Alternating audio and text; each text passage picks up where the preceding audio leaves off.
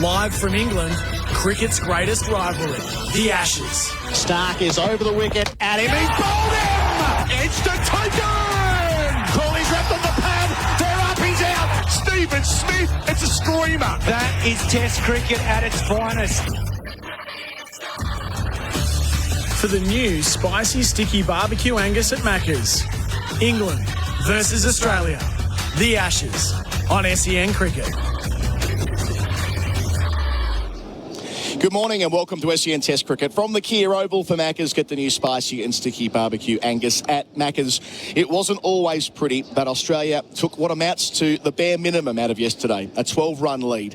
After misfiring in the middle session when losing 5 wickets, Pat Cummins and Todd Murphy made 36 apiece after tea, just enough to get a nose ahead.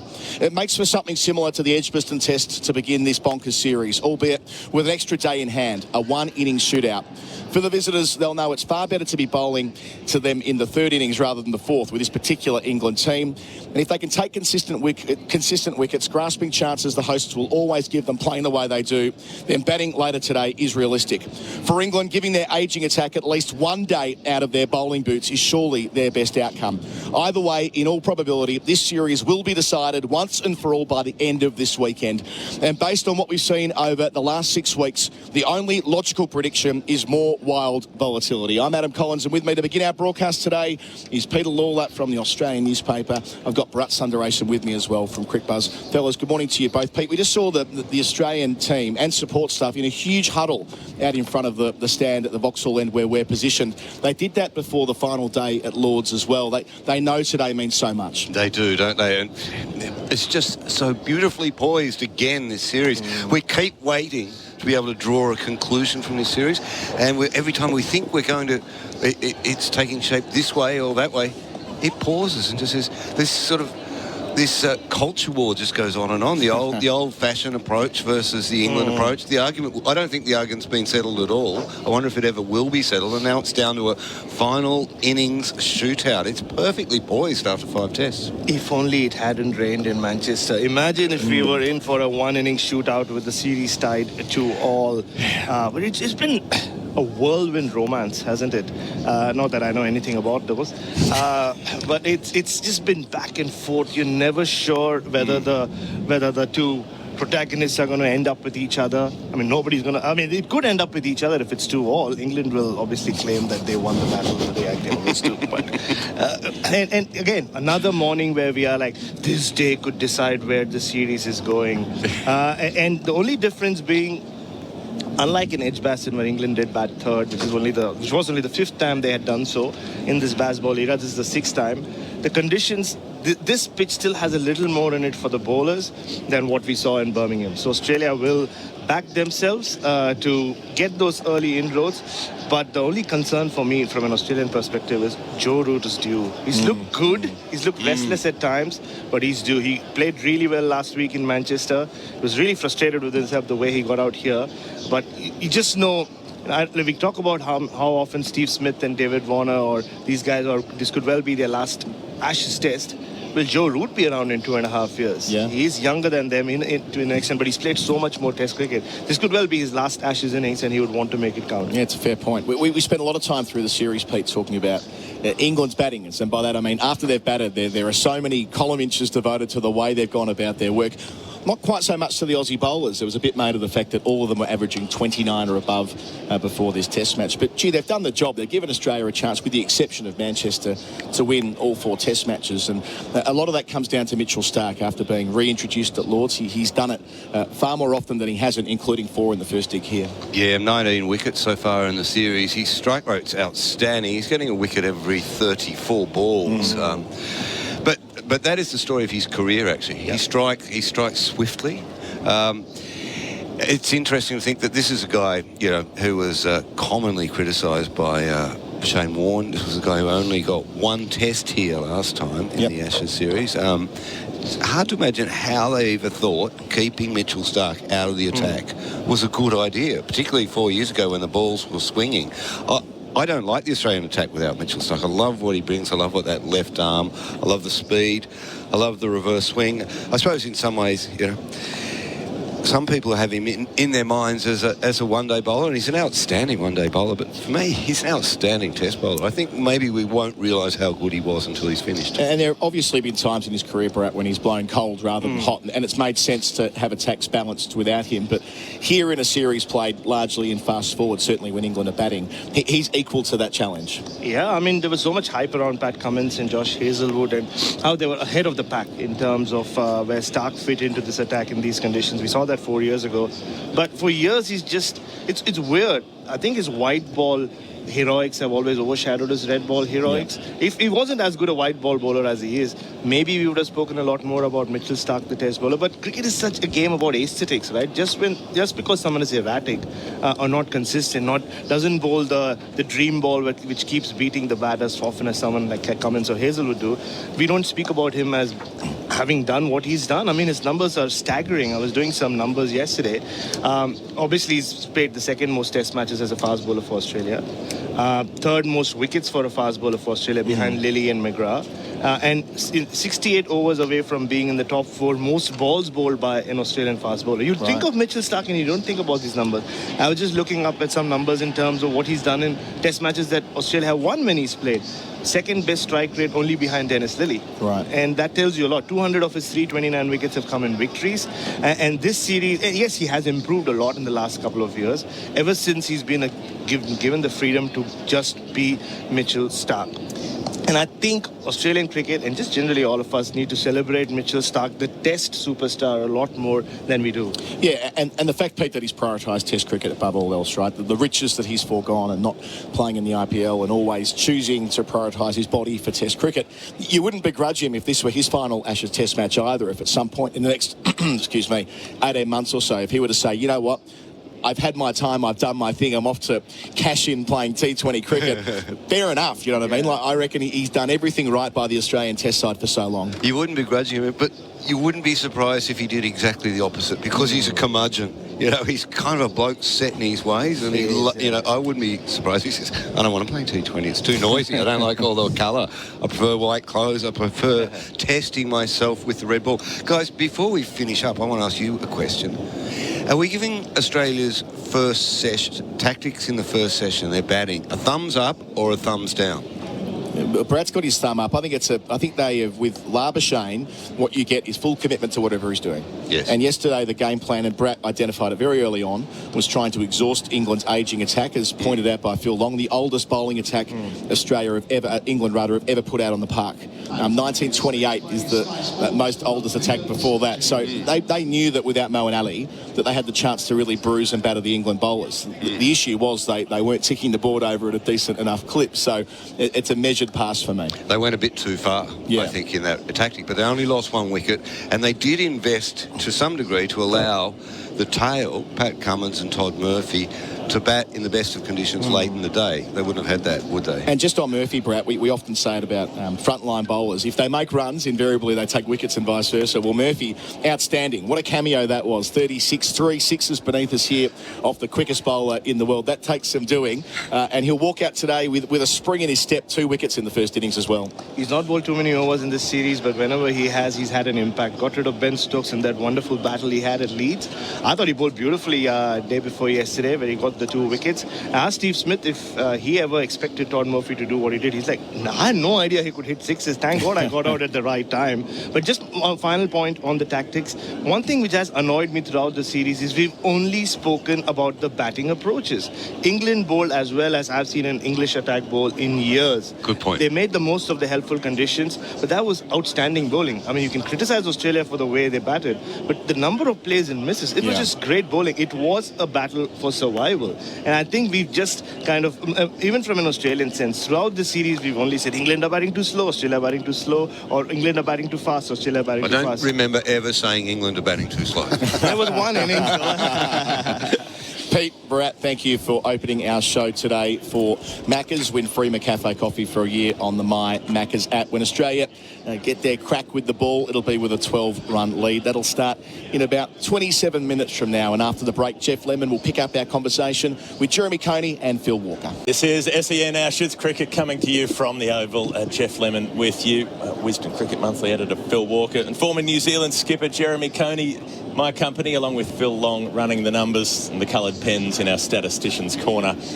A sunny day, kind of, at the Oval. Day 3, another test match looking like it's probably not going to require a 5th day.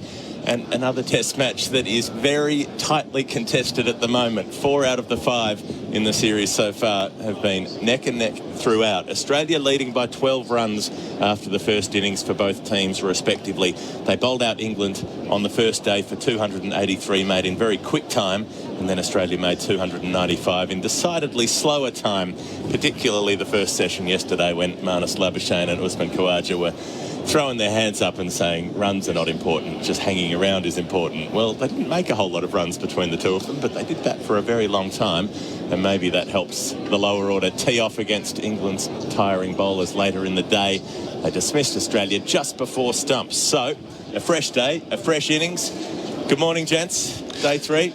Morning, Jeffrey. Morning. What do we make of it? How do England try to approach this day? They at least didn't have to come out and bowl for 10 minutes this morning, which would have been annoying had they had to do that. I was surprised that Cummins elected to try to whack a 6 over long on with 8 minutes to go in the day instead of saying, what does our opponent not want to do? They probably don't want to do bowling warm-ups and get the fielding whites back on and come out for a short burst in the morning. But if you just want to add another layer of irritation regarding England's sort of season-long smugness, if that had happened 5 minutes earlier, Jimmy Anderson would have been opening the batting. That was confirmed last night. That was confirmed by him himself last night. Well, who's going to bat 3? Well, this is the big question of the day. Who would you bat 3, Jeremy? It's tricky. Yeah. Well, so at the moment, to set the scene, Moeen Ali has a groin strain. If you haven't been following along, he will probably try to bat at some stage, but he's probably not likely to take his place at first drop. He was already the temporary first drop, filling in because they had an absence there with the injury to Ollie Pope. So now they need an injury replacement for the injury replacement. Well, they're probably not going to go Root. They're probably not going to go Brook. And they're probably not going to go Bairstow. So that's limiting our choice immediately. It goes to Wokes as a possibility, who has a relatively straight bat and can play. That's about it, really, isn't it? Or it goes to Ben Stokes. Or Stokes being the other answer. Jim Maxwell popped his head round the corner this morning and he said he'd spoken to Ricky Ponting and he'd asked him who, and Ponting said it has to be Stokes. It has to be Stokes. I don't think it will be Stokes, for what it's worth, but I've been wrong many times before. Wokes is the outside bet, but there is some kind of logic to it in the context, especially of how they do things here with this team. They are very keen to protect that middle order and extend that mid to lower order. And so Wokes, as Jeremy says, he has a tidy technique. He's not going to back away too much. And if you can get half hour, 45 minutes out of him, then perhaps that's a risk worth taking. It sounds absurd, but we live in absurd times with this team. Personally, I don't mind Brook in at 3. I've watched him a lot. Obviously, he's ideal at 5, and you are weakening one side of his game to fill a hole with this problem. But I think that technically, if he were to get through that first 20 minutes, half hour, I think he's sound enough. I think he plays it late enough. I think he's studious enough not to throw his hands at everything. I don't think he's silly. He's only done it once this season, this series, and he poked a bit outside his eye line, admittedly, but it wasn't like he was throwing his hands at it. It swung a bit late and he nicked off the second slip. That happens all the time. So I don't mind. If I was picking it, I don't mind seeing Brook in there. He's the form player in the side. I don't mind seeing him going in there at 3 on a day where England have to make the running. But we shall see. We haven't heard any news at all on it. Which is rare, because England have been very ahead of the pace with their 11s and their squads, but not with their makeup this morning. Phil Long? Yeah, as regards Moeen Ali, because of the time he's spent off the pitch, 120 minutes or the fall of 5 wickets, he can then come out of that. So we won't see him before lunch unless we've seen a clatter of England wickets. So he could bat at 7, which is where he started out. Which brings up the other it's a binary situation. I'm finding it more difficult with England here because you know how they're going to approach their method of batting. And it can either, rattle along at between 5 and 6 as it did in the first innings and has done throughout basically the whole series, or you can see a clatter of wickets to associate with that, and they'll just keep going anyway. So those are the two situations we're kind of still confronting today, and we'll always do that. I do think that the pitch has got a little easier over the 2 days, and this pitch, having watched it for about 3 or 4 years, does not, you know, really start to deteriorate at all. It just kind of stays the same. Yeah. And that might be in Australia's favour. Who knows? We're going to have to find that out later. But it isn't kind of because we know how they're going to play, but we don't kind of know the result. Which way is it going to be, wickets or runs? Yeah. Is there any sense, Phil, that England might say, OK, you don't actually have to face 90 overs in a day anymore. You only have to face about 82, given the way the speeds at which these two teams operate. Is there any sense in which they might say, oh, forget about playing for the crowd, play for your bowlers, bat 82 overs, get through the day, give your bowlers one full day off, don't have them coming out here halfway through the last session having to suit up and do it again? Right, so I asked you this yesterday afternoon, slightly tongue-in-cheek, but there's absolute logic to that. You know, they looked knackered for the last hour last night, I thought, England's bowlers. They've done manfully to get to this point, but absolutely, think of it that you bat for 80-odd overs. If you're scoring at 4.5 and over anyway, 4.5, 5 and over, bat for your 80 overs, and then you have a day and plenty to try and win this game. I hope that it's not Harry Carey stuff as we saw at Edgbaston. That was the only other third innings that they've played in this series. Root ran past one, strummed 46, ran past one, first time he's ever been stumped in Test cricket.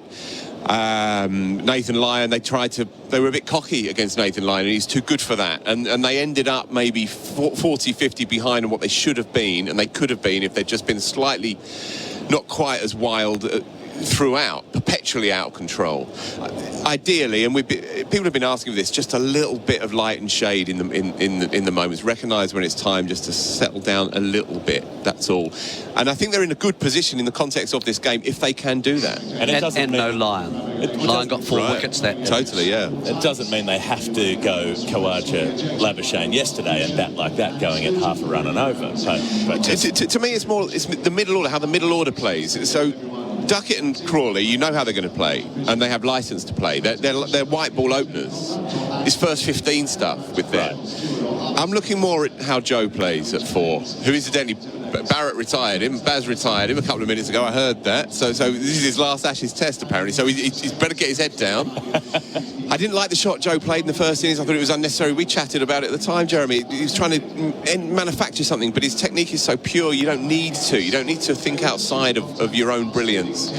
Stokes, I think, has shown actually a bit of abstinence in certain moments during the summer.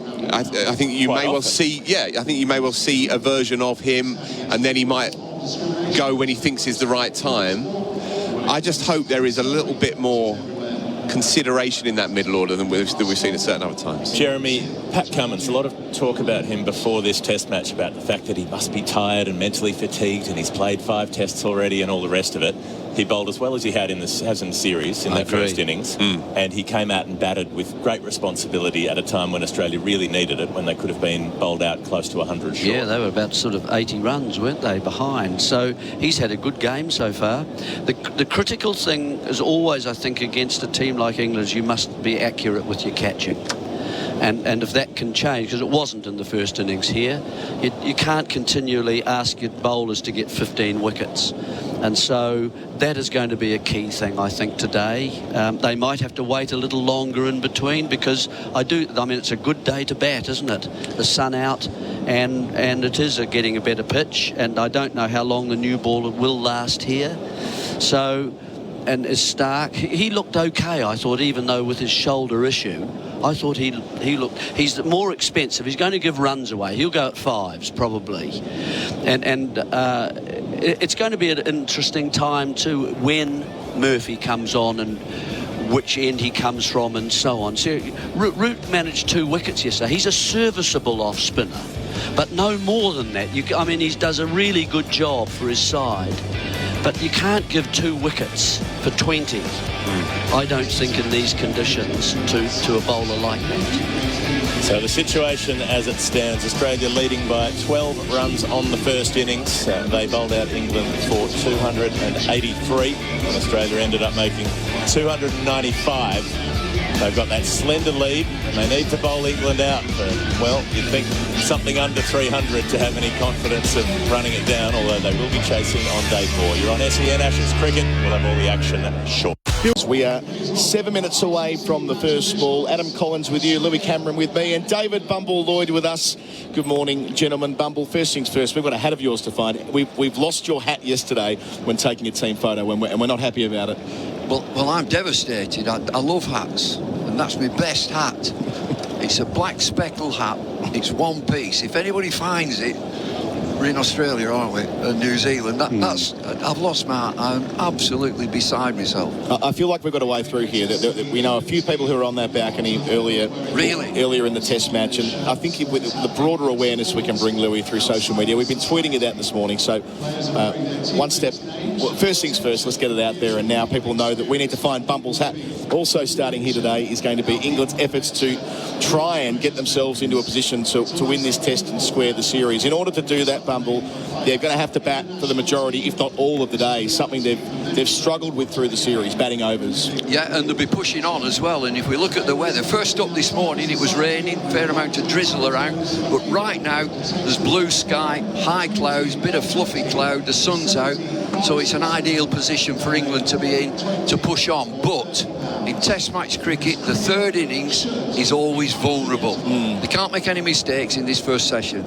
Louis? And a big day for Todd Murphy, I reckon. The way they used him in England's second innings at Headingley, I thought they should have turned to him more. He was a guy who's just come into the team, and they dropped him subsequently. They only bowled 2 overs on that final day in the end. You look at the Australian fast bowlers, they've been excellent for most of the series, but Pat Cummins is playing his 6th Test, Mitch Starc is playing his 5th Test, Josh Hazlewood's playing his 4th Test of this tour. That's a lot of miles into the legs of these guys. They need to rely on Todd Murphy, because a lot of these guys are carrying injuries as well. Like, I think Mitchell Starc basically has a busted shoulder. He's admitted that. And we know Josh Hazlewood and Pat Cummins have been carrying things as well. So, big day for Todd Murphy. Couldn't agree more. We've got both sides lined up at the front. It's not for anything like a national anthem or so on like we see on day 1. It's to swap shirts. Now, this is part of the 5th Test match on day 3, supporting as the press release reads, the Alzheimer's Society. England cricketers are wearing their teammates' names in the pre-match lineup to draw attention to confusion often experienced by people living with dementia and how people with dementia can lose precious memories. So the Alzheimer's Society are the charitable partner here of the 5th Test match, and they've got their activation out on the ground at the moment with the players, and it looks like there's a choir out in the middle as well. So we'll talk more about that through the course of the day. We read in the paper a couple of days ago, Bumble, Athers writing about for England, see Harry Brook, and look, it's been a fabulous entry to Test cricket for him, or Ashes cricket for him, over the last 4 or 5 weeks. But what he would give to put in a performance here in the third innings, which can help set up a Test match and maybe even to advance to 3 figures for the first time against Australia. So important, the third innings, because you're now setting up the game. As they've finished, they're sort of even Steven, slender lead for Australia, but by tradition, this is always a vulnerable time, setting up the game on the third innings. So you've got to look at the positive side. What have you got? You've got a lovely pitch, I think. He's got good pace and good carry. Yep. Getting back to Todd Murphy, I think it's so important to get him in the game early. Right. Don't have him fretting till the 40th over. Get him into the game early, make him feel a part. And so, you know, you look at England's position, they're still chasing the game 2-1 in the last game. Australia, job done, retained the Ashes, but I think they'll be looking for 3-1. And the patience that's required for Australia as well, Louis. We saw on morning 1 that runs came thick and fast in the first 10 overs or so.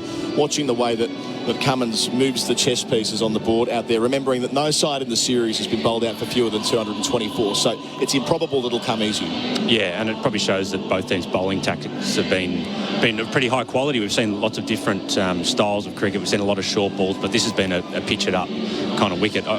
Bumble's right. It is a good cricket wicket, but there is enough there when you nip it around. And the other thing is England, their batting order always seems to be changing. So we're hearing some whispers that maybe Chris Wokes goes up to number 3 today. I mean, that it just seems like every time they come out to bat, they've got a different number 3 and a different number 5. And Bairstow's gone from 5 to 7. What do you make of that? Well, what I make of it is that Joe Root is reluctant to go in at 3. They've tried that time and time again, and he's tried to impress upon himself that, yeah, I can go 3, but it's not going to happen. All the talk is that Wokes will go in at 3. Moeen Ali incapacitated again.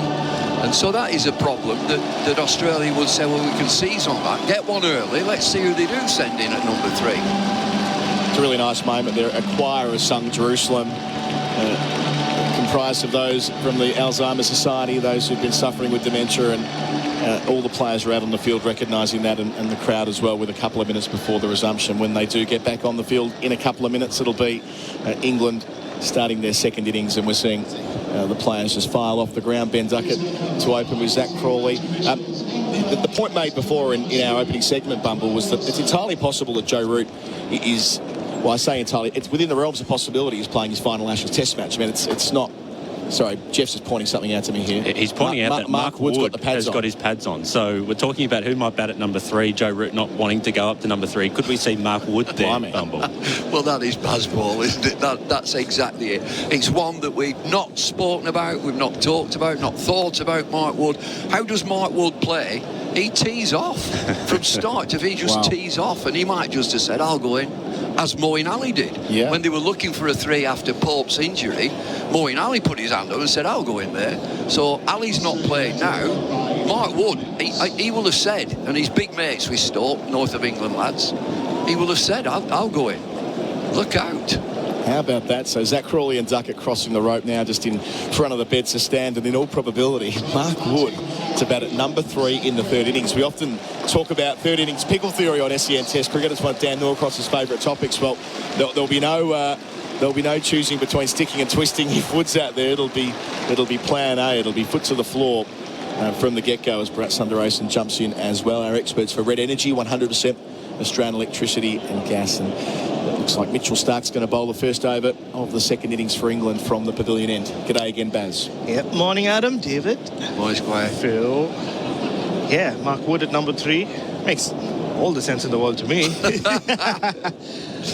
I would have called that. What a world. What a world. What a series it's been, right? Like, who would have thought Mitchell Marsh and Todd Murphy would have the best batting and bowling averages for Australia going into the last 2 innings of the series? Who would have thought Mark Wood would be batting at number 3? We got the documentary makers in here with us today from Cricket Australia and Amazon, who are shooting over the back of our shoulders right now. I'm not sure what they're taking from our conversation. Probably not much. But what I would say is that what a great doco it's going to be when it's all said and done. The Amazon project that's rolled along for a couple of seasons now. They've got so many episodes to make out of this series alone. Normally they might make 1 or 2 out of an Ashes, but this is huge. But I mean, to play 6 Test matches, Australia, in 7 weeks is madness. It is. It's absolute madness. Does feel like when it's over, we'll be relieved and exhausted in a way because it's been so quick. But equally, had it been spread out over 8 or 10 weeks like it was in 2005, it would have had a chance to have build to the boil and then go to the simmer and breathe a little bit, but not to be. It's going to be Crawley facing the first ball of England's second innings. 2 slips a gully, a leg slip, fine leg mid-wicket, mid-on, mid-off, and a backward point. Starc on the way here. Delivers to Crawley. Crawley slashing outside the off stump for 4. Crunching out through the covers. Reminiscent of the shot he played from the first ball of the series. That was a wide, long half volley from Starc, an old-fashioned loosener, and it's been given the treatment, Bumble. Strap yourselves in. Here we go again. Watching the replay. He piles into this off the front foot, just wide of off stump, and he creams it through extra cover. Yeah, it was a nothing delivery from Mitchell Starc, a loosener. Just tossed it up there wide in the Zach Crawley zone. There could not have been more deliveries hit for 4 from the first ball of an innings in any series. Yeah. That much I'm certain. I'm sure Phil Long can tease that out for us. Starc again. Up to the crease here. Crawley. Ooh. Inside edge onto his pad. We've said that a few times through the series. They rush through for a quick single. Travis Head does the fielding. None for 5 from 2 balls. So he had the boundary first ball at Edgbaston. We've seen Warner do it a couple of times. Crawley here. I'm sure there's another one in there too. Oh, yeah. Sure. And so much has happened in the first tour of every day of the series except yesterday. It was maiden over. Yeah, I have to bring up the non-run out of yesterday again. I've been in correspondence with Michael Holding. Yes. Now, Michael is stubborn. There is stubborn, and then there's Michael Holding. Definitely not out. He tells me, definitely not out. Definitely not out. Okay. Thank you so much for that, Mikey Holding. I've been saying no doubt from the start. Did he say why? Because by the time he went to bed last night, I think the consensus had moved along to probably out. Definitely out. Definitely out for you. So Duckett averaging 44 in Test cricket. Facing Stark here, 3 slips to gully, no leg slip, defends into the onside, no run. Also, no deep backward point of interest because they've had one there for Duckett the whole series. Throughout, yeah. No third man either. They want him to play that shot, not that there is anything called temptation in Ben Duckett's life. He will play it regardless. Well, it's a conventional field, just with 3 slips and a gully. Backward point, wide mid-off, square leg, mid-on, fine leg. What you would expect. Stokes this morning from 8:45 bowling off spin with Patel, the bowling coach. Made 41 from 41 on the opening morning when he really went at Stark and Hazelwood. Stark bowling to him here. Duckett squared up a wee bit out towards cover, no run. Just 1 point on the run out that wasn't yesterday, Bumble. I received this piece of correspondence overnight from a bloke called Richard Clark. As well as being Mark Elam's son, George Elam is the grandson of Alan Elam, who was an incredible fielder. Brilliant. And a regular 12th man for England with an Ashes history of his own. And his Wikipedia page confirms this. He was 12th man for England on a number of occasions, taking 2 catches in the Ashes Test match against Australia at Lord's in 1977. So he didn't play in a lot of first-team cricket, but they would turn to Alan Elam as 12th man for England, and his grandson George yesterday nearly pulled off a great Ashes moment. From Kent, and great men, great family. Stark up to the crease again. Duckett pushing out to mid-on, does get it beyond the fielder there. Pat Cummins put in the dive down towards the rope, and he gets a boundary. So 2 falls in the first over. Still 1 ball left in it, none for 9. They only trail by 3. They'll knock off this deficit in a hurry. Yeah, I think got a bad bounce, Pat Cummins, it looked like. Put in the dive. See mid-on and mid-off do quite often these days. It's like it just bounced over his hand. No, it's just late to the ball, Pat Cummins. Yeah, I heard that Alan Elam, much like Mark Elam, was a stodgy medium pacer who would hit a big ball. No, Alan was a batsman, about number 5. Stark in the sun to finish the first over. 9 runs from it. Duckett from the leg stump line makes it 4 more. Out through mid-wicket. England in the lead. None for 13 after 1 over. Couple of boundaries for Duckett in a row to finish it. He's 8, Crawley 5. Strap in. England in the black by 1. Our coverage is for the barbecue bacon Angus at Macca's, and that's all on the Beaumont Tile scoreboard by Beaumont's and Save. And I have David Lloyd and Bharat Sundaresan with me for Red Energy, 100% Australian electricity and gas. Yeah, Ben Duckett doesn't need a second invitation. It was just foolish delivery. It wasn't very full. It wasn't a half volley on his pads, but that's his strength. And Australia have struggled throughout this series to get their line consistently right to both these openers. It's never been just outside off stump for long enough. Every over there's been a ball on their pads, and they just put you away. They see a boundary ball, they will hit a boundary off you. It was a stiff over from Mitchell Stark, and they were good shots too. You wouldn't say they were slogs or anything like that. They were quality cricket shots. Josh Hazelwood's turn. Picked up 2 for 54 in the first innings. Both Root and Bairstow chopping on to him with balls that came back off the seam. Into Crawley, 3 slips a gully. No one at deep backward point. Bowls here. Crawley hit on the pad. Leg by, spills out into the onside. None for 14, lead of 2. I note the no deep backward point because for Crawley and Duckett, from the first moment of the series, Bumble, they've been pretty adamant that's the right thing to do, to deny them a boundary in that direction. That was a no ball and a leg by, so none for 15 that will become when the scorers picked it up in a moment.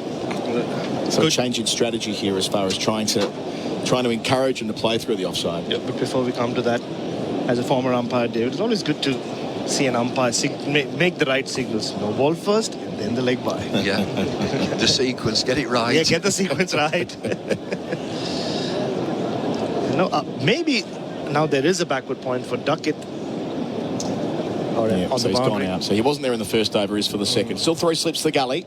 6-3 field. Hazelwood away from us, over the wicket, bowls to Duckett, who gets in behind it, defending out to Cummins at mid-on, no single. You know about umpires knowing the laws of the game and players not. I very quickly recall a T20 finals day down at the Ageas Bowl.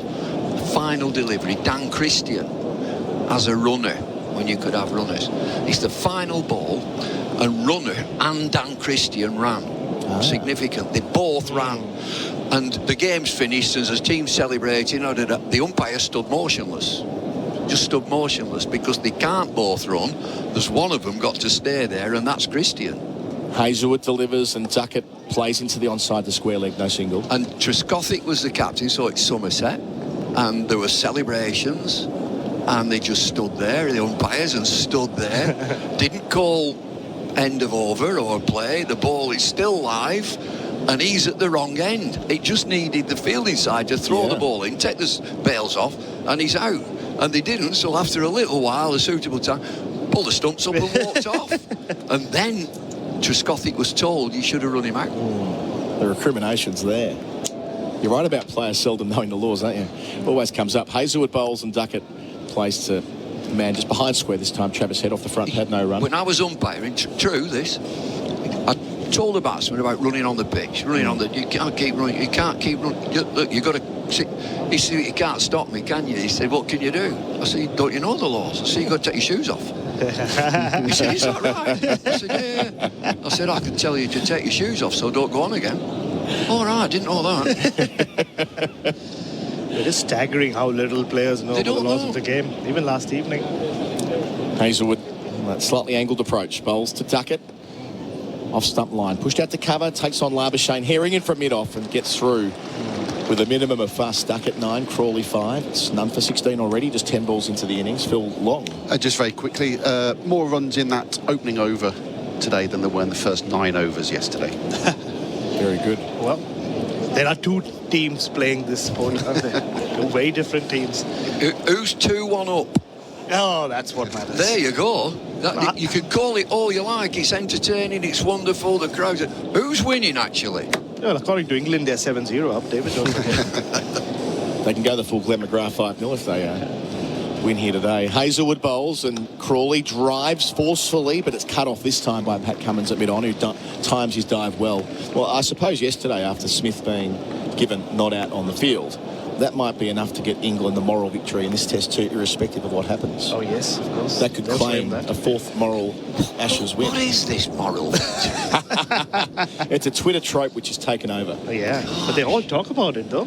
They all talk about it. Harry Brooks said, if you win this, we get the moral victory before the start of this test. Shut up. It all started in a way with Ollie Robinson and that column in the that Phil Walker ghosted for Wisdom.com. Bowling here again is Hazelwood to complete the over. We'll come back to this. 2 overs gone, none for 16. Crawley 5, Duckett 9. The lead is 4. That's on the Beaumont Tile scoreboard by Beaumont's and Save.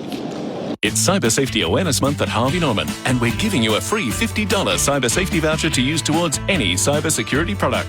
That's right, a free $50 voucher to use towards any cyber security product. Get a 1-year, 1-device subscription to Norton 360 Premium or Trend Micro Device Security Pro for $0 when you use your $50 voucher from Harvey Norman. To claim your voucher, visit us in store. Hurry, offer ends August 17. Available now at Harvey Norman. Offer available in store only. SEN Ashes cricket for Henley Homes. Brand new Henley completed homes in Bonnybrook from under $600,000. We've got Pat Cummins making a few tweaks to the field before Stark starts his second over. An expensive one to begin. The third slip's jumping out. Yeah, he's going to that slightly fine backward point, a field that we've seen throughout the series for a number of batters, and the deep point has gone back. Mitchell Stark, like David said, look, quite stiff in that last over. Don't forget, he's coming off a shoulder injury. He's carried that injury into this game. And presumably he would have been jabbed up to have played this week. He's in here with 2 slips and the gully, and Duckett off the leg stump line whips it away for another boundary. So 3 falls in a row off Stark. Duckett to 13. He's hit all of those. Done for 20. The lead's 8. That was help yourself stuff. Well, you would normally say, well, this is not bad bowling. He's trying to get the ball to swing, so therefore he's bowling a full length, but his line's off. He's expecting it to do too much. Starting leg stump, and it's staying leg stump. Watching the replay back for Tyre Power Winter Safety Sale. It wasn't a long way away from Todd Murphy at square leg. It was uppish, but he was about 5 or so metres to square for that. So Stark again to Duckett, off to a flyer. He's 13 from 9. Bowls here, and Duckett, York, shout for leg before wicket, and the finger stays down. Umpire Dharmasena, the man in charge at the pavilion end. They're interested. Steve Smith certainly looked interested at second slip. Alex Carey as well. Yeah. missing leg, not done enough. Yeah, well, he's asked everyone. Hands, no. No. Not going to send it upstairs here. He asked everyone, but then asked Marnus to stay away, and then he said no. You'll see a replay, and the one thing that you'll always look for is, did the wicket-keeper tend to go down the leg side? See the replay now. Oh, he's hit it. Oh, yeah, it's a good job he hit it too. Yeah. That replay for tyre power, winter safety sail. It wasn't even an edge, it was the face of the bat onto the pad. So good call not to review, and I don't think, it was Cummins saying, was there an inside edge on it? Stark wasn't sure. Didn't make the case too strongly. He's back to Duckett here.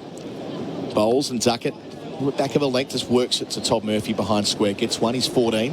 None for 21, leads already 9. That was a good delivery, the LBW shout. Swing, full, quick. Laws of the game, very complex. There are 42 of them. 42. How much work did you put in after you finished playing to getting your badges as an umpire? How long did it take you to transition? 2 years. Yep. But I must have been some sort of geek. I would read the laws and try to understand them whilst I was a player. Oh, right. A rarity. Very much so. A one-off, David Lloyd. Stark bowls to Crawley, who defends under his eyes out to mid-off, no single. I just think players should be forced to download the app at least. It's a very easy app to get, the laws of cricket. But it's a lot of... It's gobbledygook at times. It's 42 and paragraph 2, section 1. Even yesterday when they put the law that pertained to the run-out that wasn't on the screen on Sky, that didn't capture the essence of what... Because there's more in it. The law's quite detailed there, and yes, it requires patience. Interpretation. How often have we heard that word? Yes. Remember the World Test Championship final here, Brad? Oh, dear. That was a Saturday afternoon as well. Stark bowls, and defending is Zach Crawley. We're referring to the catch at Gully Bumble where Bharat and I were on commentary together. I think Harsha was with us too, wasn't he? Yeah. And we had quite a wild disagreement on air about how that was interpreted. Green scooping the ball up, but the law and the way the umpires interpret it, the elite panel with the advice they get is that's fine because he's going from down to up. And Harsha's view was that, well, he twisted and lost control of his body, and we duked it out on air. It was good fun. It was. What wasn't fun was what followed on social media. Yes, when Bharat got death threats later. Wanted me thrown in prison for being a traitor. And all the rest of it. Stark to finish. Bowls to Crawley. Has a dash at this, down towards third man, 4 more. Thick edge over the top of the cordon. Crawley's second boundary. He's 9, Duckett 14. None for 25 England, a lead of 13 on the Beaumont Tiles scoreboard by Beaumont's and Save. Hello, Frank Walker from National Tiles. National Tiles checked and locked prices are more than 20% below market prices every day of the year. Yes, National Tiles are dedicated to helping our clients save money on their tiles every day of the year. Come in store or online now and see for yourself. Proof of National Tiles checked and locked prices on many of our most popular tiles at 20% below market prices every day of the year. So rush into National Tiles now and save. SEN Ashes cricket for the barbecue bacon Angus at Macca's. We've got former New Zealand skipper, New Zealand great, Jeremy Coney jumping into the expert chair for Red Energy, 100% Australian electricity and gas. Good morning, Jeremy. Morning, Adam. Morning, Bubble. Morning, Jeremy. Evening, everyone back home. Wrap up warm, but keep your ear on the radio because, man, this is going to happen here. It's going to happen quick as well. Hazelwood, 3 slips of gully, bowls to Duckett, works it off his front pad, won't beat the man at square leg, no run. Interesting, isn't it? It seems as though Stark is targeting the front pad of Duckett, isn't he? I just wonder whether they need an extra one over if that's the case. And is he also expecting it to swing? Well, he might as well. Swinging with a lacquer on as well. A little bit straight. They say that, don't they, Bumble, that it takes just a couple of extra overs with the Duke's ball to start hooping around. Yeah, get the lacquer off the ball is what they always want to see. Something odd that we use different balls for Test cricket, isn't it? No other sport would have that differentiation. Hazelwood bowls on the leg stump line. Duckett through square leg. 4 more for him. Out towards the Peter May stand. Duckett already 18. 4 times he's found the rope. None for 29, a lead of 17. Only been here 20 balls. Yeah, Duckett's winning this one at the moment. That's quite a full ball too as well. makes it easier to sort of keep on the ground. I've noticed a couple have gone in the air. The odd ones bounce just a little bit. Once again, the Australians haven't quite got the length, I think, on this pitch. Why does Cummins not open the bowling? Just as a... I think he did at the start of the series. He did for the 4 years between Ashes cycles. As Hazlewood delivers and playing late is Duckett out to deep point, who's now in position. 19 from 14 for him, like a one-day international start. None for 30 in the fourth over. But yeah, Cummins was the first change for a long time. There were calls for him to open. He did end up opening by the end of the 19 Ashes, and he's mostly open since then. But I think having Hazlewood and Stark in the same side, they prefer having Cummins at first change. They like that balance. And Cummins did a fine job. Coming in after Stark. Well, I guess less reliant on swing bumble for Cummins as well. That might be the reason. Whereas with Stark and Hazlewood, they get a bit more sort of conventional swing. Oh, do they? Does Hazlewood get swing so much? He has historically. Maybe not. I've always seen him as a lovely metronomic line-length bowler, getting a bit of bounce because he's a tall lad. It might be the captain saying, well, look, after you, I'll come in after you. I'm the captain. You have a go. Yeah.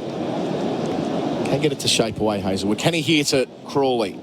Bowls on the leg stump line, way down the leg side in the end, taken by Carey to his left. And from an England perspective, there's a thought, Mark Wood, why do you keep hanging him back? Give him the new ball straight away, get him stuck in quick.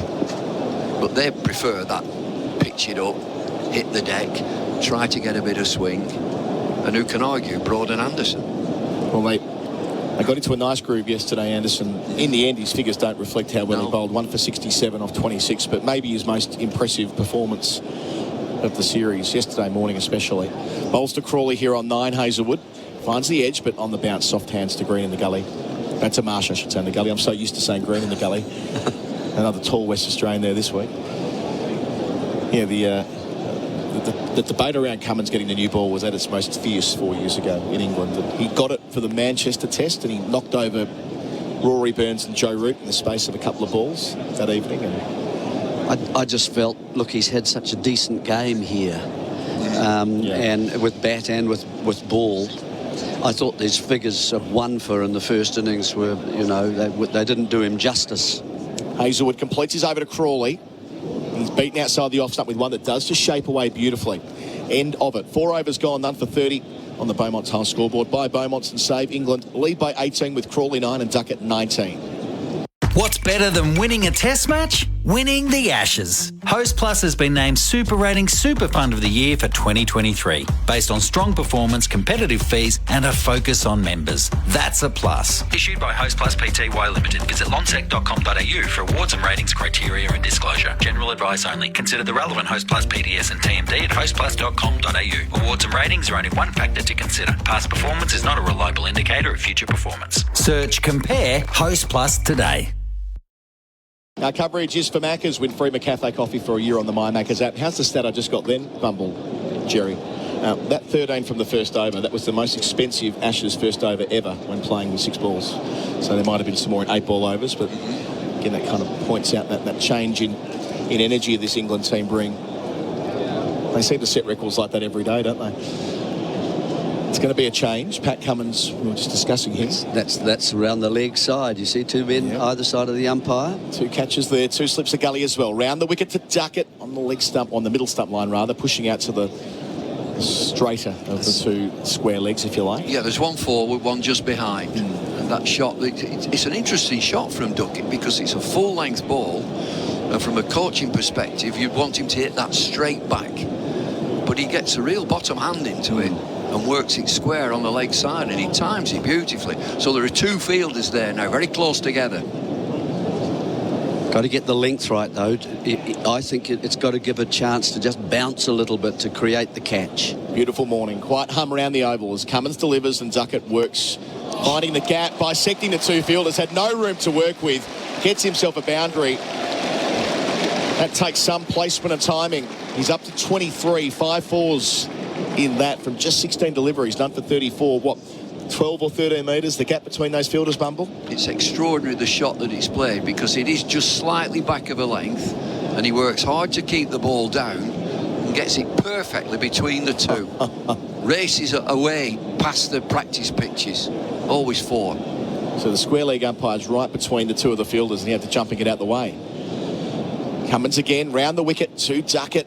gets up on him. Back of a length and bounces, but he rides it down to deep backward point where there is a sweeper. Travis Head, they get one more. Duckett 23. None for 35. Lead of 23. All happening. From captaincy, Jeremy, do you get the off-spinner in early, or do you just keep going with the seamers? I think there can be nothing lost, really, by trying your spinner. Yeah. If it doesn't work, you can easily pull him out. At least you've had a look to see. Get him in the game. Absolutely. They left it too late at Leeds, didn't they? Yeah. Oh, yeah.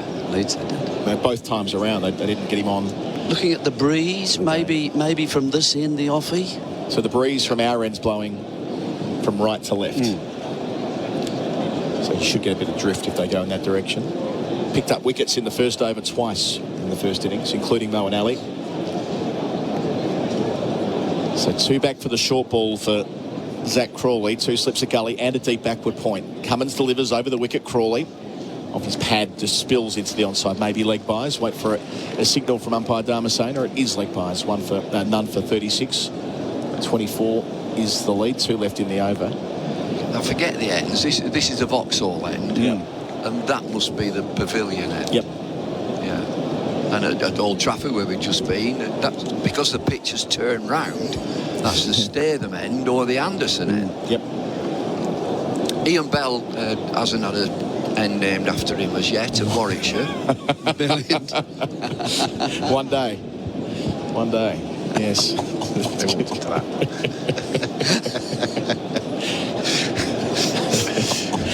Cummins bowls here to Duckett.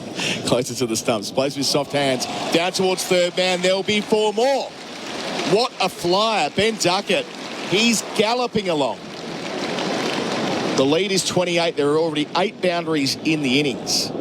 Duckett's got 28 as well. None for 40. 1 left in the 5th over. Australia have to answer questions early here. He played so well at Lloyd's. Narrowly missing a century. He's off to a flyer. At Lords he made 98 and 83. Really took down the Aussie quicks. No seam yet, I don't think I've seen. Made 100 against Ireland to start the summer too. Duckett facing Cummins and he drives with force but straight to cover. It completes the 5th over. None for 40 after 5 overs. Duckett 28, Crawley 9 on the Beaumont Tile scoreboard by Beaumont's and save. The year is 1976. It's the glory days of Muscle Beach, Venice, California. Joe Gold, a Muscle Beach legend, launches the iconic World Gym. And for that, we love Joe, because today, any type of fitness, any sport you play, World Gym helps you train big. Bigger gyms, more staff, better equipped, more expertise. Joe Gold was onto something. Your fitness community awaits.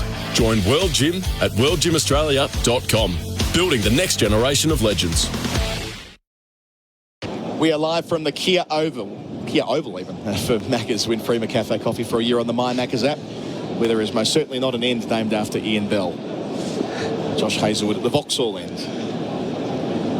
Our end. 2 slips the gully, the backward point, the deep square leg. Crawley 9 from 12. Facing up here, using his feet and shoving it down to mid-on where Pat Cummins will do the fielding. You can see from Crawley too. First ball of the over, wants to get on top of Hazelwood. Well, he's lagging behind, is Crawley. He's 9. Duckett is 28. 5 overs, 40. What a half an hour of entertainment for the crowd who are in here as well. Saturday afternoon. It was raining this morning. Beautiful now. No real concerns on the radar. Although there is a bit of rain about tomorrow. Word on the street. Heaps of time. Took until the 4th day to reach this stage of the test match at Birmingham to start the series. Hazelwood bowls and Crawley drives with force, but Labershane's a bit off. He picks him out. Can't find the gap.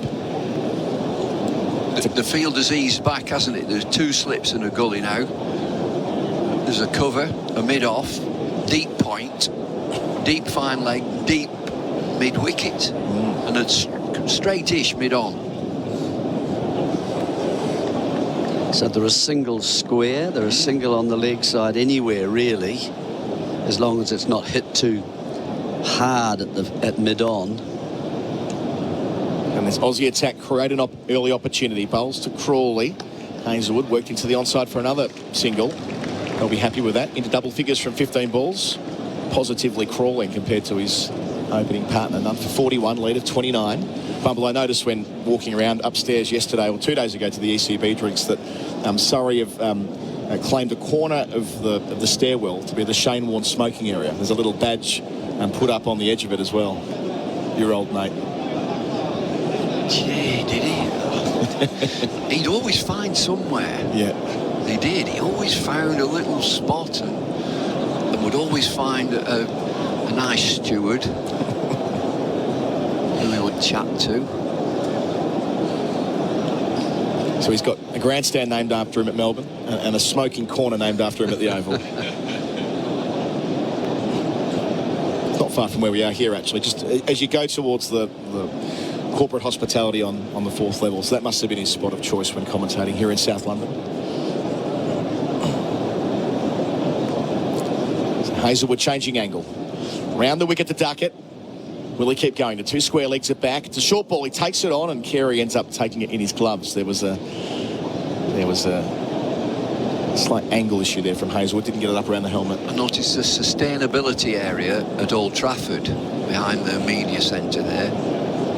That was a favourite haunt. But now there's a huge sign there. No smoking in the sustainability area. Well, I saw Philip Tufnell in that area, and he was getting fully sustained. It's hard to tell Tuffers not to smoke. He does what he wants, obviously. Hazelwood up. Bowls to Duckett, who defends. To be fair to Hazelwood, the carnage has been down the other end. He's only conceded 8 runs from his 2.5 overs so far. It was wonderful as I walked on there, and Philip was on his own and just sat at a table contemplating, cigarette in hand.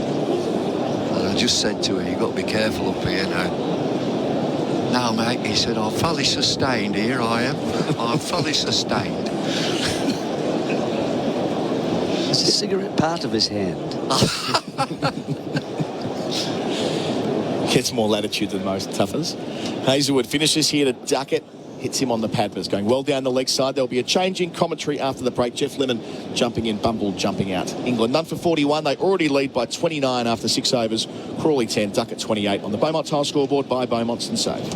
Sustained performance in cricket is more than just one great innings. It's about performing consistently day after day, match after match. Host Plus delivers strong performance over the long term with top returns over 20 years. A top performing super fund over the long term? That's a plus. Issued by Host Plus Pty Limited. Super ratings SR50 Balanced Index April 2023. General advice only. Consider the relevant Host Plus PTS and TMD at hostplus.com.au. Past performance is not a reliable indicator of future performance. Search Compare Host Plus today.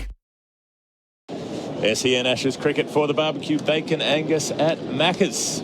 England off to a flyer as is customary. Pat Cummins galloping in from the pavilion end, bowling on the pads, worked down a fine leg by Crawley. There's a slide across from Hazelwood, who manages to stay inside the boundary line, keep them to 1. England 43 for none. Jeremy Coney, Phil Walker with me. Well, we've seen it every innings with England, but it still strikes you when it happens. Good morning, Geoff. Evening to our listeners. Yeah, all I would say, firstly, it's been disastrous for Australia up until now, but similar thing happened on the first morning, and England were soon 80 odd for 3, having been 60 for zip after 11 overs. It takes a sustained spell of good bowling. Cummins produced it in the first innings, and he bowls a decent delivery to Crawley here. I just don't think the pitch is doing as much as it was in that first morning, though. I think that ball was actually was just rising slightly. There was a wee bit of seam movement as well. There was some overhead cloud, and it's not kind of quite the bowling day here. It's asking more for batsman error. Now, I don't know whether because of the way that they tend to be very aggressive nowadays, they're going to comply with that. So Crawley did get back for the second run on that leg glance, which is why he's still on strike. Cummins bowling to him, pitched up, driven down the ground. Will he beat mid-off? Half beats mid-off. Carried away. They'll get back for another brace. England up to 45. Crawley's up to 14. Now, to clarify what we were talking about earlier, Mark Wood will not be batting 3 because that was Joe Root wearing Mark Wood's shirt. in the team lineup. So it's the Alzheimer's Society fundraising day today, and the England players all swapped shirts in the lineup in order to, as a sort of symbolically represent the confusion that people experience when they go through dementia. It worked on us. Cummins up to Crawley, who's defending with a straight bat. But the key thing is, I knew that was happening. I knew they were swapping shirts, but in the lineup, Crawley and Duckett were wearing their own shirts. So I thought, okay, maybe they haven't swapped the shirts. And next to them was standing the Mark Wood shirt wearing Joe Root with his hat on, so you couldn't see his face properly. So Joe Root might be through? So Joe Root was padded up. He was padded up, but then it might be quite England just to have him padded up, then take him off. Part of the mums and dads on someone else. I'd love to see them pad up the entire 11. Just keep you guessing. Maybe draw it out of a hat to see who goes in next at the fall of a wicket. Cummins bowls to Crawley, who's beaten outside the off stump. That might be the first really tentative shot of the day. Crawley got half forward, poked at the ball. That right length from Cummins, a bit of seam movement away. I spent the first half hour actually kind of straightish mid-wicket just to get a different sense. So has anything really gone off the seam? Has anything gone in the air? That's the first one I've noticed. Right. I think that was just a straight ball. Perhaps we're looking at the different game here. Just seemed to shape a little bit away off the pitch, but it does feel classically oval-like now, doesn't it? It does. That murmur of grass has gone. It looks flat. It hasn't cracked up at all. The sun's beating down. Cummins up to Crawley, and he's driving the ball away in the air. It bounces just short of Khawaja at cover. So Zach Crawley has 14. Ben Duckett doubled that on 28 from 22 balls after 7 overs. England flying along. They're none for 45. Good things come in small packages, including Toro's new 36 and 43 centimetre recycler battery mowers. Part of the 60-volt MaxFlex Force battery range, they power through smaller lawns at the push of a button. They're not short on features, with intelligent Run Smart software to maximise performance and an optional variable speed control on the 43 centimetre model. When you're done, they can be stored upright, saving on floor space. View the latest range of 60-volt battery mowers at toro.com.au. SEN Ashes cricket for the barbecue bacon. Angus at Macca's. The sun shining here at the Oval in London, and the sun shining on England at the moment. They're going at, 6.5 and over? They've faced 7 overs and got 45 on the board. I don't think there's anything to be lost by having a look at Murphy. I really don't. I know it's really early, but you get a wee bit more bounce. You bowl 2 or 3, maximum 3 overs, and have a look to see. Hazelwood bowling around the wicket to the left-handed Duckett, angling in at the body, cramping him for room, and Duckett plays it on the bounce down to the wicket-keeper. So that one did discomfort him. There might not be much lost by having a look at Mitchell Marsh either, who got Crawley out twice at Leeds. And who picked up the first wicket, got that breakthrough when he got Duckett gloving down the leg side in the first innings. Can be deceptive, Marsh, as he bowls that little bit slower. Maybe they relax a bit more, get some movement. I would have thought, with you, get Murphy on early and let him feel like he's actually part of things for once. Even in the first innings here, picked up 2 wickets, but Hazelwood bowling full and Duckett driving down to mid-off. But it still felt like he was an occasional decent game performer. too, hasn't he? I mean, you know, I'm quite a strong believer, actually, in that transference of, if you've batted quite well and you happen to be a sort of an all-rounder or a part all-rounder, you can get that sort of just it follows on, yes. A little extra boost from remembering clouting a few over the rope late yesterday, which Todd Murphy did. 3 sixes off Mark Wood. It was an impressive showing from the young spinner. Round the wicket, Hazelwood has Duckett reaching for the ball and stabbing it away towards cover, rather, and he runs through. Another ball another player might have left, and Duckett doesn't. That's a run, I think, that would really irritate the bowler. And I was sensing slight irritation from you, Jeremy, because we had exactly the same story, didn't we, on Thursday morning? And if you aren't going to leave it, and you are intent on rotating the strike and keeping things going, then it's a little bit too easy. It's all too easy, really. And it does speak of a passivity with Cummins' tactics that, you know, they're dangerous. It's a dangerous way to play against this side. Hazelwood back over the wicket to the right-handed Crawley. Tall. Gets the short ball. Pulls it away. Out to deep square leg for 1. there's not really been... I mean, there's been one play and miss in the previous over and an uppish drive, Crawley trying to do something that wasn't quite there, as is his want, but it's not been kamikaze cricket in any way, shape or form, has it? It's not been overly aggressive. It's been proactive, but it has been smart and measured. But Duckett's not done what he did in the first innings, which was gallop down the pitch and smack it off the top of the bounce. Exactly, he's played authentic cricket shots. It's not been as skittish as it was on that first morning. Man's gone back now. No pressure at all. Yeah, that catching man's gone back to the boundary. Round the wicket, and there Hazelwood to Duckett. There's the single to cover as he comes forward and just blocks the ball away. So the run's coming far too easily. Ben Duckett up to 30, England none for 48. You've only got 9 fielders, so if you have 3 in the cordon and 3 on the fence, it only leaves you 3 to try to stop the scoring. Yeah. What's more as well, right arm round.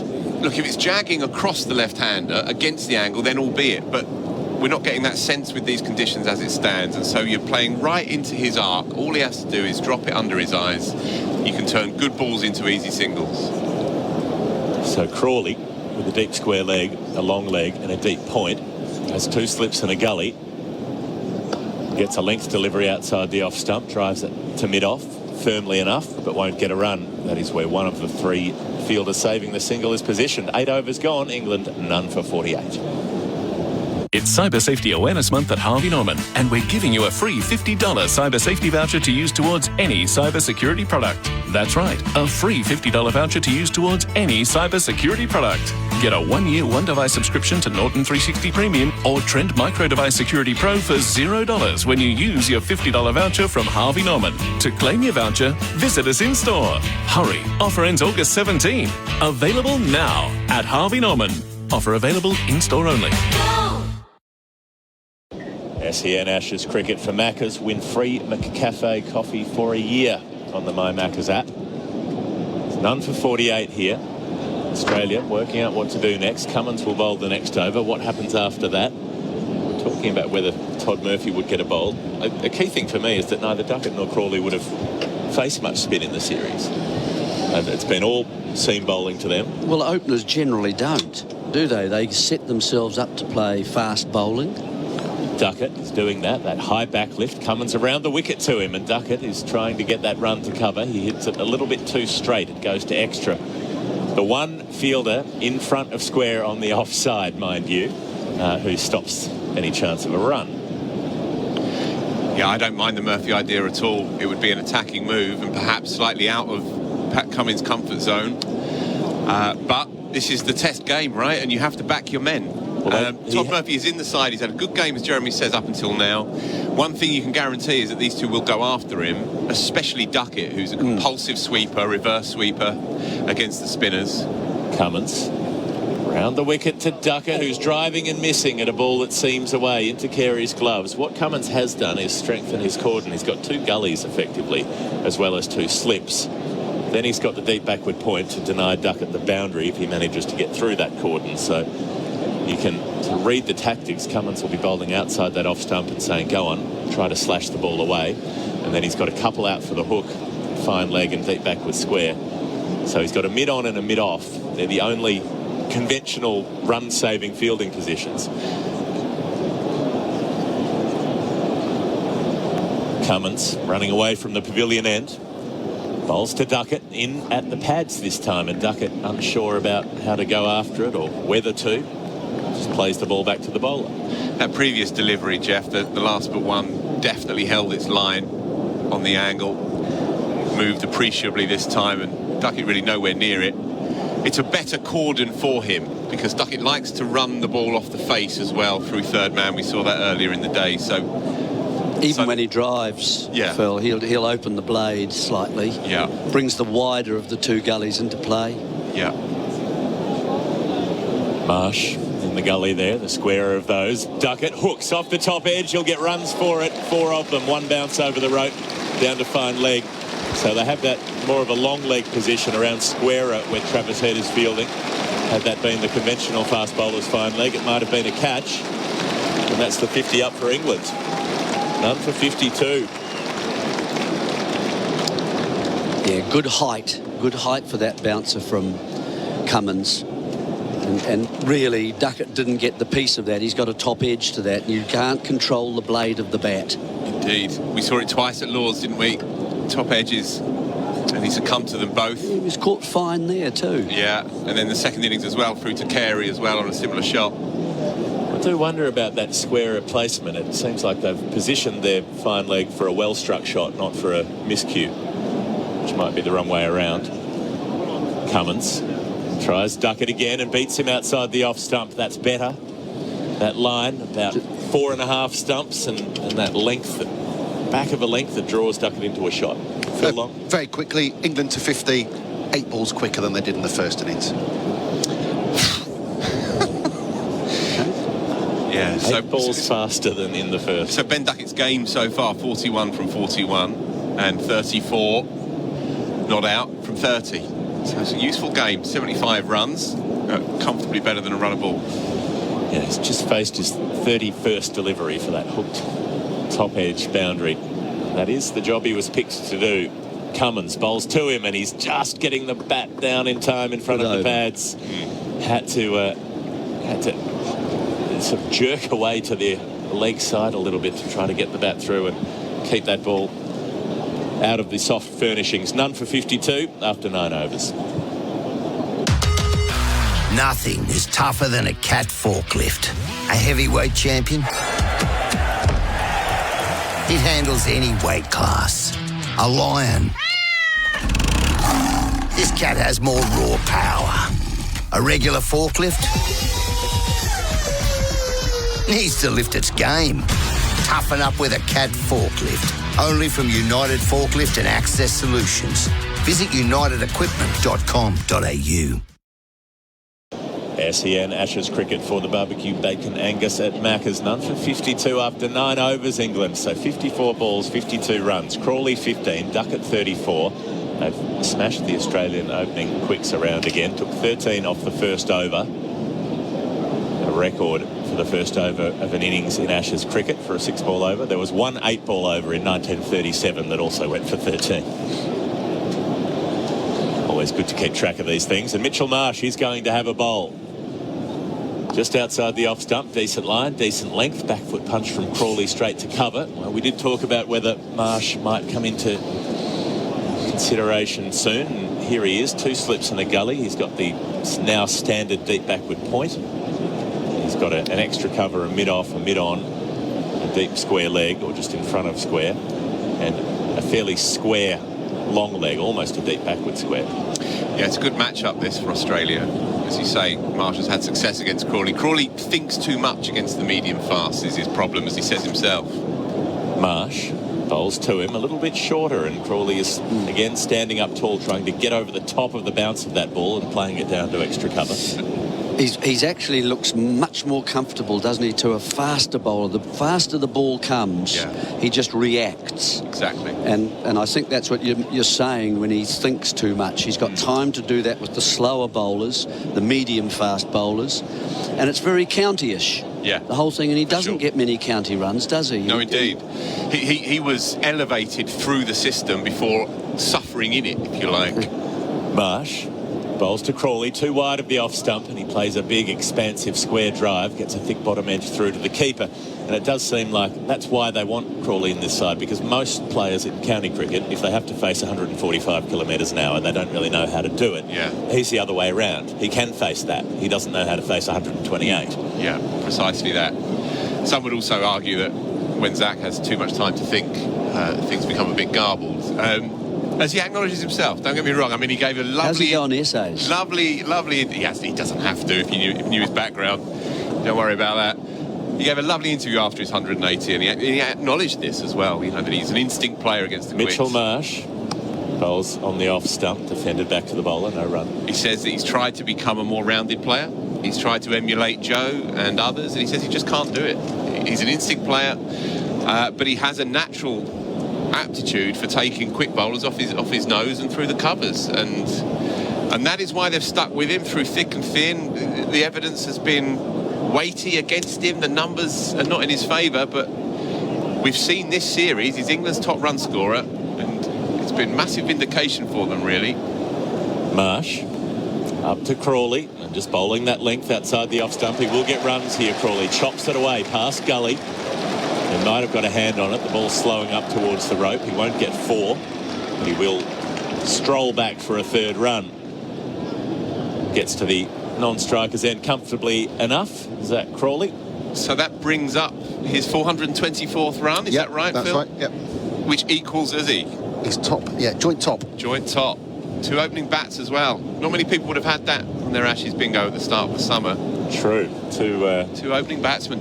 2 who've disproved some doubters as well. Usman Khawaja had a parlous record in England previously. Been here a number of times. In fact, he's just ticked over 425 now, Zach Crawley. So he's out in the lead. Top runs for the series. Actually, the opening partnerships highlight the difference between the sides a little bit too, don't they? I like the picture of him pointing at the crest on his shirt as if to remember who he's playing for as well. Marsh drops it short to Duckett, who's surprised by that. He ends up sort of getting the bat up there and just parries a little pull shot away. It ends up rolling back towards the bowler. He wasn't quite sure what to do to that. He was thinking of uppercutting perhaps and caught in 2 minds.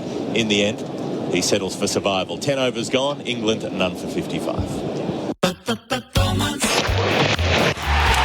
Beaumont Tiles hits another 6 for your renovation budget, introducing the best value tile range ever. It's called Beaumont Max. How's this? Subway tiles from $30. Yes, Subway tiles from $30 in over 10 colours.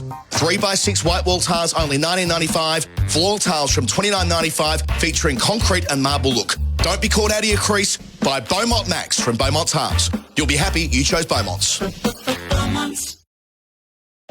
SEN Ashes cricket for Maccas win free McCafe coffee for a year on the My Maccas app.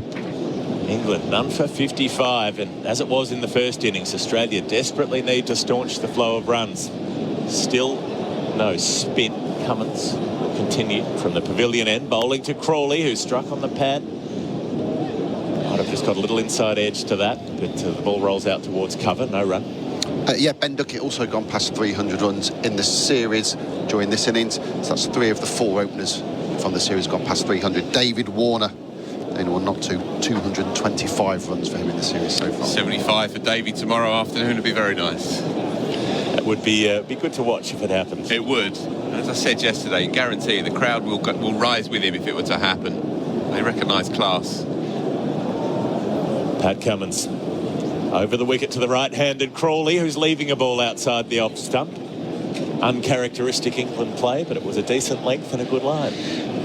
Yeah, this spell from Cummins, firstly, it's good, as you'd expect. It was an excellent over before this against Ben Duckett. Had him in a few problems round the wicket against the lefty, but he's also found the fresh air outside Zach Crawley's edge as well once or twice, and you feel like this is a key spell really in the context of this morning, because Australia's other seamers have been broadly ineffectual on an increasingly flat track. Cummins is the master though. Crawley waiting and driving inside edge. It ends up going down towards fine leg. Went past his pads, so it wasn't a supremely dangerous version of the shot. He gets a run to Josh Hazlewood on the fence, none for 56. I think the spin here at the Kia Oval the last 2 or 3 years has been all but forgotten about in county cricket. Surrey have 2 very good spinners, very promising young spinners on their staff, and you don't see them anywhere anymore. They play Will Jacks, who's a batter who bowls a bit, averages 40-something in first-class cricket with his off-breaks, but that's the way that they go here, and these pitches are tailored for those kinds of approaches. So it'll be hard yakka for Todd Murphy today. Cummins round the wicket to Duckett, gets a run out to square leg. Beautifully timed the flick, only one with the sweeper back, none for 57. Yeah, he's been strong through there all day, all game actually, through square leg. But what I wonder though, Phil, is when, okay, you've got surfaces that might not assist spin bowling, but you've got 2 openers here who basically play like it's white ball cricket. They go after the bowling, and a spinner in that sort of context can beat players in the air. For sure. They don't need to beat them off the surface, because if attack is going to be the mode, that's what brings a lot of spinners into the game. Yeah, exactly that. And you're not looking too much for purchase, you're looking for ego. to play on that. Cummins to Crawley, who gets forward and defends. The bowler thinks about fielding, and in the end lets Khawaja run in from cover to do the job instead. Yeah, I don't think you're going to see too much lateral turn, certainly not yet. But you will play on the egos of these two. As we said earlier, Duckett sweeps literally everything. As he says himself, his best forward defensive shot is a sweep shot against the spinners. That's a direct quote. And Crawley, as we saw in the last Test match, okay, he was motoring, and Travis Head is not quite the off-break bowler that Todd Murphy is and will become, but you could see his approach as well. It would be the inventive move. Cummins up to Crawley, who's flicking the ball away through the leg side. They've done this 3 times in the over so far. It looks all too easy for England out there. They're extending the lead by singles. 11 overs gone. They're none for 58. Hi, it's Shelley Craft. Keep warm this winter with Australian Made. Look for genuine Aussie products carrying the trusted green and gold kangaroo logo. There's thousands to choose from. Whether you're looking for authentic Aussie skincare, merino wool blankets, or locally crafted homewares, Australian Made has something for everyone. There's even quality Australian Made fire pits for those brave enough to head outside. Visit australianmade.com.au/winter to find genuine Aussie products. SEN Ashes cricket for the barbecue bacon Angus at Macca's. Having a look at the Beaumont Tiles scoreboard by Beaumont's and Save. It is none for 58. Mitchell Marsh to continue from the Vauxhall end. Bowling to Zach Crawley. Nice bit of outswing. It's shaped in the air for Mitchell Marsh. That's what he's looking for. Crawley comes forward and defends. We spotted on the cameras a moment ago Ben Stokes with the pads on up in England's room. So Root had them on at the lineup before play. Stokes has them on now. So I wonder if T20 style, they have 2 or 3, and that Stokes would have thought, right, okay, if we lose one in the first 2 or 3 overs and we're 10 for 1, then it's not for me, but 58 already. So he might be thinking now's the time to go. Keep putting the pressure on. Keep Joe Root back for 4. Marsh bowls back of a length, and Crawley's getting a run out towards point. That was, again, just too easy. Drops it away. They've got cover there. They've got gully. Those two converge, but not quickly enough. Crawley up to 21. England none for 59.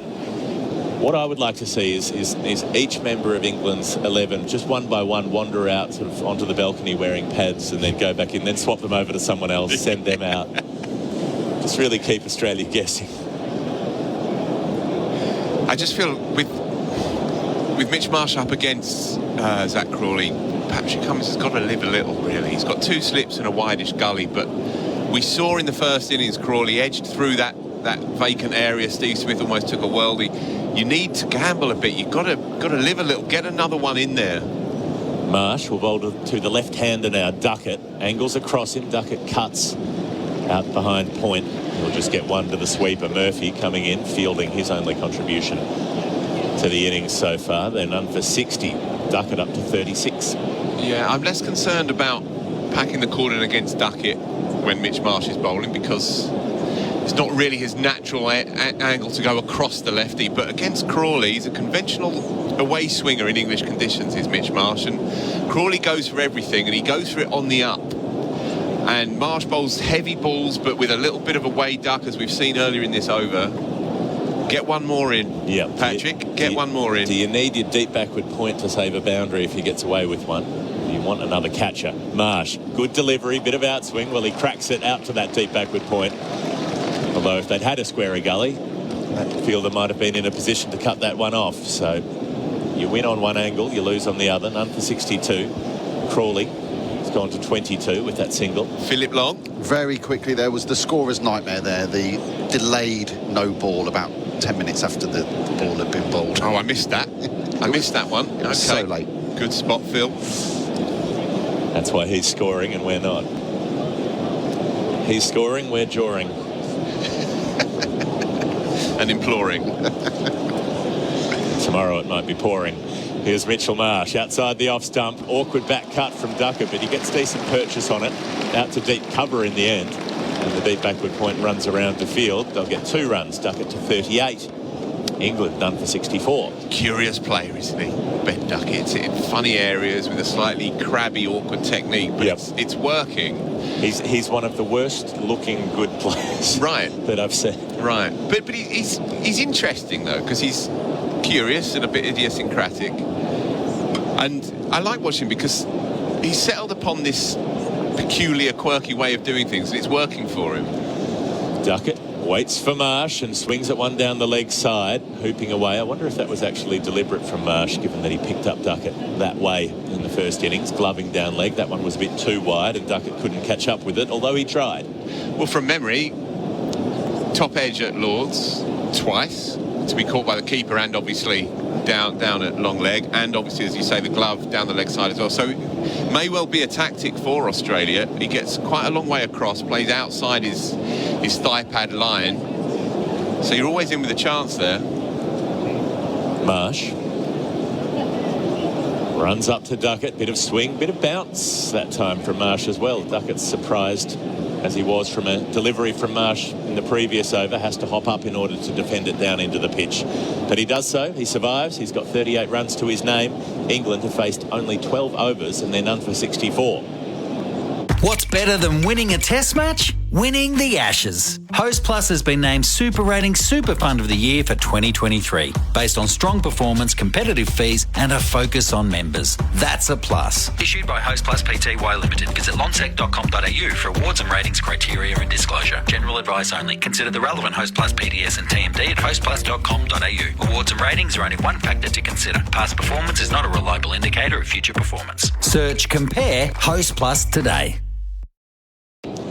SEN Ashes cricket for the barbecue bacon Angus at Macca's. Pat Cummins to continue from the pavilion end. Zach Crawley waiting for him and defending the ball back to the bowler on the bounce.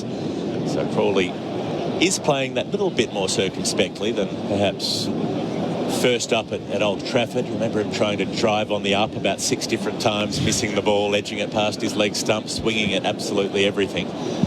He's swung it a bit, but he hasn't swung at every second ball the way he did there. Yeah, I think this has been an excellent partnership. It's been measured. There's been nothing unnecessarily aggressive or extravagant about it. Cummins to Crawley, who's getting an outside edge along the ground into the gully, and the Australian heads drop in the cordon as just for a minute they thought there might be a chance to take a catch, but instead it's safe to Mitchell Marsh at gully. Yeah, I don't mind that by Crawley. He has a tendency, as we know, to go hard at those kinds of deliveries, but that's fallen relatively well short, Mitch Marsh at 4th slip. So shows that he's in control of his defensive game up until now, but this is a crucial spell, really. Pat Cummins has settled in, as we know, into that heavy length, dirty length, really, and as it stands, these openers are respecting it for once. Well, he's brought the deep point up, Cummins. Yeah, good. He did in the first innings too, just when he started to bowl well. Leg slip too, Geoff. Cummins to Crawley, who gets a ball past that leg slip out to deep backward square. Travis Head runs in to try to make sure they don't get more than one. Single is all that results. Crawley on to 23. Phil, Long, just to check, if England were to bat through to lunch, then Moeen could come in at 3? Yeah, coming after lunch, yeah, that's right. Right, yeah. okay. Yeah. Never know. You'd doubt they would, given that his mobility will be limited. Yeah. You'd think they'd want him to be a down the order swing for the fences. Yeah, and I guess if they do get to lunch, then there'll be 100 and plenty, so and then there's no need for it. And Joe Root could then bat 3 because it would be the same as batting 4. Yeah. I mean, Joe Root at 4 was in so often within the first 4 or 5 overs anyway in previous England teams. Cummins round the wicket, beats the edge of Duckett. That's a decent bit of bowling to get the ball to maybe just hold that line, maybe do the slightest bit off the seam. Duckett coming forward and pushing at it. Brilliant set, this, by Cummins. How many's he bowled now, Phil? Is this his 5th? 5th, yeah, that's right. Yeah. Oh, yes, that scrambled seam comes in on the angle and moves away. Yeah, it's what he did in the first dig as well. Just changed the tempo of that morning session. He's been a true champion all summer. My man of the series. And daylight to the next one. Cummins, couple of balls to come. Bowls wide to Duckett, who reaches for it, can't help himself. Jars the ball out to deep cover for 1. None for 66. It's Ben Duckett batting with a clean skin. Couldn't see anything on the face of the bat there. No, it's the GM with a very, very light... Oh, very light shade. Yeah. Just for a minute, it looked like he was wielding a nude blade. Would have been surprising. I bat stickerless, Geoff, of course, being a purist, Sponsors haven't been banging down your door? Funnily enough, no. It's all gone quiet. They know where I am. I'm just over there in the 4th floor of the Bensonstone. They've got their ads in the magazine, but not on the Willow. Yeah. You should make that a contingency, a rider on the next contract. Cummins to finish the over, bowling to Crawley. Couple of slips in place, and he beats the outside edge again. Well, this is what Cummins did in the first innings after a profligate start from Australia. Started to bowl really well, but he hasn't got any reward as yet. 13 overs gone. Drinks coming onto the field with England at none for 66. G'day, it's old rivals Ben Hannant and Josh Morris. At Coates, you can hire whatever you want for the job, like a floor grinder. Or a floor stripper, eh? Or a road saw. Or an excavator. Or even a power drill.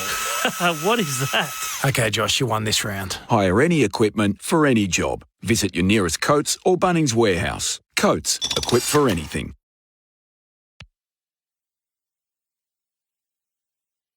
Want to build a new home but need to move in now? Plantation Homes has fixed price completed homes and terraces ready to buy with premium inclusions in the best locations. Get the Plantation Homes Everyday Advantage. Buy a completed home and move in now. plantationhomes.com.au. Power up your arsenal with Greenworks range of battery-powered garden equipment. With over 20 products available in the Greenworks 60V Pro range, they're all powered by an interchangeable 60V Ultra Power battery and backed by a 4-year tool warranty. Visit greenworksaustralia.com.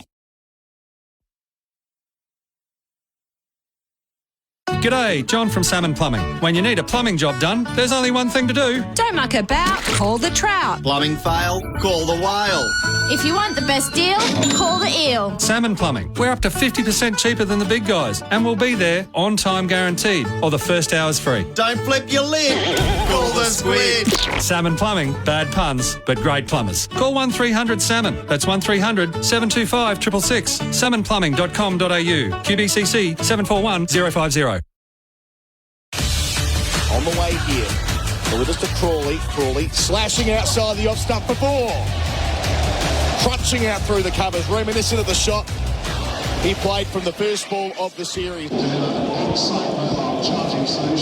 SEN Ashes cricket for the Barbecue Bacon Angus at Macca's. That was the first of 9 boundaries in the first hour of play. England none for 66 after 13. They lead by 54, and Louis Cameron, as he joins us in the expert chair for Red Energy, 100% electricity and gas. That's actually, in a way, not a bad effort from Australia to drag it back. At one stage, after 5 overs, they had 40 on the board. So the next 8 overs have been slightly steadier, as Phil Long jumps in as well, but all things trending in the direction of the host so far. We'll start with Phil. Yeah, you mentioned the 9 boundaries. 8 of those came in that first 5 overs, so just the 1 boundary in the last 8. Louis, your assessment of the way that Australia have tried to claw back into that first hour? Started very poorly, especially Mitchell Starc, and you're right, they did claw it back a little bit. Just watching Pat Cummins coming out of that drinks break where he was eating banana, giving a bit of a rev up to his troops. I'm not sure how seriously you can take a fast bowler eating a banana while he's trying to fire you up for the second hour of this first session. He was then having a little bit of a chat to Todd Murphy, so I dare say we'll see the off-spinner before lunch, and I think they need it. I think they need a bit of a change of pace, an infusion of freshness, you might say. Like even Mitch Marsh, who's come on and bowled quite well, has been part of that clawing back job that they've done, but he looks tired. His speeds are dipping below 130k an hour. He had that soreness in Manchester where he couldn't bowl for a fair bit of England's first innings. Reminds me of my all-time favourite cricket newspaper headline, 2013-14 Ashes. I want to mention this a few weeks ago. Aussie paceman Siddle is going bananas for the Ashes, but isn't eating 15 to 20 portions of the fruit a day going a bit too far? Daily Mail classic. New hour starts with Mitchell Marsh in the sun at the Kia Oval. Bowls here to Duckett, who comes forward to a delivery outside the line of the off stump. It spits out towards square leg off the inside edge. He's 39 from 41. Crawley 23 from 40. That must be one of the more sensible headlines I've seen in that particular publication. Just, some nutritional guideline advice. 15 to 20 bananas a day does seem a bit excessive going to a bit too far, yes. When Peter Siddle g'day if you're listening, Pete, was first explaining his change in dietary choices around that time, about a decade ago. Marsh slipping a gully to Duckett. He's hit 7 boundaries. Bowls here, inside edge again. A little bit of movement back towards a left-hander from Marsh. That's the natural angle for him and can get the ball to swing. Didn't get much of an opportunity to do that last week at Manchester. And just 123 kilometres an hour, so his pace is really dipping. He is sore, clearly, but he's hitting a spot and he's really changed what he is as a bowler. And I think in England it really suits him. He's become this, not quite a doubler, because he still can get it up towards the mid-30s when he's 100% fit and going, but he's certainly not the 140 k/h bowler that we saw in his first iteration as a Test cricketer. Yeah, that part of his career is finished. Marsh bowls here and Duckett comes forward to defend, but yeah, no pace in it, so he's into position nice and early and defends out the middle of the bat to cover. Does this feel like England have made a decision this morning to go as hard as they can and just put pressure straight back on Australia, which kind of, to me, makes me wonder whether they made a misstep early on when commissioning belters, or when I say belters, docile flat tracks is what we got absolutely at Edgbaston, by far the worst pitch of the series. The success of that Test match was in spite of the pitch, and then at Lord's to an extent as well. As Marsh bowls here to Duckett, who plays with soft hands under his eyes out to cover. Might they have been better having more lively tracks? And this has been more lively and quicker, and relied on the fact that if you are Baz bowling, that you're trying to transfer pressure on and you're trying to knock bowlers off their lengths. Well, I think the overlooked part of this, and a lot of people have said this, is it's actually really hard to dial up the exact pitch you want. Yep. And then I think we overstate how much control boards can actually have over exactly what they get. We see it when they go to India. They're probably the ones we accuse the most of doctoring pitches to be in their favour. They often don't get exactly what they want. Marsh bowls and Duckett from wide of the crease on the angle, deep backward square, first run of the hour. He's up to 40 from his 45th delivery, none for 67, and we saw that at Indoor where they overcooked it and it was over in 7 sessions. And even was it the first Test in Nagpur where they were mowing one side of the wicket so that it would spin to right-handers but not to left-handers, because Australia had lefties and India had righties. Well, our broadcast isn't taken into India, but if it was, I guarantee you get a lot of criticism for that comment, Louis. I remember at the time Bharat posting that photo of one side with grass on it and the other side without grass on it. Caused him a lot of grief on the World Wide Web for a few days, and a few months. And it made no difference at all. No, I mean, it spun the same out of one. I think we tend to think there can be more control than there is, but, you know, they wanted fast, flat pitches. It's really hard to make fast, flat pitches in England, especially with the amount of rain they've got this summer. I think with Edgbaston, you could have played on it 2 days out. Same with Manchester, to be fair. Last ball here from Marsh on leg stump. Crawley helps himself to one. Out to deep square, one or two men out in that direction. Crawley keeps the strike. He's 24, none for 68 after 14. And that's on the Beaumont Tile scoreboard by Beaumont's. Oh, hang on. Is that a overthrow opportunity? I think it's it might have hit. No, I think it hit Crawley's bat, and he showed some excellent awareness of the spirit of cricket. Now to the break. Beaumont Tile scoreboard by Beaumont's and save. It stays at none for 68. Want to build a new home but need to move in now? Plantation Homes has fixed price completed homes and terraces ready to buy with premium inclusions in the best locations. Get the Plantation Homes everyday advantage. Buy a completed home and move in now. plantationhomes.com.au. Power up your arsenal with Greenworks range of battery-powered garden equipment. With over 20 products available in the Greenworks 60V Pro range, they're all powered by an interchangeable 60V Ultra Power battery and backed by a 4-year tool warranty. Visit greenworksaustralia.com. SEN Ashes cricket for the barbecue bacon Angus at Macca's. Louis, talk us through what happened on that final ball. A throw coming in from Todd Murphy at deep point. I believe it hit Ben Duckett's bat. Went away towards the third man boundary, the fine leg boundary, and they didn't take a run. Had it gone for 4, of course, they wouldn't have had a choice, as Cummins bowls here to Crawley, defending. But there's 2 men out on the leg side, so there's runs there all day long. Just one of them, Crawley 25, none for 69 the score. Of course, famously in the World Cup final of 2019, Stokes put his arms up in the air as if to say, well, I don't really want the runs, but there was no provision to deduct the runs, and, well, the rest is kind of history. It's one of those quirks that I'm not sure if it really got discussed much in the aftermath, given there was a fair bit going on that summer and all the things Ben Stokes did in 2019. But why is that a rule that everyone agrees that you don't run after it hits you when you're attempting a run? So why do the boundaries count? Shouldn't they just call it a dead ball? It's a good question. Going to get hate mail from England fans. Cummins to Duckett, round the wicket down the leg side, doesn't catch up with it. Because that was that final over where everything needed to go right for Stokes to get them to to level scores. And he got 6 for the ball because he was on his way back for his second run, and the third umpire was Damasceno, I think, from memory.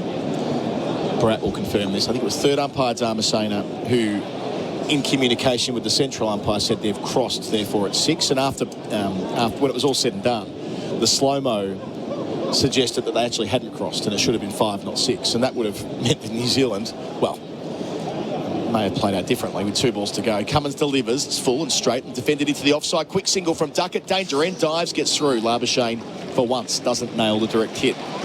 Hasn't nailed many this series. He had a dead-eye dick in 2022. He executed 4 direct hit run-outs through the calendar year. Not there, though, and Duckett was probably home anyway. But, yeah, that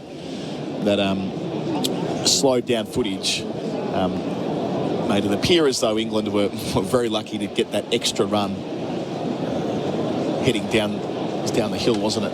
And it was a part of the rules that I didn't understand, a bit like yesterday with the bails kind of coming off. We don't have to talk about that anymore if we don't want to, given we spent about 2 hours yesterday. But that particular part where if you haven't crossed completely, Bharat, the umpiring expert, is signalling, is giving the thumbs up. So I must be on the right path here. If you haven't crossed, you shouldn't get the extra run on the overthrow. Interesting Crick Viz rating on the board here. Cummins bowls here and playing with soft hands. Crawley through the cordon. No third man. Will it reach the rope? Chasing after it, they pull out. Stephen Smith doesn't even bother diving, nor should he bother diving, rather, because it was 4 runs by the time he got to the contest. He's up to 29, Crawley. And that's his 3rd boundary, and England advanced to none for 74. The lead already 62. I mentioned Crick Viz before. It's got England at 65%, Australia at 25, and the draw 10. I'm not sure where that draw comes from. We're only in the 7th session of the Test match. Maybe that's a weather thing. Weather viz, potentially. Yeah. And the frustrating part for Australia this morning, they bowled some bad balls and they've pretty much all gone to the boundary. They've also bowled a lot of good balls that have either gone to the boundary or Crawley and Duckett have got a single. It's been a frustrating kind of session. Cummins bowls to Crawley, who defends. Yeah, that run rate at 5.0.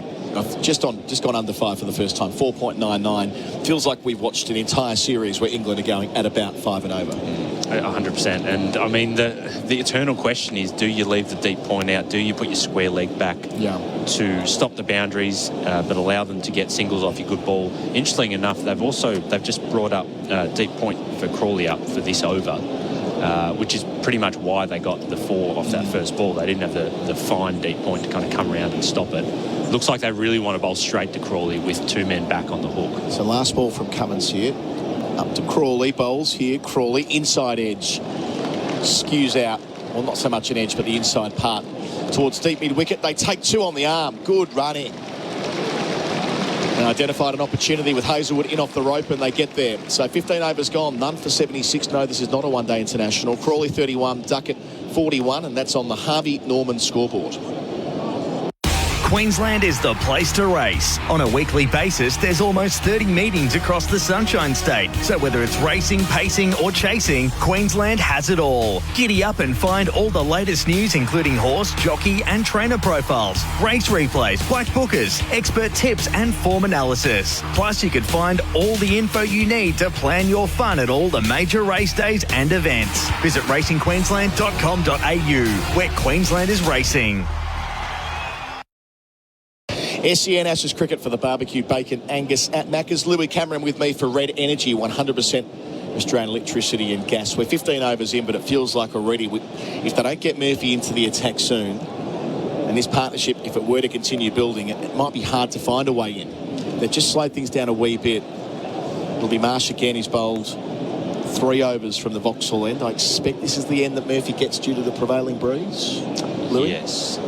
It's kind of hard to tell exactly which way it's going. It's going right to left as Marsh bowls here and defending his Duckett into the offside no run. It was a bit stronger an hour ago when I jumped on commentary then, but yes, it is certainly going in a direction of leg to off, so that's typically the breeze an off-spinner wants with drift. That's right. You want it going the opposite to the way you spin the ball because of drift that particular way. I think it's a good move, not just because he's a spinner, it's a slight change of pace. He got 2 really crucial wickets when things were going England's way in the first innings. He got out Chris Wokes trying to slog him, and he also got out Moeen Ali. They were going at him quite hard. Both in the first over of spells. Bowling here is Marsh and playing late and cutting, dabbing. He's Duckett. He's 42 with the single. The lead up to 65 at none for 77. Yes, the Murphy's had a good test match. You know, wickets, a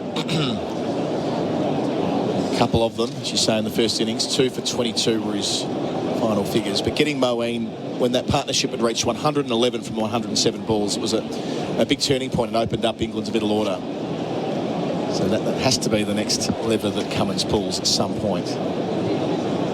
Yeah, and it's probably the accusation you could make of Pat during that Headingley test. He just didn't go to him early enough in that second innings, did he? Not easy captaining a young spinner, of course. Marsh bowls 2 slips to the gully to Crawley. Bit of outswing, gentle, pushed out to cover, no run. I mean, that was the challenge early in Nathan Lyon's career for, well, initially Michael Clarke, who did a good job with him, but then Stephen Smith, and it wasn't that Lyon was ever critical of the captains that he had, but you sense that there was a reluctance from time to time to bowl him at tough moments. And oh, sorry, Phil Long's got his hand up, being held up by Bharat. Sorry, what's going on here? Barrett has spotted that Ben Duckett wanted a change of gloves, fancied a change of gloves. Pat Cummins was having none of it. Fair enough. Halfway through, Marsh is over. Cloudy again here at the Kia Oval. Bowls to Crawley on the off-stump line. Again, a bit of outswing. Placed out to mid-off carefully, where Josh Hazlewood does the fielding. Getting a bit narky, was he? I haven't seen that too much from Pat in this series. He's been very happy to go along with things. Never wanted to antagonise oppositions. He stood his ground during the Lord's debacle, of course, but never kind of wanted to get into a one-on-one contest with a person verbally or in any other way. He's got that measured disposition, doesn't he, Cummins? As Marsh makes his way, bowls to Crawley. Outswing again, outside of the bat. Went hard at this one. Towards deep point it goes. Deep backward point even. In front of the Galladari stand. Head collects a couple of metres inside the rope. But that's built up from 2 balls in the over from Marsh that have had some outswing. And the third one, more prodigious swing. And Crawley was committed to the shot. So a false stroke, moves to 33, none for 79. Jeremy Coney also jumping in with us for Red Energy. Hello, Jeremy. Yeah, hi, Adam. That's gone in the air, hasn't it? Once again, that sort of gully position, the orthodox gully rather than the fine one, the movement away from Marsh. Once again, you know, Australia, they haven't handled the new ball well, have they, with the bowling? I think that's happened innings after innings throughout this series. Marsh to finish. It's been a good over. Delivers to Crawley. Again, that outswing played defensively down the pitch. Well bowled Mitchell Marsh. None for 79. Crawley 33. Duckett 42 on the Harvey Norman scoreboard. Want to build a new home but need to move in now? Plantation Homes has fixed price completed homes and terraces ready to buy with premium inclusions in the best locations. Get the Plantation Homes Everyday Advantage. Buy a completed home and move in now. plantationhomes.com.au. Power up your arsenal with Greenworks range of battery-powered garden equipment. With over 20 products available in the Greenworks 60V Pro range, they're all powered by an interchangeable 60V Ultra Power battery and backed by a 4-year tool warranty. Visit greenworksaustralia.com. SEN Ashes cricket for the barbecue bacon Angus at Macca's. It's going to be Mitchell Starc being brought back to replace Cummins from the pavilion. He only bowled 2 overs off the top, none for 22, including the most expensive over to start an Ashes innings ever. Jeremy Coney. Yeah, well, Cummins has had a good spell, hasn't he? He's been the main man pulling the carnage back slightly to more measured kind of pace that we're accustomed to. So he's done his job. What's he bowled? Longy 6 or 7? 6 overs for 30, Yeah. I still went at 5s, but it does feel like he dragged it back. Yeah, he did. And he went past the bat a few times as well, so he created just a few opportunities for his side. But it's time he has a spell. I'm interested that they're not considering the off spinner, maybe not from that end with the wind. We think he's warming up to bowl this end. Just saw that between overs. Starc to start the new spell, bowling here to Duckett. On the line of the off stump, back of the length, tried to punch it through cover, but Usman Khawaja was there, no run. And I could almost guarantee that he will, because the man bowling from this end, the man who's helped kind of claw things back, 4 overs for 14, I think it is, for Mitch Marsh, he's just walked off the ground. He was looking ginger through that whole spell. He bowled beautifully, I thought, but not 100%. Cameron Green's on the ground now at the gully position, which is always a good sign for Australia. But I think Todd Murphy is warming up the bowl down at deep square leg. We'll probably see him from the end that Adam was suggesting might suit him with the wind going across. Cameron Green. Yeah, look. Yes, indeed. Yeah, good point. Useful sub.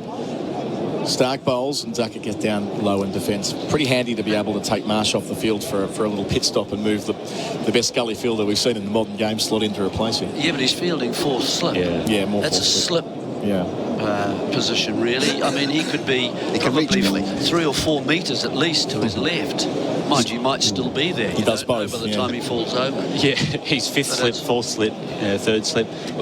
Jeremy, I'm interested to know what the theory is behind when England field. It is typically 3 slips and no gully, and if they have a fourth, it'll just be four slips straight. Why would you have a third slip or a fourth slip instead of a gully? Why do you want to narrow your cordon?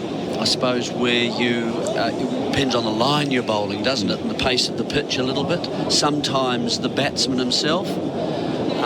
For example, Duckett to me opens the blade of the bat slightly. I would like a gully. Stark up and bowls to Duckett, who slashes at one outside the off stump, but it goes to wide mid off. See, that sort of stroke there, if that actually swings a little bit more than it did, you know, that'll definitely go squarer. Yeah. OK, they've got that covered in terms of runs, but not in terms of a catch at the moment.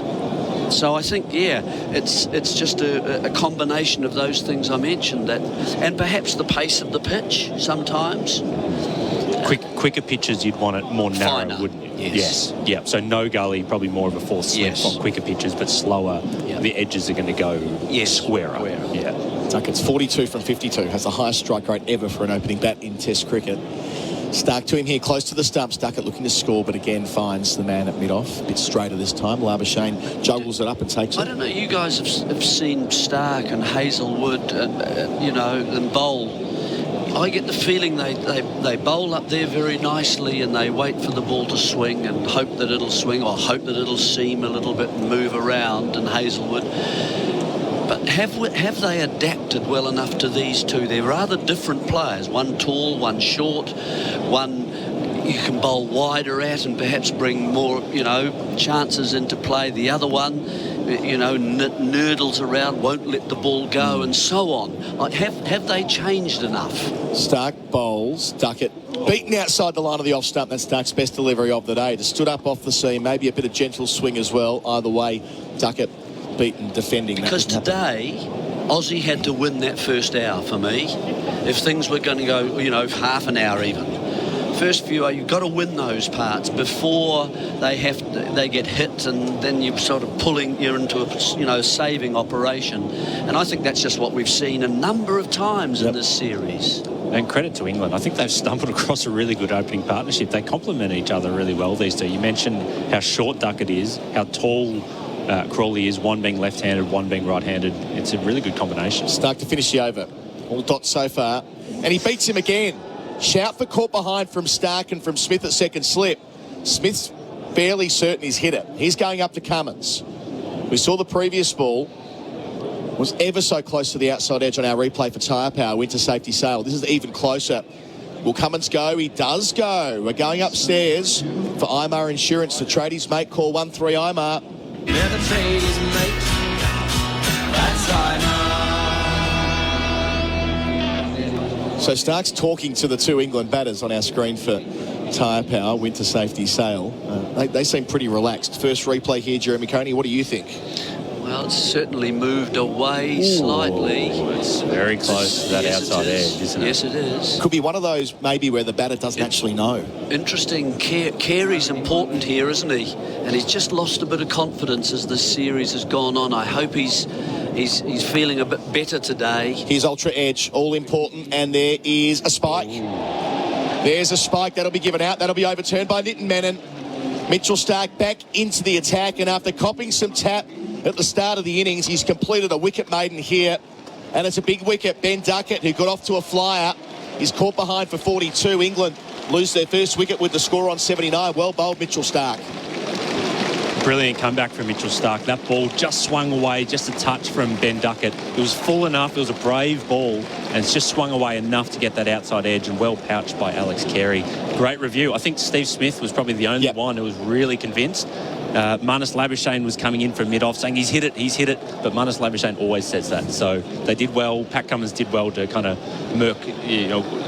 wind his way through it all and make the right decision. As Ben Stokes makes his way down the stairs at number 3, the captain. We'll take a break on our coverage on the Beaumont Tile scoreboard by Beaumont's and save. 1 for 79. England have lost a wicket. Salah passes to Rashford. Oh, lovely from Rashford. Rashford crosses, and Harry Kane is there. He's done it. What a goal! This winter, the crowd has gone absolutely wild. The world's best footballers are on Paramount Plus. And Postecoglou is loving this. Man United, Liverpool, Tottenham, Bayern Munich, and loads more. The Winter Festival of Football on Paramount Plus. It's a mountain of world-class football. SEN Ashes cricket for the barbecue bacon Angus at Macca's. Ben Stokes down the stairs playing his 97th test match. He's got 13 centuries but hasn't had to do the job at number 3 too often. A reminder that's partly informed by Mo and Ali not being allowed to bat inside the top 7 owing to how long he was off the ground. What do you make of the call, Jeremy? Of Stokes coming in here, yes, I think that he's got a game that could fit. I mean, how many overs have they bowled now? No, they've bowled 17. Yeah, so I don't think it's really going to be too much of an issue. The left-hander, of course, continues with the right-handed Crawley, and that's why I think it's a good move that the spinner is on right now. Stokes has a game where he quite often will take quite a long view when he starts. He doesn't really go hard at the start, and then he suddenly puts the foot down when he thinks it's required. So I think he's got that sort of position as a number 3. I would see him as a potential number 3 if he's not going to bowl. And what a big moment now for Todd Murphy. He's not going to bowl to Stokes straight away. Crawley's on strike with the change of over, but he's going to be bowling to England's captain at a really crucial time of the game, spinning it away from the left-hander. Murphy's first ball of the innings to Crawley. He's got a slip and a short leg. He goes back in defence. It's a great point, Louis. I mean, we saw the way that Stokes wanted to go after Murphy straight away at Leeds and make a point against a young spinner. We anticipated that.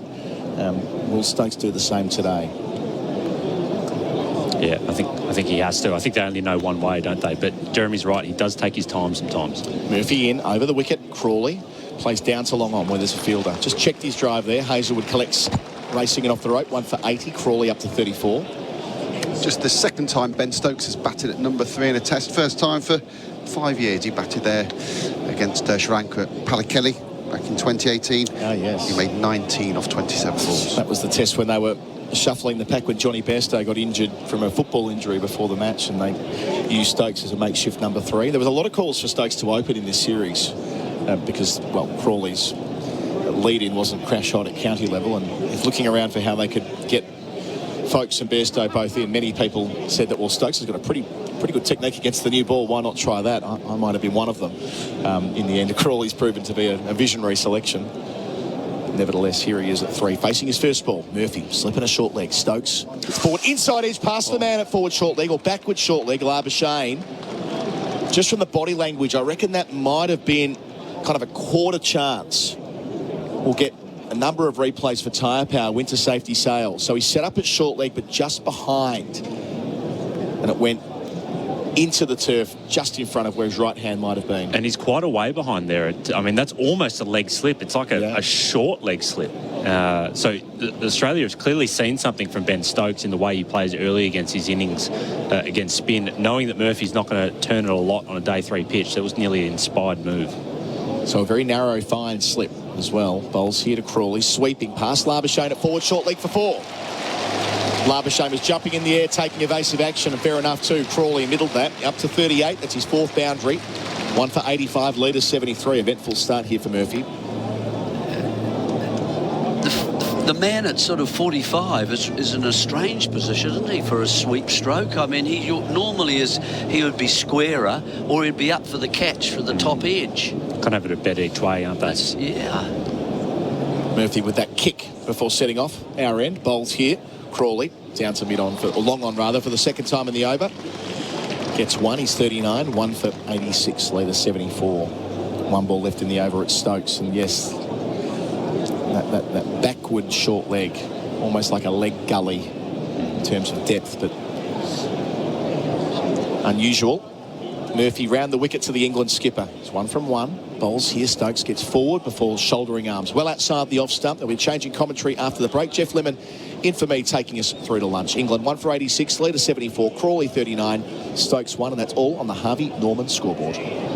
Want to build a new home but need to move in now? Plantation Homes has fixed price completed homes and terraces ready to buy with premium inclusions in the best locations. Get the Plantation Homes Everyday Advantage. Buy a completed home and move in now. plantationhomes.com.au. Power up your arsenal with Greenworks range of battery-powered garden equipment. With over 20 products available in the Greenworks 60V Pro range, they're all powered by an interchangeable 60V Ultra Power battery and backed by a 4-year tool warranty. Visit greenworksaustralia.com. SEN Ashes cricket. Well, it's heating up here. Wicket has fallen. This is how it unfolded in the first innings. Fast start. Then you get rid of Ben Duckett. But this time we've got Ben Stokes batting at number 3. Moeen Ali injured. That groin strain. So he'll probably bat at 7. Happened a few times. I get the feeling that there's fast start, then a tumble of wickets. Well, Australia need the tumble to unfold from the one they've got so far. Mitchell Starc looking for it. Crawley driving down to mid-on and almost colliding with Stokes as they run through. I wonder if they've batted together before. I mean, Crawley tends to be... He's been out early so often in his innings. The 189, I guess. He did have a long partnership with Joe Root, but I'm pretty sure he had a brief stay with but not Ben Stokes. Not often. No. Stokes has got to remember he's got to stay to the outside. I wonder if Phil Long can find Crawley-Stokes partnerships for me. I don't imagine there are a lot. Maybe, I'm guessing maybe 3. Yeah, that must be the only one in this series, though. He made the 189 last week. But just to your point, Jeremy, about the fast start and the tumble of wickets, I think the ball has had a lot to do with it. Just the way the Duke's ball behaves and how it takes a while to come to life. Mitchell Starc coming up over the wicket to the left-handed Stokes. He'll get runs out through mid-wicket. It might only be one of them. He strikes it so cleanly off his pads that it's to his detriment as Murphy out in the deep runs around to field. 1 for 88 on the Harvey Norman scoreboard. It's Cyber Safety Awareness Month at Harvey Norman, by the way, so you can get a free $50 cyber safety voucher to use towards any cyber security products. Terms and conditions apply. You're impressed by that? I'm very impressed with that. You can't do without cyber security these days. I'm a big proponent for cyber safety, especially for people like Jeremy Coney. I can do without it. You can do without it? But I'm one of very few. You have no idea how they're controlling you, Jeremy. You just haven't aware of it. Starc up to Crawley, who's punching off the back foot and getting a run out to deep point. 1 for 89. Jeremy's trick is just to use a phone so old that you can't hack it anymore. It usually pulls my trousers down. It's so heavy, the phone. Remember those old ones? Oh, yeah. Attached to a car battery. Yeah, I know. Carry around with it. Yeah. You could take your phone for a walk back then. Yeah, that's that big. But I think this opening partnership is just suited to the Duke's ball. By the time it starts moving around and doing things like the 12th, 13th over, these two, if they survive, they're off to a flyer. They got enough runs. And they make the most of that ball. Well, it should be swinging now, 19th over. It is. Starc bowling to Stokes, steps across, flicks out through mid-wicket once again. And again, there'll be a run to Murphy in the deep. The ball bouncing out to him that time. So Stokes is happy to move across his stumps. 1 for 90. Stokes, of course, the dismissal in the first innings. He looked to play into that area. Of course, it was just a little bit fuller and on the target a little bit more than it was there. Cleaned him out. He was angled face of the bat coming across the ball on that occasion. Not very close to it in the end. Lost his off stump. Mitchell Starc has a fair record against Ben Stokes. In a lot of ways, this is the ideal matchup for Australia. You've got the off spinner at one end and Starc at the other, with Stokes new to the middle. But for now, Stark's bowling to Crawley, who pulls across the line out to Travis Head at deep square leg. We'll get another single, so it really is the 35th over of a one-day international kind of style here. Find the boundary riders, hit the sweepers, get you one.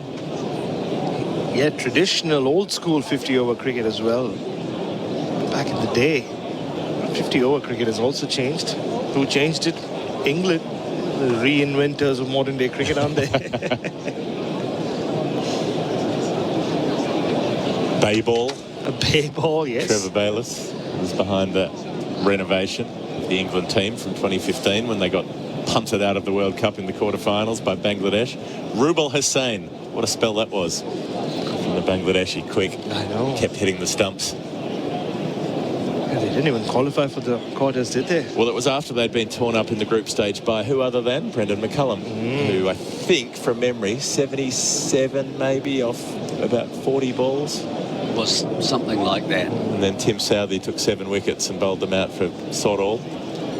Mitchell Starc bowls to Stokes, who's being squared up, and he gets a thick outside edge along the ground to deep backward point. Yet another single added to the score. 19 overs bowled. Crawley on 42, Stokes on 4. England 1 for 92. There's a new way to buy a used car. It's called Motorama Pre-Owned, and it gives you certainty about price as well as quality. Cool! Motorama Pre-Owned is now totally haggle-free. Our vehicles are competitively priced to market. The price on display is the price you pay. No need to haggle or argue, and if you like it, you just buy it on the spot. Cool banana Motorama. Motorama Pre-Owned, the new way to buy a used car. Maruka, Browns Plains and Springwood. SEN Ashes cricket, just the 1 wicket for Australia this morning, so that's for them definitely their Macca's delivery of the day. Order via McDelivery on the My Macca's app. Todd Murphy bowling round the wicket to Stokes, some nice loop, and Stokes presses forward respectfully on the defensive.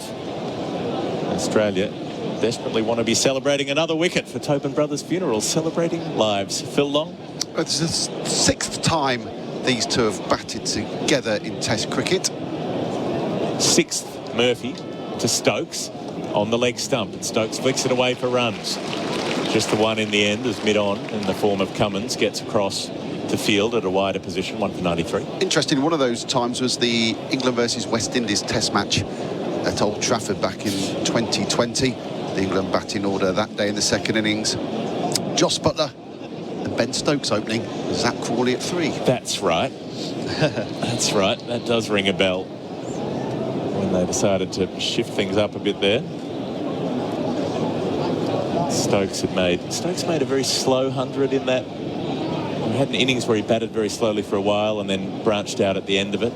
Murphy bowls quicker and flatter in at Crawley's pads, flicks it to Labuschagne at mid-wicket, but can't get through the field. Well, the England openers in that first innings of that game were Rory Burns and Dom Sibley, yes. Yes, Sibley batted for 1,000,000 years. Just under, yeah.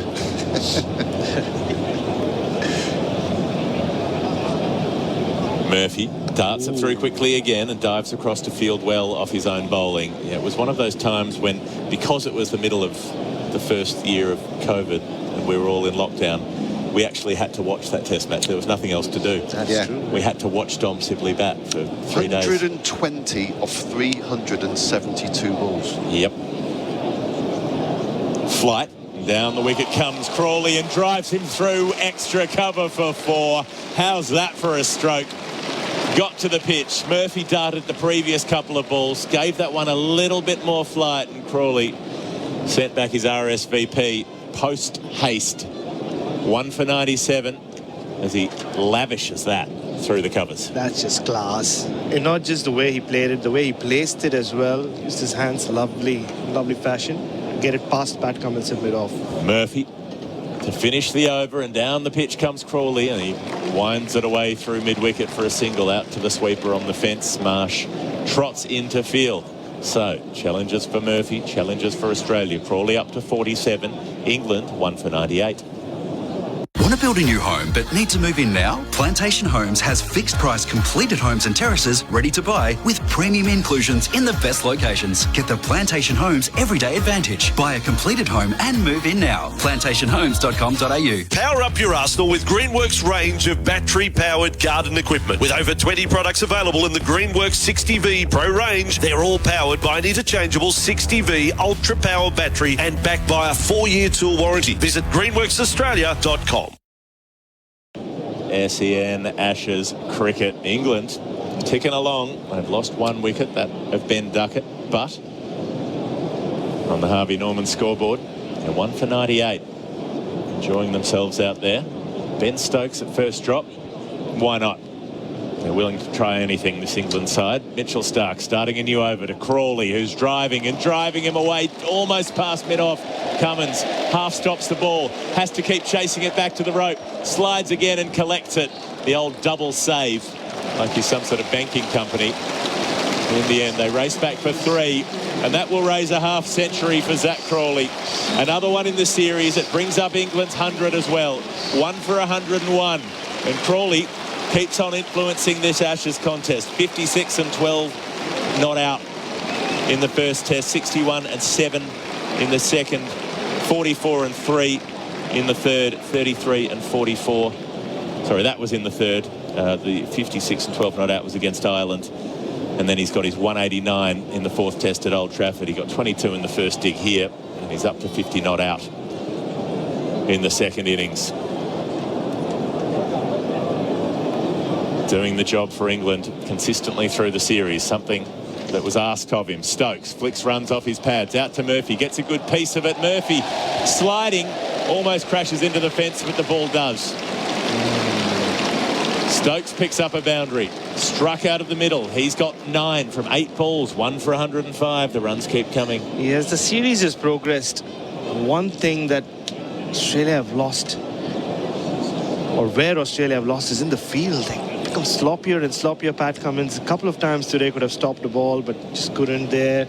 The ball was racing away, but yeah, you could see Steve Smith's reaction at second slip. They expected Todd Murphy to stop the ball. Starc will try again. Bowling to Stokes outside the off stump, drives it back to the bowler, gets down low with his right hand and plucks the ball on the half volley. And just seeing the big black cloud, now it's encompassing the oval overhead. Yes, Todd Murphy has been given a couple of overs. Maybe time to give Josh Hazlewood a go. Paul is swinging around a little bit. We saw the wicket of Ben Duckett.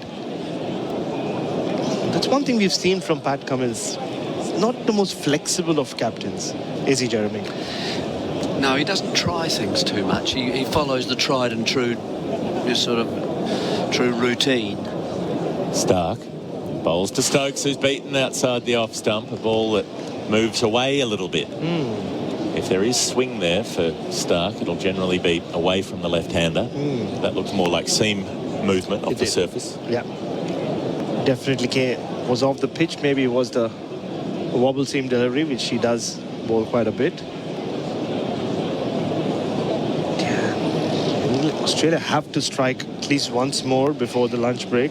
I mean, he's been exposed a bit more, hasn't he, because of Bazball and this. You need to make quick changes. You need to react quickly to what's happening in front of you. And he doesn't appear comfortable. Starc up to Stokes, who drives and again can't get past the bowler. Still waiting for a replay of that last delivery for tyre power. Their winter safety sail on now.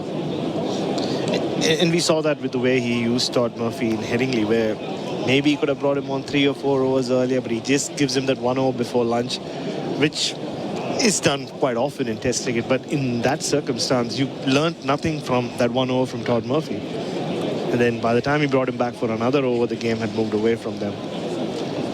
2 slips. Gully, backward point. Starc to Stokes, who comes forward and defends. The ball ends up in the hands of Point. 21 overs. Tick on by. Mitchell Starc takes his cap from the umpire. England 1 for 105. They're 93 in front. Imagine you've just burnt your toast. Yep, there's the fire alarm. It's woken the baby, the dog's barking, you're waving the hand towel, but it just won't stop. With Red Smoke Alarms, you can silence alarms fast with just a single touch on the Red Smoke Alarm controller. It's perfect for homeowners, landlords and property owners with no wiring required and a 10-year guarantee. Don't upgrade your alarms without a Red Smoke Alarm controller. Visit redsmokealarms.com.au or contact your local electrician or electrical wholesaler. SEN Ashes cricket 1 for 105. Geoff Lemon with you at the Oval with Bharat Sundaresan, Jeremy Coney. Our statistician is Phil Long. And Todd Murphy to bowl around the wicket to the right-handed Crawley, who reverse sweeps. Gets it just past slip. Did it come off the pad? Carey is appealing. And he's continuing the conversation, Kerry. Comes out from behind the stump, shouts to the bowler. Cummins at mid-off. Doesn't run up and get involved. Now they are coming up to have a conversation. The umpire's waiting. The umpire haven't seen a signal yet. Yeah. So he thinks he's hit that. In other words, at the moment, you got to wait for a while first of all. Ooh, well. But has he hit it? No, I don't think he has. He's given it runs, Joel Wilson. Well, he's missed a few things, Joel Wilson, in this series. Murphy bowls again. Down the pitch, Crawley comes, swipes at it. Gets a big leading edge over cover.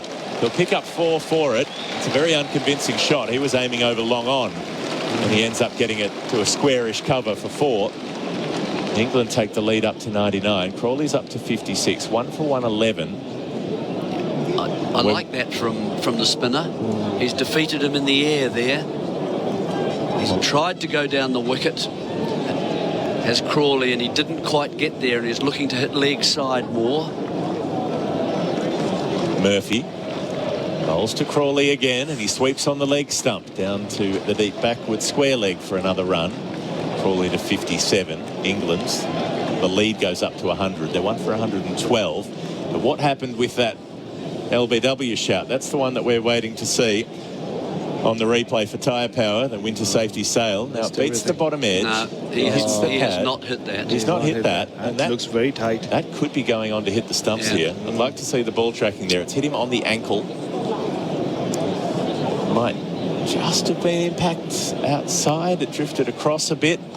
In at the stumps goes Murphy to Stokes, who plays the ball away to mid-on. There's no run there. Where's the ball tracking on that LBW? Because that could be one that Australia is left to rue. Murphy to Stokes, forward and defends, and short leg fields the ball. They've got a slip and a short leg in place. But the umpire has to wait, doesn't he? He can't signal a bye very early, because then you can go for the LBW and then you find he's hit it. So which is where Dharmasena went wrong twice yesterday. Murphy up to Stokes, reverse sweep, and he can't beat backward point. So the end of the over. We'll wait for that ball tracking in the next over. Hopefully that will come up on the screen. England 1 for 112. Introducing the 2023 World Performance Car of the Year. The Kia EV6 GT. 430 kilowatts of power and 740 Newton meters of torque. With its unique Australian-tuned GT suspension and steering, the Kia EV6 exceeds all expectations. The Kia EV6 GT, the most powerful Kia ever built. Kia, movement that inspires. SEN Test Cricket 1 for 112. That's England. They're in front by 100. Australia did not make the most of their opportunities yesterday at Bharat Sundaresan with the bat. They should have been shooting for a lead of 120, something like that. In which case, even with a good start, England would still have been in arrears. Mitchell Stark to continue to Zach Crawley, who takes one off his hip. Might not have got that on that. The ball rolls very slowly down to fine leg, and I suspect we'll see Kumar Dharmasena signal a leg by. He does that now. The Stork pose, 1 for 113. Yeah, Australia throughout the series have left that back door open for England, haven't they? In fact, at times they've left the front door open as well. Wide open. Sometimes the windows. Yeah. Garden gate. The garden gate. Took the lid off the chimney. Put a bunch of fairy lights leading down to the street with some arrows saying, "This way, please." Yes. Yesterday was a classic example of that when play started. Yes, they were very good bowling conditions. England bowled terrifically well, but Australia just haven't been able to nail that gate in. Stark bowls to Stokes, who defends out to the covers. Classic example. Great Hilltop Hoods track as well, if you want to bump your day along a bit. So 1 for 113. We've seen a number of innings. We saw it at Headingley. We saw it on the first day at Old Trafford, where Australia, they build a partnership, they get settled, and then a wicket falls. Yep. And then a couple go in a hurry, they build another partnership, they get settled, somebody throws it away. And the throwing away was more towards the end of the innings yesterday. Carey, Stark, Smith, Cummins, all playing shots or that they might have rethought if they'd had the opportunity again. Stark bowls to Stokes, who falls over towards the offside, manages to scoop the ball down to mid-on. The throw is very errant. Carey ends up taking it at gully. He anticipated that somehow. Cummins got that one wrong. 1 for 114. Stokes up to 10. Yeah, I thought England bowled superbly well. Maybe their best bowling performance of the series. But when you have an attack like that, yes, it's one thing putting extra overs into them, but Australia allowed them to bowl really well and get on top of them in that first session. And it wasn't, you don't expect Australia to play Baz ball. There was no rotation of strike. It just got stuck, didn't they? Yeah, you've got Khawaja and Labuschagne batting 2 or 3 hours, but not moving the scoreboard. Stark in, pitches full, and Crawley comes forward and defends to cover. So by the time they are out, Australia haven't done much damage. And then you have a kind of spell like the one that Broad has, where he knocks over Khawaja and then Travis Head. So if you're Travis Head edging the ball early in your innings, well, that's going to happen. Yeah. You know, players will get out that way through the course of an innings in England. But that was the danger that Australia were exposed to, was that at that point they were still so far behind on the scoreboard. Mitchell Stark trying to pull this match back. Up to Crawley, short ball, hooks it, and Hazelwood won't be able to stop that one from fine leg. It goes squarer of him. 4 more runs for Crawley. This is turning into another big day for England's impact opener, as he was described. He's got 61.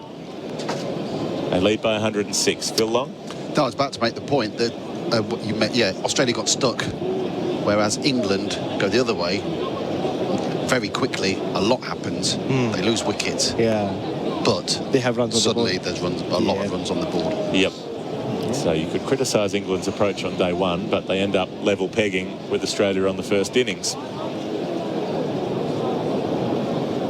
Stark clipped away by Crawley, out through mid-wicket. This could be 4 more. Travis Head slides around and he manages to cut the ball off. They'll get back for a couple. 63. The counter-argument, of course, is that the English bowlers have now bowled a lot more. They'll be more tired and so on. But Australia's bowlers are not looking exactly at their absolute best today. They've been whacked around to the tune of 1 for 120 as the over comes to an end.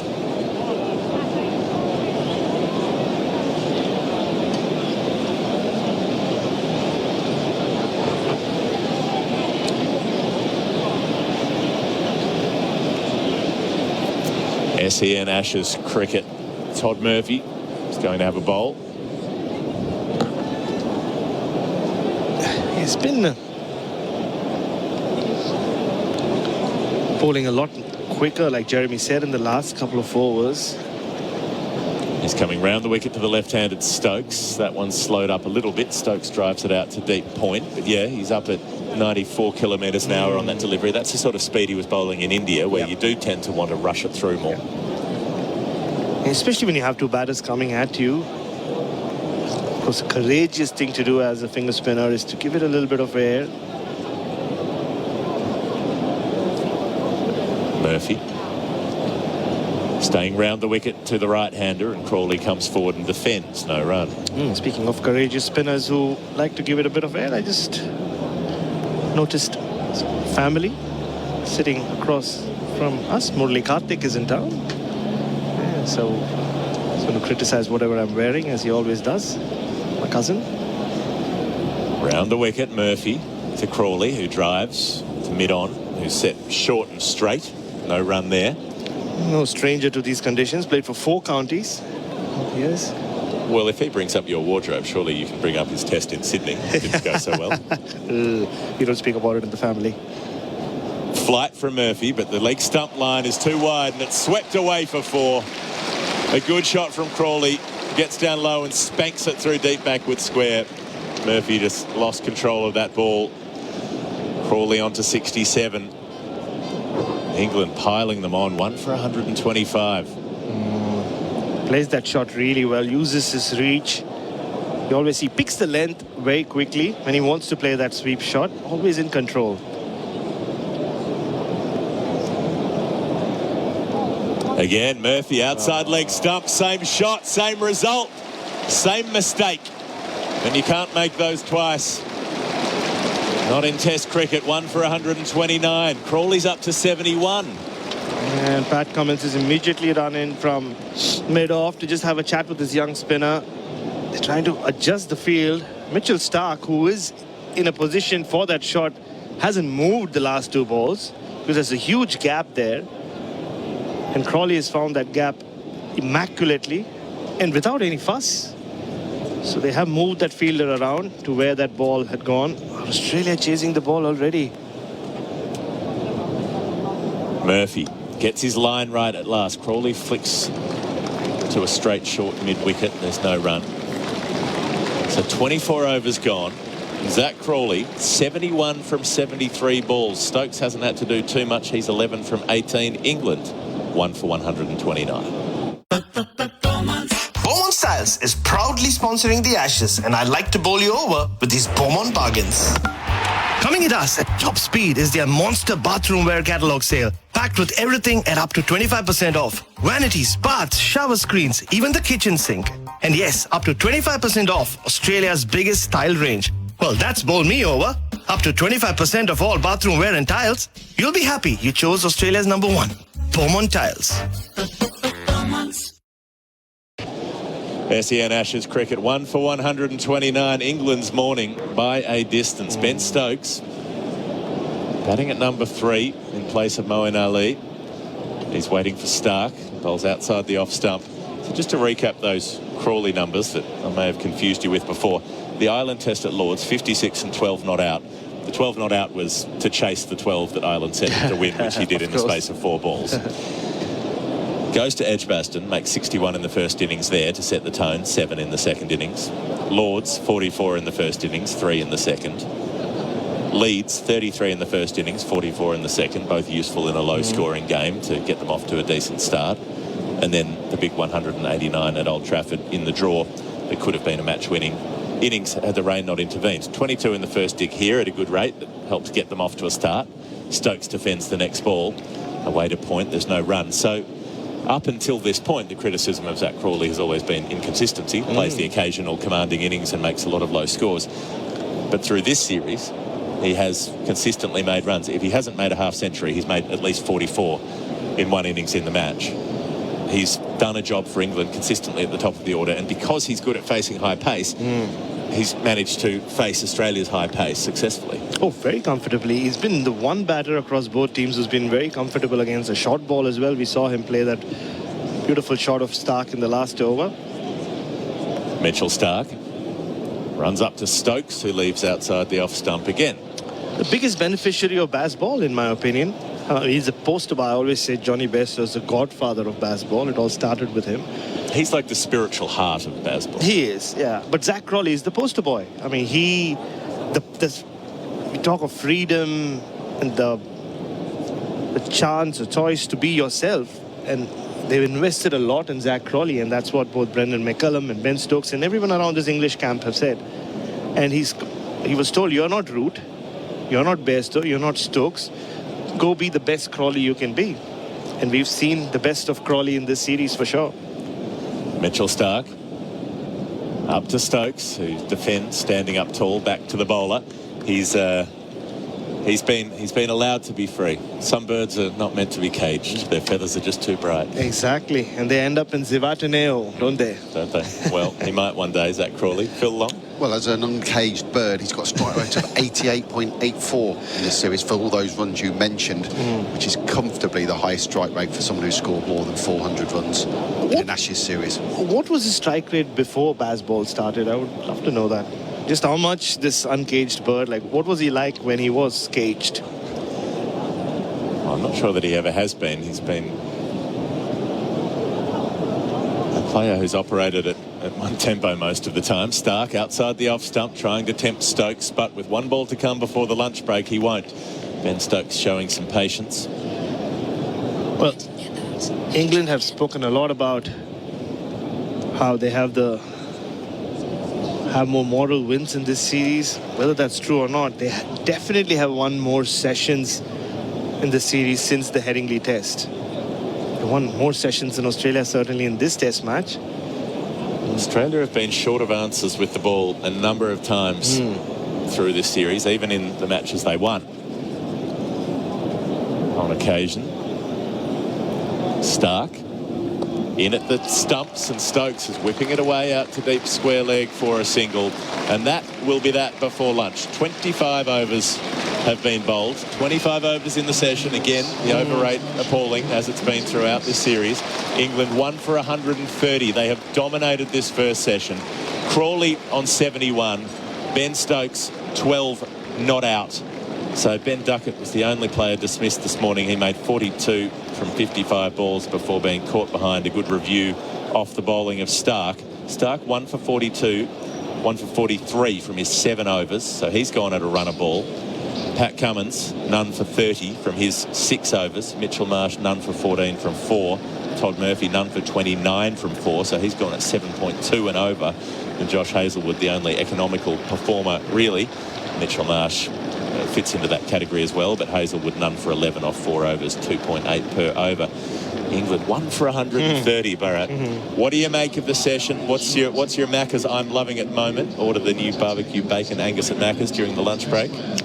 I think you can pick any one of Zach Crawley's shots he's played during yet another influential knock. But Ben Duckett was equally impressive. It was Ben Duckett who got Australia off, or England off to a flyer, took on Mitchell Stark in his first couple of overs. 13 runs came off that first Stark over. Pat Cummins was expensive as well when bowling from the far end. And from that point on, England haven't looked back. They're true to form. They've scored at just over 5 and over. Australia pulled things back with Marsh and Hazlewood to an extent. Todd Murphy, has looked short on answers. Young spinner under extreme pressure.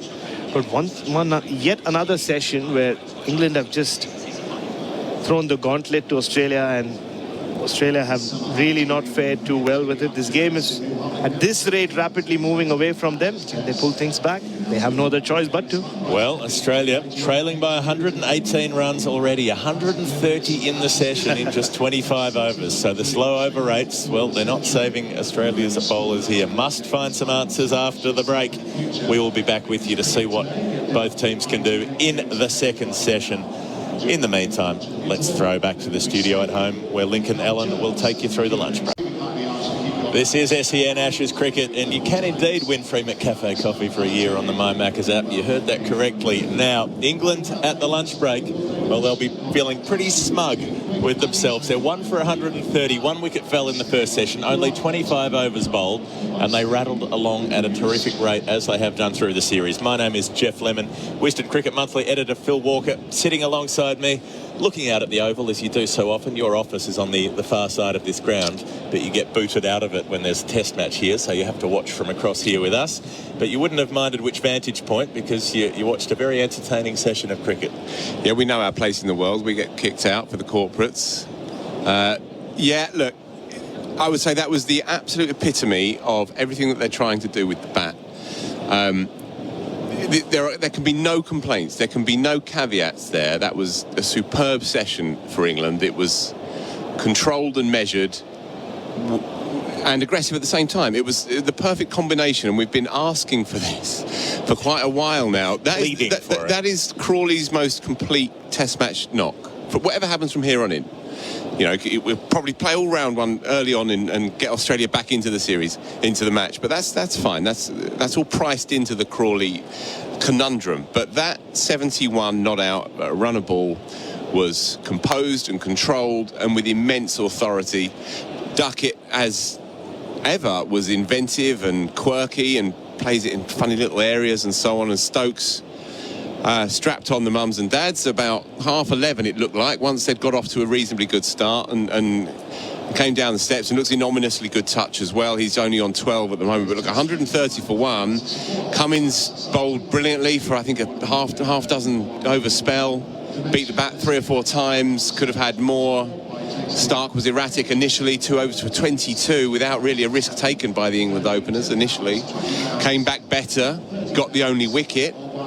But it's been hard yakka for the young spinner Todd Murphy as well, who's a cricketer. Very easy to like him, but it's a tough gig really. And the the pitch at the Oval doesn't spin. It certainly hasn't done it in the last 2 or 3 years. It may do towards the back end of this cricket match, but as it stands, he was bowling right arm round without any real lateral turn at all, right into the pads of Crawley, and he was brutal on it, really, sweeping him for fun, going down the track, opening up the offside as well. It was relentless, really, by England, and while I don't want to be too downcast from an Aussie perspective, I will say that our colleague, the ineffable Peter Lalor, was checking the weather forecast, I noticed, over his shoulder at about 12:30 this afternoon. Now, lightning can strike twice. Well, perhaps it will, and it's a very up and down, as you'd come to expect, but I don't think we would get a full game in from here on in. I think there will be 1 or 2 interruptions tomorrow and potentially Monday afternoon as well.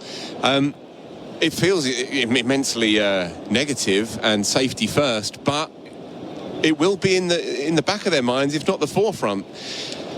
We all know the equation here, and it's not really been in Cummins' makeup, certainly not here in London, to live a little at all. It's looking like he's playing very containing cricket and hoping to get away with this one, but that is dangerous when you're playing against a team so perpetually on the front foot as this lot. Well, what they haven't done is been able to contain whatsoever, because they've had their containing fields, they put their fields back, and England have said, OK, let's just tap ones into the gaps and do that consistently, and we'll still go along at 5 and over. One thing that they've done so effortlessly through the last couple of test matches is score at 5 and over, even when they're not lashing the boundary at regular intervals. So it hasn't had to be high-risk cricket on different occasions. That's the position that they're in at the moment. Could Australia have done more, Geoff? Sorry, do you think, from an Aussie perspective? It's been interesting just how impotent Australia have looked against England with the bat at different times throughout the series. Once England have decided that they're up and going at the bowling, then the Australians have looked short of answers at times, and it's relied on brief periods where they've been able to bring some more intensity to bear. They get one and a couple more go, but so often, particularly with the opening partnerships, they haven't looked like they've had answers. So it's difficult to put your finger on exactly what the reason behind that is. But partly it seems like surprise because other teams don't play that way. You're not used to... The contract in cricket is not to play that way. Yeah, and it's befuddled them, hasn't it? And I mean, that 51 unbroken partnership for the second wicket, and it's been ominously easy. Stokes hasn't had to break through it, he hasn't had to play a shot in anger. Yeah, so look, there's a lot of questions emerging across the course of this day. This was always going to be a huge day for Australian cricket. 22 years, as we know, since they've won a series over here. It loomed large in the morning, and it's not gone their way up until now. All I would say to our listeners is that these games, they wax and wane, and they change direction very quickly, and this is the way that England play, as we saw in the first innings. So, look, 130 for 1 does not make good reading, and it's been a stroll up until now for England's top order. But as long as you've got Patrick Cummins in your side, then anything can happen. 130 for 1 in 25 overs, so they've gone at 5.2 runs an over through the first session today, which seems faintly ludicrous. They started with the most expensive first over of an innings in Ashes history. 13 runs from the first over. So a big welcome to all of our audiences joining us from Victoria, South Australia, Western Australia, Tasmania and the Northern Territory for the first time. Coming to you from the Kia Oval, it's Geoff Lemon and Phil Walker, your correspondents from the ground. England have started with an absolute flurry through the first session. If you're just joining us, they're 1 for 130 at lunch. They lost Ben Duckett, the only wicket to fall, caught behind off the bowling of Mitchell Starc for 42. But Zach Crawley, 71 not out, big 100 in the last match, and he's eyeing off another. Ben Stokes batting at number 3 because Moeen Ali is injured. He's 12 not out. So play will be resuming in a couple of minutes. We'll be with you then, of course. For now, let's take a quick break. This is SEN Ashes Cricket for the Barbecue Bacon Angus at Macca's. After the big game, every sports fan deserves to kick back and relax, and what better way to do that than with a mattress from OMF. Get ready to unwind in style with the ultimate in comfort and relaxation. So, what are you waiting for? Head on over to OMF and check out their game-changing range of mattresses. Shop online or at over 50 locations nationwide, 100% Australian designed and owned. OMF. Where comfort meets sport. Hey, it's Candy here. As a presenter in the world of sport, I see many powerful performances. Now, thanks to Azito, we're helping power your next DIY project. Did you know Azito's 18-volt range is powered by Einhell? German-designed quality, driving, innovation and performance. So you can power over 85 cordless tool and garden products with the same battery. Azito, powering DIYers all day, every day. Exclusively available at Bunnings Warehouse. Hi, it's Shelley Craft. Keep warm this winter with Australian Made. Look for genuine Aussie products carrying the trusted green and gold kangaroo logo. There's thousands to choose from. Whether you're looking for authentic Aussie skincare, merino wool blankets or locally crafted homewares, Australian Made has something for everyone. There's even quality Australian Made fire pits for those brave enough to head outside. Visit australianmade.com.au/winter to find genuine Aussie products.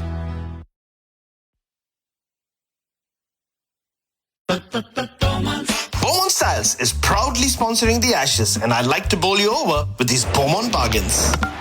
Coming at us at top speed is their monster bathroom wear catalog sale, packed with everything at up to 25% off. Vanities, baths, shower screens, even the kitchen sink. And yes, up to 25% off Australia's biggest tile range. Well, that's bowled me over.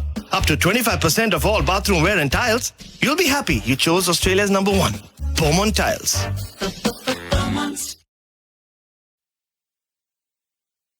Hello, Frank Walker from National Tiles. National Tiles checked and locked prices are more than 20% below market prices every day of the year. Yes, National Tiles are dedicated to helping our clients save money on their tiles every day of the year. Come in store or online now and see for yourself. Proof of National Tiles checked and locked prices on many of our most popular tiles at 20% below market prices every day of the year. So rush into National Tiles now and save. SEN Ashes cricket for the barbecue bacon Angus at Macca's.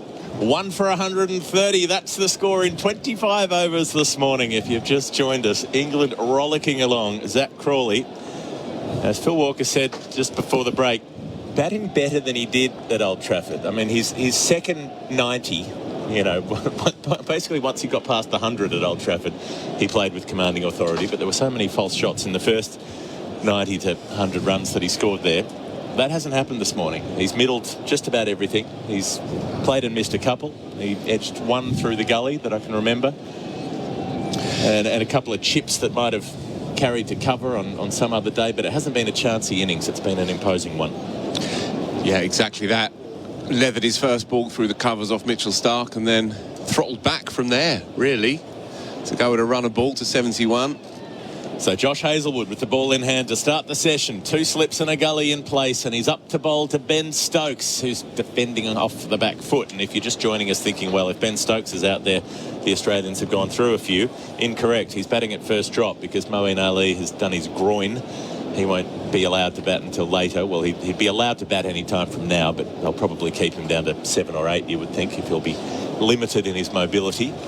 They'll save him unless he's required. And Stokes at 3 can do a sort of job there because he can play technically correctly for a while. He can grind out an innings at times, and he played a couple of good shots before lunch as well. He's on 12 off 25 balls so far, waiting for Hazlewood.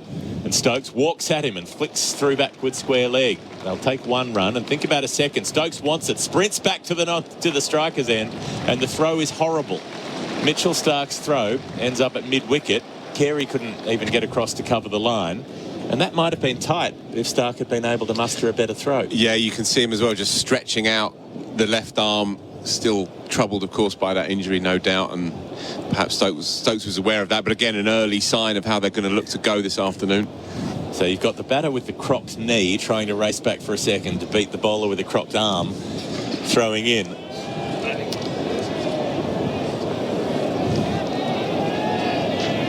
Hazlewood bounces him. Stokes hooks it, top edge. It might carry Starc. He reaches back and he can't hold on to the ball.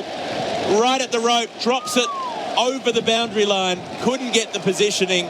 He was having to stretch backwards over the rope. And we saw Stokes able to hang on to one yesterday that he threw back into the field of play. Starc The balance wasn't there. That one carried him by maybe just another foot or so right on the boundary line. But had he been in better position with both feet parallel to each other on the line and stretched back, he might have been able to flip that back in. Instead, he turned his body and the momentum carried him across the line. Yeah, he's at 45, right on the boundary. Hazelwood up to bowl to Stokes again, who's defending.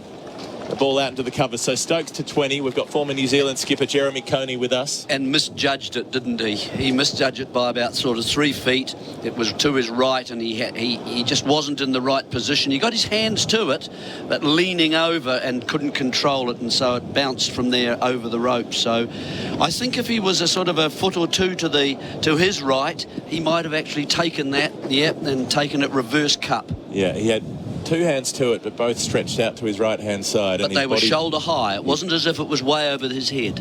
Hazelwood pitches up and Stokes defends, so you have to call that a chance. It's cost them the 6 runs as well because he wasn't able to even tap the ball back into the field of play. It spilled over the rope.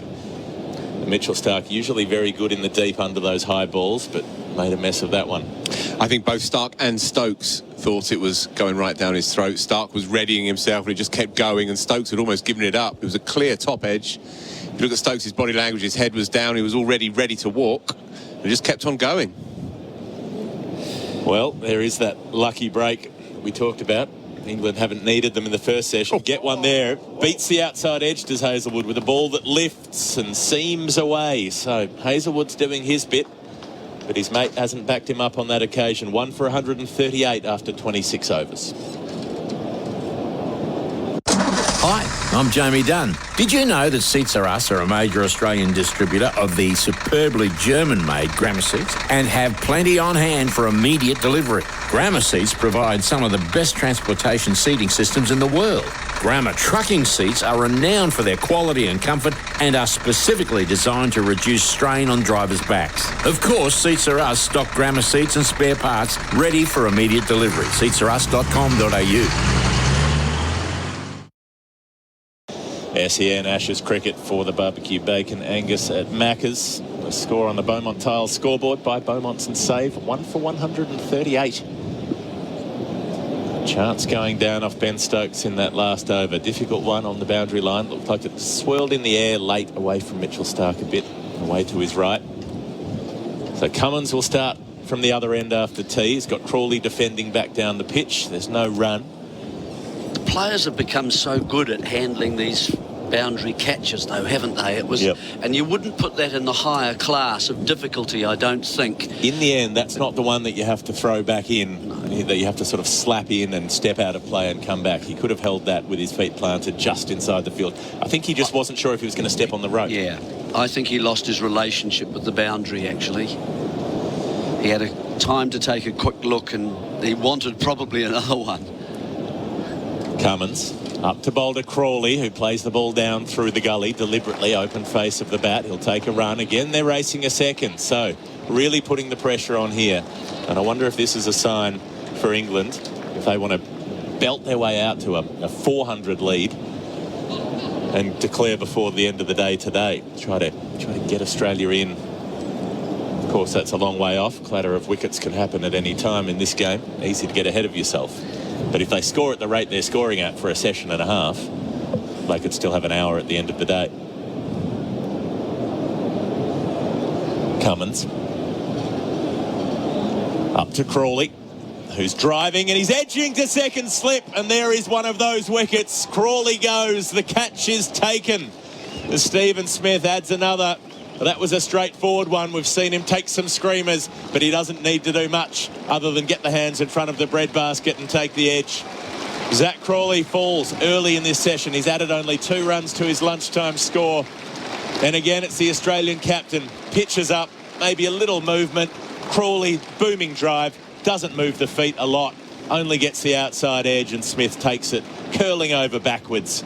And England 2 for 140. Well, it's a new brand of cricket, of course, we know that, but same old things keep happening, and a wicket coming after another break, whether it's drinks, in this case it's lunch, and you know, once again it's been hung outside the off stump by Cummins, and a big booming drive that you're really not quite to. And if you don't get it exactly right and it goes away to the boundary and everyone applauds, you do run the risk of edging it. That went straight into the basket, the bread basket, the ample bread basket of Steve Smith. Yeah, look, Steve Smith doesn't drop them. One of the all-time great slip fielders. It's a Crawley-esque shot. The only problem that I would have with it, Jeremy, is that he lost his shape on it. And the top hand gave in a little bit and the bottom hand came through. When he's playing well, that top hand guides it through the offside. It just wasn't really there, but then it often isn't. And he still plays the shots, you know. It's all priced into the Zach Crawley story. Still 480 runs in the series for Zach Crawley.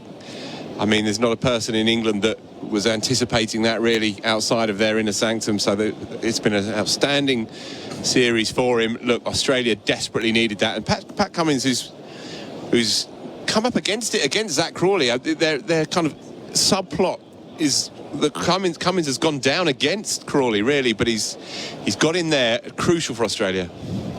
Well, Joe Root in next, and Cummins has a great record against him. Root defending.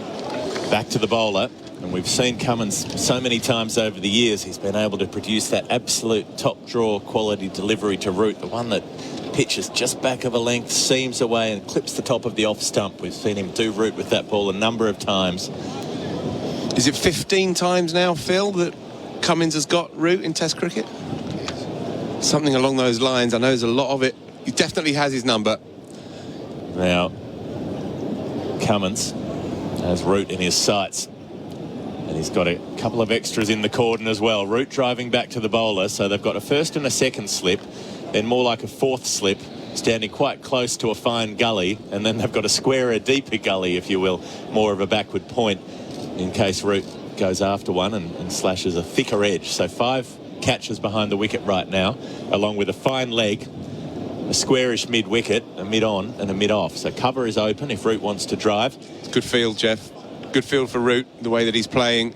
Loves to pat the ball on the head through backward point, so no room to do that. He'll have to drive if he wants runs off a fuller ball, or scoop, I guess. He stands up tall and defends the next one. Just on our stats as well, by my count, that takes Steve Smith level with Graham Smith on 169 test catches. So from how many games is that, Geoff? That is for Steve Smith from 102 tests, Graham Smith from 117. It's the end of the 27th over. It's 2 for 140. It's Tyre Power's big winter safety sale. Get better grip and a safer drive this winter with a new set of Falcon Eco Run tyres from Tyre Power. Right now, you can buy 3 and get 1 free on Falcon ZX ZE310R Eco Run tyres for passenger and selected SUV vehicles. That's buy 3 and get 1 free on selected Falcon tyres. But only at Tyre Power and only until the end of July. Get the power of a safer drive this winter. Visit tyrepower.com.au or call 13 21 91 for your local independent owner. SEN Ashes cricket for the barbecue bacon Angus at Macca's. This is the 5th test, England versus Australia, live from the Kia Oval in London. Josh Hazlewood starting a new over, running in to bowl to Ben Stokes, who hops up on his toes and plays the ball down into the gully. You can text into us, of course, at SEN Ashes cricket 0433 98 11 16 in Australia, or 8833 in New Zealand, as Jeremy Coney knows better than anyone.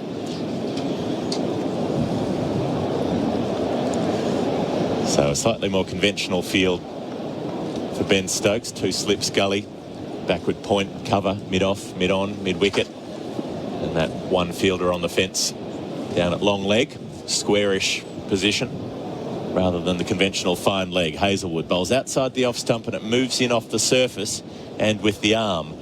So getting a little something out of it. It's good from Hazlewood, bringing the angle back to the left-handers off stump like that. I do, I hope that the Aussies pick up a little bit. They've looked very flat, I'd have to say. Right from the start of this series, were England underdone? You had people at the IPL, about 4 of them at the IPL. You had injuries with Wood. You had injuries, I think, with someone like Bairstow, of course, still coming right with Brook.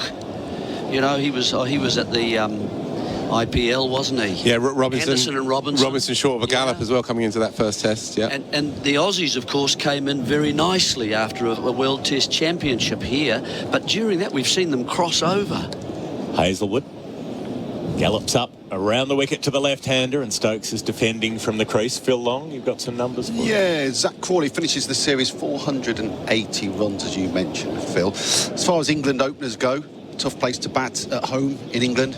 In the Ashes, that's the sixth highest he is.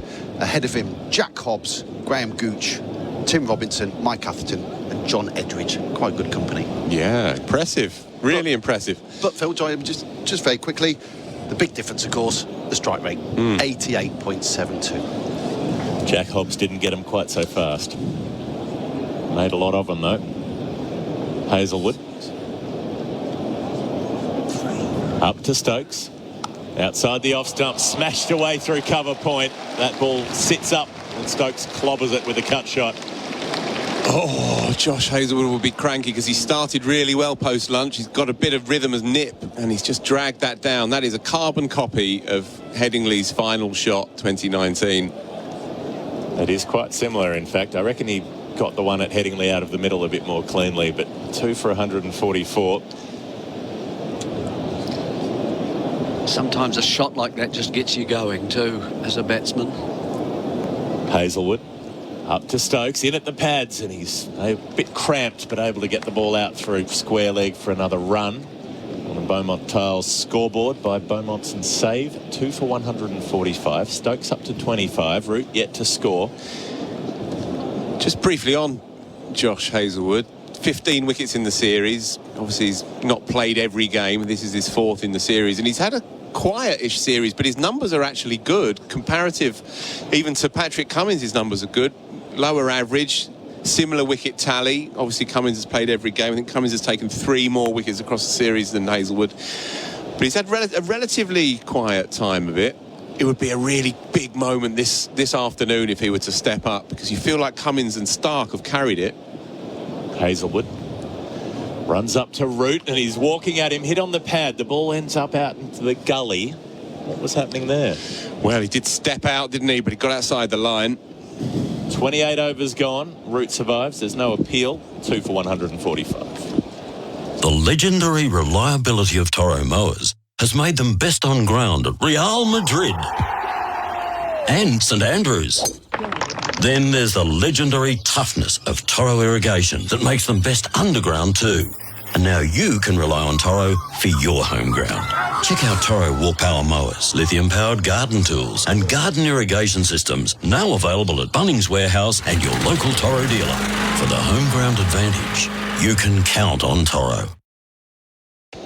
SEN Ashes cricket for Henley. Brand new Henley completed homes in Bonnybrook from under $600,000. 2 for 145 is the score. Zach Crawley, millionaire batting, came off again, made 73 in quick time. He's put England in this position where Stokes and Root can try to press home the advantage. Australia looking for a way to claw back. Cummins round the wicket to Stokes. Will get a run off his pads down to fine leg. 2 for 146. Phil Walker has said farewell for the time being. The Australians' chief cricket writer Peter Lalor joins us. You've been beer editor. You've had an eye on the weather forecast, I've heard. Have I? You were spotted during the lunch break looking up the weather. Yeah, I just thought that it looked like it felt like there was a bit of rain in the air just at lunchtime, and there was a bit. There was 30 to 40% of rain. You can laugh sitting up here in your air-conditioned box, but I'm in the overflow suite, out sitting in among the crowd. Man of the people. Dodging pints of beer. And, yep. No, it's not like that at all. It's quite very similar. well-behaved crowd here. Cummins, he'll go over the wicket to Root, who's cut in half. He's struck in the breadbasket. That's uncomfortable. And Joe Root wanders off and catches his breath. Cummins, no niceties there. Cummins just walks up and picks up the ball and throws it to a teammate. Does not inquire after Joe Root's health. Struck him in the solar plexus, I reckon. Yeah, up in the ribs. Nasty ball. Just got in a bad position, didn't he? Closed off so much that he couldn't get the bat actually round his front leg to get out to hit it. and just had to take that on the body, round the hip area, just above the hip area, lumbar. Fiery stuff from Cummins. Well, Australian captain knows it's on the line here, doesn't he? Has to remove these too. They're 134 ahead already. Cummins to Root, who walks at him and plays the ball back down the pitch. So a couple of times he's left his crease route to the faster bowlers. Very important contest between these two here now. I mean, Root is such a good player. If he does get in, to have all these hitters like Stokes and Brook, you know, all around him, and Bairstow coming in later, this could be, and Root just anchors that all the time, scoring run after run after run. It's the way they want to do it. Stacked cordon we mentioned before, unorthodox styling. Short ball, Root pulls it. He'll get runs here. Hazelwood running around, can't get there. Doesn't even really try to get there in the end. That was a slow pursuit from Hazelwood, who's looked a little tired out there. You might have seen a different fielder sprinting to try to cut that off. Hazelwood gave it up almost as soon as the shot was struck. So 4 runs for Root to get him going. 2 for 150. It's not quite high enough, and well played by Root. He goes well back in his crease and is able to get the bat high enough. Now, I don't understand this. They've changed the field already, so they've got Hazelwood still at fine leg, and they've put Travis Head out 3/4 of the way back at backward square leg. So Cummins can bounce him again, presumably, although Cummins pitches up and the ball's driven back to him. So you've got your 2 slips, your 2 gullies and your backward point, all in catching, suffocating positions, as though you're going to bowl outside that off stump and deny Root his run scoring opportunities behind square on the offside. Why do you then need to also have the bouncer field on the leg side? I suppose Cummins just wants the option, but you keep the idea in the batsman's head. Here goes Cummins. He's striking Root on the pad too high. The ball skews away into the gully. 29 overs gone. England 2 for 150. Imagine a brilliant blend of tech-powered, human-centric experiences in a Hyundai SUV. Like advanced engine technology to deliver an effortless drive with superb fuel efficiency. Well, the future is here. Hyundai's range of SUVs from the midsize Tucson to Santa Fe and the premium Palisade are available for delivery. Visit Hyundai.com.au or your local showroom to test drive tomorrow's SUV today. T's and C's apply. Imagine that. Hyundai. SEN Ashes cricket for Maccas. Win free McCafe coffee for a year on the My Maccas app. 2 for 150. A year's worth of free coffee would help when the World Cup is on, and we'll be up all night. Trying to follow it along from unfriendly time zones. You're not going? Well, we might go for some of it. Yeah. But it's a long trip. It ends up being about 8 weeks by the time you're out there. And we already spent 6 weeks in India earlier in the year for the Test series. It's a lot of travelling too across India. Big country. Big country, and everything's a flight. Hazelwood outside the off stump, standing up tall. Stokes defends.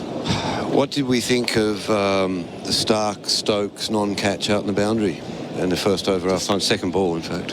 What was the adjudication up here from the experts? I think all of us felt that was a reasonable chance and should have been taken, and that he misjudged the ball. Maybe that it swirled away in the air at the last minute. It would, if it was going to swirl, it would swirl the other way, of course. But it was, it was still at a decent height, catchable height, I felt. If he'd have been on the rope. Exactly, he just lost relationship with that boundary. Hazelwood, and it's Stokes who defends. It seemed more like Stark tries to take the catch leaning out to his right. So if he'd been a metre across to his right, it would have been coming to him for a reverse cup, maybe at about head height, just over the head, and would have been a comfortable enough one to hold, you would have thought. They do a lot of practicing. And he's so out good there on that balcony, out there on those boundaries and those long catches. Stark's so good in the deep generally. They did pick up the wicket of Crawley straight afterwards, so that's the way that cricket works. If you take the Stokes wicket, do you then get Crawley out? Who knows? Hazelwood bowls 2 Stokes, who defends. Well, there's an answer to that in a parallel universe somewhere. There is. We don't know how to get there. If only Jerry O'Connell were here with his little TV remote control to open up a portal. One universe is enough, Geoff. really have to take early wickets here, Australia. I feel the balance of the game has shifted toward England big time. Things have been shifting for a while. Yeah, well, the form lines in this series crossed over at Leeds, didn't they? England sort of moved into the ascendancy. Australia's form's fallen away a little bit. Hazlewood to Stokes, who walks at him and drops a run out to point. Trots away with the shot, 2 for 151. One universe is enough. That's quite a philosophically pleasing concept, Pete. I like that. Don't get greedy. Field swapping over, right-hander, left-hander. So yes, you can talk about the Stokes catch if Stokes goes on and makes runs, but had he been out, then Zach Crawley's facing a different delivery from Pat Cummins, and maybe he's smashing it for 4 and he's going on to 150 again. You just don't know. The absence of the counterfactual, they call it. You don't want to drop Stokes. You don't want to drop any catches on this kind of pitch with the sun out. You don't drop a catch on the basis that you might get someone else out afterwards. That is true. Hazlewood up to Root, and it's a good delivery. Strikes him on the pad outside the line. That seems to be the umpire's adjudication, but Steve Smith likes it, and Alex Carey's running up to Hazlewood, and the body language suggests that they'll go for this one. Talks to Cummins. Has a sense of feeling outside off. Did it, you guys? That's what I from here? Just a little. They'll have a look. I'm a bit concerned there was bat involved, but I wasn't sure if it cannoned onto the bat after the pad, but... 2 sounds, or did you see a... No, just what I see, and my eyes are not to be relied on, Geoff. So let's see what the replay tells us. We'll have a look at the replay for Tyre Power, their winter safety sail. Seam movement, ducking in. Does it strike him in line? Don't think it does. And it's probably bat and pad at the same time, so even if they adjudicate that it's pad first, it's hit him outside the off stump. Does it clip the knee roll? Yeah, it hits the knee roll before the bat comfortably, but it won't be hitting him in line. There you go, that's what I thought I saw. I thought I saw it go from pad to bat, but you guys picked up the line better than me. It'll be umpire's call. So it would have been smashing off stump out of the ground, but the impact is umpire's call on whether it was outside the line or not, which means the Australians keep the review, but they don't get the wicket. That's a nonsense part of the laws for me, the impact outside the line of off stump. I don't think it's relevant anymore. It's tough on the bowlers, isn't it? There's nothing wrong with that ball at all. No. It's beaten the batsman. It was crashing into the stumps. Very positive bit of bowling. You don't need to discourage that style of bowling like perhaps you do with once a pitch outside the leg stump. Yes, the outside leg is a different situation given the negative style of play it could support. Hazlewood bowls to Root. Short ball, he pulls it away. Top edge, it's bouncing down towards fine leg. Got very little of that, and the ball sort of limps away to Michael Neser, who's the substitute fielder out there. They get a run, and Root survives narrowly. They lead by 140 England. The score is 2 for 152. It's Cyber Safety Awareness Month at Harvey Norman, and we're giving you a free $50 cyber safety voucher to use towards any cyber security product. That's right, a free $50 voucher to use towards any cyber security product. Get a 1-year, 1-device subscription to Norton 360 Premium or Trend Micro Device Security Pro for $0 when you use your $50 voucher from Harvey Norman. To claim your voucher, visit us in store. Hurry, offer ends August 17. Available now at Harvey Norman. Offer available in store only. SEN Ashes cricket for the barbecue bacon Angus at Macca's, 2 for 152. Joe Root hopping around in that last over. Cat on a, maybe not a hot tin roof, but a slightly too warm for comfort one. And Pat Cummins will bowl to him right now. Outside the off stump, good channel ball, close to that off peg. Root leaves it alone. Australia should be keen though, Geoff. I mean, they've created chances, haven't they? There's been a dropped catch at deep fine. There's been the wicket taken at second slip. There's been an LBW that was crashing into the poles and they didn't lose a review. They've beaten Joe Root on the hook shot in the last over from Hazlewood. There's enough happening for them to really maintain their interest here. Opportunity is knocking. Somebody has to open the door. It's been Cummins a lot of times before. He could use some support as well. Bowls here to Root, who's getting an inside edge. Ball squirts down to fine leg for a run. 2 for 153, route up to 6. I'm interested in the psychological impact on the other side of England's approach. You work so hard to get a 12-run lead or 11-run lead, whatever it is. That's wiped off in and over. Yep. Within an hour, they've scored what you scored in 3 hours. You've done all this hard work, and they've just thrown their arm out and wiped it all off the table. And you're back. You're not only back to square one, you're back to square -3 or something. You're down the snake instead of up the ladder. Well said. Well said. You might read that tomorrow. Cummins bowls to Stokes around the wicket to the left-hander who leaves outside the off stump. Remember where you heard it second. Print is a more enduring medium than radio. And even that phrase I've borrowed from Crash Craddock. Recycling. I'm saving the planet with my journalism. Hello to Crash, if you're listening, back in Australia. One of the greats of the caper. Absolutely. 2 for 153, the score. He'd have been around in your day too, Jeremy, wouldn't he? Yes. Yep. Yes, Crashes, yep. Cummins round the wicket to Stokes, who's keeping the ball out of his pads as it snakes back in a bit. You might be able to help us. It appears there's been some sort of controversy in New Zealand, Jeremy, during the World Cup. Spanish team has found one of your towns so boring they had to leave. Palmerston North was the offending location. Palmerston North. Have you ever been to Palmerston North? I have. I know I have. Passed through it. I bought a lime-flavoured milkshake in Palmerston North in 2016. I've been to Waikato. It'd have to be too well. Cummins, short ball, pulled away by Stokes, gets plenty of it. Travis Head back at fine leg will keep them to a single. The lead's up to 142. I went to Waikato once. So Palmerston North would really have to be pedalling to be... Is this being broadcast in New Zealand? Yes, of course it does. Oh, well, I've got a shovel in my hand. I'll keep digging. SENZ is a big part of our network, Pete. Hello to all our listeners. Hello to everybody in New Zealand and everybody in Palmerston North who've got nothing else to do but listen to the cricket. I had no... According to the Spanish football team. No complaints about Palmerston North. Did you like it? Seemed a pleasant place. They seem friendly. The Lord Mayor's offered to take the footy team out and show them the sights. University there. Keys to the city. Teachers' College used to be there. It's not too far from Wellington. No, it's an hour and a half up. Yeah, 2 hours. 2.5. Cummins.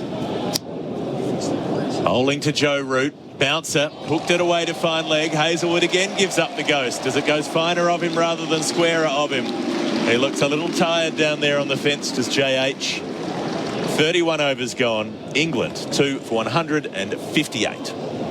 Hey, it's Candy here. As a presenter in the world of sport, I see many powerful performances. Now, thanks to Azito, we're helping power your next DIY project. Did you know Azito's 18-volt range is powered by Einhell? German-designed quality, driving, innovation and performance. So you can power over 85 cordless tool and garden products with the same battery. Azito, powering DIYers all day, every day. Exclusively available at Bunnings Warehouse. SEN Ashes cricket for the barbecue bacon Angus at Macca's. Adam Collins taking up commentary. Pete Lalor with me. Bumble about to jump in as well. Hazelwood away from us. Bowls to Stokes too. Slips in the gully. Leaves alone outside the off stump. So since lunch in the half an hour that's been played, 28 runs and a wicket. That of Zach Crawley. Caught by Stephen Smith at second slip from the bowling of Cummins for 73. Finishes with 480 runs in the series at an average of 53. And we welcome for Red Energy, 100% Australian electricity and gas, David Bumble. Lloyd Bumble, have you been to Palmerston North? Yes, 1997 we played a warm-up game at Palmerston North, and I think we did okay. Did you go out? Hazelwood got the cordon there, waiting for Stokes. Bowls and pushed out to mid-off, no run. I think he's passed me by, Palmerston North. I like Hamilton, and people, the Tron. I think he's brilliant. That's a great Hamilton. Now that's the part of Waikato that I stayed in. You like it there? I do. I thought it was great. There was a strip. All the cars come racing up and down the strip. Open top, old classic cars. Right. Yeah, it's lovely. We had a night out in the Tron in Hamilton during an England-New Zealand, I think T20 series. I think you were there, Bumble, actually. It was about 5 or 6 years ago. Yeah, definitely. As Hazelwood bowls here to Stokes, who defends out to mid-on. And it was a birthday party for our colleague, Fatusha Hantaraja, and we gave it a fairly decent tilt. Yeah. And present for that night was one Ebony Rainford-Brent, who does amazing work here with the ACE charity that she started up, the ACE Foundation commentator. I think she's still in the nightclub there. She hasn't got home yet. She's really? Still, she had that still much going fun. strong. Yeah, There's some famous stories about nightclubs and old cricket tours. Dunedin's a good town. Love Dunedin. Yeah. Love Wellington. A little windy. Most terrifying aeroplane ride of my life in Wellington with the Australian cricket team. Small plane. Hazelwood has got 2 out for the short ball for Stokes. He's taken it on and been dropped once this session. Defended into the onside no run. I say dropped. He was caught over the rope by Mitchell Stark. Phil Long? The game Bumble's mentioning, it was against a New Zealand selection 11. Contained some decent players, actually. Adam Perori, captained by Mark Greybatch. Wow. Danny Morrison had a game as well. Blair Pocock and Craig Spearman at the top of the order, who played a few games for New Zealand as well. But a good performance by England. A big 100 for Alex Stewart and a big 100 for Nasser Hussain as well. But I did notice, it says here at the bottom, only 14.3 overs were possible on day 2. Hazelwood bowls and Stokes takes on the short ball. Out to deep square leg, finds the gap, not quite. Travis Head sweeps. Had to race away to his left in front of the Galladari stand. It takes Stokes to 29 with the single, 2 for 159. So plenty of time to have a look around Palmerston North then, Bob. Yeah, I can't remember Palmerston North. Where's the amphitheatre? You didn't meet the mayor, obviously. He was showing you a memorable night. The amphitheatre. Puckapura Park. What is it again? Puckapura Park. Right. New Plymouth. Got Harry Brook next in, feet up, bucket hat on. That's the standard posture for a Bazball waiting to go in next. Hazelwood to finish his 8th over. Tidy so far, bowls to root, forward and clipping in front of square. That is class. Got down to the pitch of the ball with a bit of a shimmy, and deep square leg had no chance. Root to 14 to complete the over, 2 for 163. They lead by 151 on the Beaumont Tile scoreboard by Beaumont's and save. Sustained performance in cricket is more than just one great innings. It's about performing consistently day after day, match after match. Host Plus delivers strong performance over the long term with top returns over 20 years. A top performing super fund over the long term? That's a plus. Issued by Host Plus Pty Limited. Super ratings SR50 Balanced Index April 2023. General advice only. Consider the relevant Host Plus PTS and TMD at hostplus.com.au. Past performance is not a reliable indicator of future performance. Search Compare Host Plus today. We're here for Macca's. Win free McCafe coffee for a year on the My Macca's app. Ever play at New Plymouth, Bumble? I did in 1976, which was the centenary test in Australia. We hopped over and played 2 sort of charity exhibition matches arranged by Fred Truman. Fred Truman, that deep into his life, still playing. Here is Cummins, new over to Stokes, pushing into the onside. Gets 1 to mid-wicket. He's into the 30s, 2 for 164. What was he bowling these in that era? Well, you know what they say about a player who loses his nip?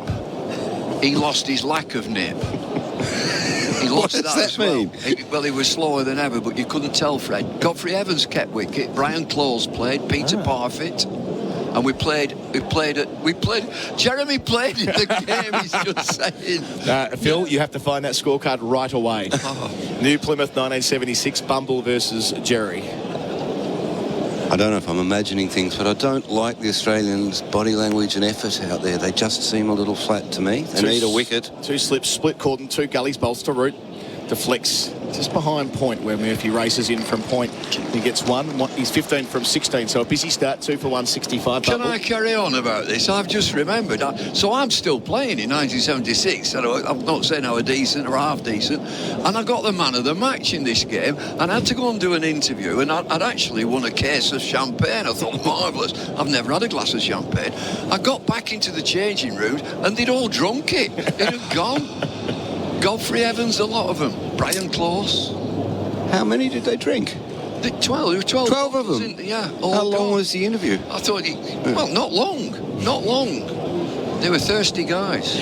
Cummins from the pavilion end, bowls the Stokes over the wicket. Swing and a miss, a slash more than a swing. It's back of a length, tried to force it through point. No contact made, extra bounce there from Cummins in his 10th over. You had to settle for a Stein Lager, did you? I was very disappointed. I know that one. I know we travelled by car. Once we got there, we were in a number of cars. Great fun. Wonderful fun. That previous ball from Cummins was a no ball. Imagine that found the edge. Wasn't far away at all. Watching the replay back for Tyre Power, winter safety sail. Really zipped off the surface. So 2 slips of gully, deep backward point. 2 out on the leg side as well. Cummins delivers and Stokes plays off the inside part of the bat. Quick single, Cummins collects and throws to the non-striker's end. Stokes is through. Athletic fielding from Cummins.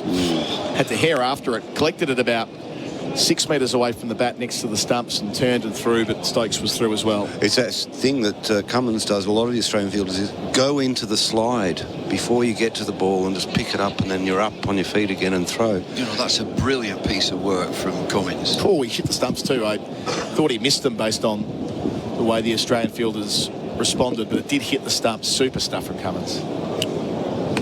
So they've got the split cordon for Root here, Bumble. We saw that in the first innings. They instead of a 3rd slip, they've got like a 4th slip next to Gully to cut that shot off for Root through the cordon that he did chop on when trying to play at a fraction finer. So they're bowling to something of a plan here, even if Root has got off to a flyer. Cummins to him here. Root defends into the onside. Easy single. No one at mid-wicket. Root 16, 2 for 168. I think so many Premier batsmen have taken that shot from Kane Williamson. Kane Williamson would just let it come so close to his body and let it slide down the bat to 3rd man. And I think that Root has watched that, and he plays it a lot. And so that's the sort of field that you would get, try and block him off at 4th slip, fine gully. Yeah, it's no more than a deflection when Root plays it, often off the front foot as well. All-round player. Australia's struggling to stop those short singles. This field. Yeah, we've got the 3 sweepers back, 3 in the cordon. Cummins bowls to his opposing number Stokes, who defends back down the pitch. No run. Stokes, who walked out at number 3 today, which is most unusual for him, but it has provided pause for thought about how they might set up in India, Bumble. I mean, I think we assume Moeen won't play overseas, and the consensus is he won't travel. No, he said he's not going to play. So that means that England are, theoretically, they've got Ollie Pope to slot back in, don't get me wrong, but that would be interesting if Stokes can't bowl seam up consistently anymore, whether there is a life for him further up the list. Well, it's been talked about, definitely. He's got the equipment. Cummins to finish his 10th over. And Stokes plays again, just behind point, off the front foot, opening up the blade the way that Root does pretty well too. Gets a couple. Stokes to 33 with it. The lead jumps along to 158 at the end of the over. England 2 for 170 on the Beaumont Tiles scoreboard. By Beaumont's and save. Knock, knock. Hey, did you sort our professional indemnity insurance? Well, I went to do... Abandoned hope, overworked startup owner. Okay, can I help you? I am the grim renewer, making business insurance pure agony. Confusing jargon, bad customer service, negotiation. It's all done. What? Impossible. I went to bizcover.com.au, compared policies from top insurers and saved a bunch. No dramas. Who is this BizCover? Only Australia's leading business insurance specialist. Can you leave, please? SEN Ashes cricket for the barbecue bacon Angus at Macca's, just casting forward a little bit to think how England might set up when they go to India for 5 test matches in December and January. Bumble, you make a good point that Ollie Pope is the vice captain. There are other contenders in the championship as well. Josh Bohannon, so I'm talking about Lancashire players here. Yeah. I'll mention another Lancashire player who's the left-arm spinner who doesn't get many wickets, but he's in the team, Tom Hartley. Yeah. Why would they think about him for India? He's very tall and he drives the ball into the pitch. He doesn't bowl flight, he just drives it in there. So that's, I think, what they would like. He also gives it a tap with the bat. He overtook Matt Parkinson, who was England's second spinner for a long time. Parkinson's been at Durham on loan, over to Kent next year. Marsh starting a new spell. 2 in the cordon to Root, who hooks. He hooks everything these days, Joe Root, down to fine leg for 1. He's 17, 2 for 171. That's been a feature of his play, Joe Root, throughout this series. You bowl short at me, I will hook you, be it forcefully or at least for 1 down to fine leg. I think it's good that he can play this gentle pull shot. It's not a full-blooded shot with 2 players out on the boundary at deep backward square and fine leg. He just lets the ball come and gives it a tap, and it just goes down. Always goes down. Just on Bohannon, he went to Australia and made 100 for England A a couple of years ago. I think we were doing a game together, Bumble, for telly when he made a Roses 100 2 seasons ago, which felt like a test match. There was a lot going on in Division 1 that year. So he feels like temperamentally he's got the game for test cricket. nuggety right-hander. Marsh bowls round the wicket. Stokes dance at him and slaps straight to mid-off, but there's a sign of intent from Stokes. Not giving Marsh a chance to settle. 2 balls into his spell. Phil Long? Yeah, Josh Bohannon, third top scorer in the English County Championship Division 1 this year. 888 runs at 52.23. Top of that list, James Roux. I was going to ask about him. Left-hander. 19 years old. Is he? 19. I saw his 100 at Old Trafford for Somerset and played beautifully. He's made 500s this year as a 19-year-old. Marsh ran the wicket, bowls here to Stokes, well in behind. He's got 1,000 runs, hasn't he? Yeah. He has. Can I just mention that I'm like you, I think, Adam, that I watch a fair amount of county cricket. And the one thing that's missing, and you report back to various people in the England camp, he played beautifully, he played so well, bang, bang, bang, never played a back foot shot. Nobody quick enough to knock him back. There's nobody. I didn't see him. He got 170, whatever. Not one pull shot. Nobody putting him under pressure with a short ball. That's what you're going to get international cricket. Yeah, it's rare that pitches are set up for fast bowling in county cricket. It's the way the comp works. Marsh bowls here. Stokes plays off his hip out to deep square for 1. 34 for him, 2 for 172. And I guess Bumble, the fact that there's still room in England domestic cricket for a 70-mile-an-hour nip it around. Every team's got one or two of them. Every team's got one of that. Sort of high 70s. Who just bowl accurately with a little bit of movement on pitches that will allow that little bit of movement. So another guy, Tuesday of this week, he played fabulously well at Old Trafford. Emilio Gay. He's averaging before this match 19 in county cricket, and he looks a fine player. Got a couple there. Ricardo Vasconcelos is the other one that looks a decent sort at Northants. Mitch Marsh bowls reverse ramp there from Joe Root. It was always going to come, and he plays it so well all the way for 6. How many times have we called that through the series? If you don't have a third man for Joe Root, he eyes it off, he ogles, he looks towards deep third and says, that's my space. Goes the full journey. 2 for 178. Joe Root going through the gears, Bumble. Well, it's a shot that he plays. It looks to be slow motion as he sets himself and he's waiting for the ball. The best of modern-day batsmanship right there. Root's 23 from 19. Marsh to him here, outside the leg stump. Catches up with it. 2 full, 4 more. That's a poor delivery from Marsh. Given the treatment, just tickled. It's 27 at the end of the over. Root from 20 balls. Stokes 34. They lead by 170 on the Beaumont Tile scoreboard by Beaumonts and save England 2 for 182. I like to call it a passion. I can be sitting relaxing. I'm spending this holiday locked in. Back then, wasn't worried about me though. In the gym trying to work on my free throw. What's poppin'? Brand new whip, just hopped in. The new Kia Seltos. That's what's poppin'. And yeah, it's got options. The new Kia Seltos. The word is out. Brand new whip, just hopped in. Kia. Movement that inspires. SEN Ashes cricket for the barbecue bacon Angus at Macca's. Bharat Sundaresan jumps in for Red Energy 100%. Australian electricity and gas, and Joe Root has his eye in. He's the guy we don't talk about too much in the Bazball era, but he loves days like this. Well, I told you this morning, I just had this bad feeling that he was due with that beautiful 100 on day 1 of the series. Looked good for a big score last week, but he's looked due, and these are perfect Joe Root conditions. Ball coming onto the bat. He's in full flow. So Stark's been recalled to the attack. His first go after lunch. Coming after Cummins. Bowls here. Stokes first ball clipping out towards deep square towards the Archbishop Tennyson School for 1 along the ground. He's 35.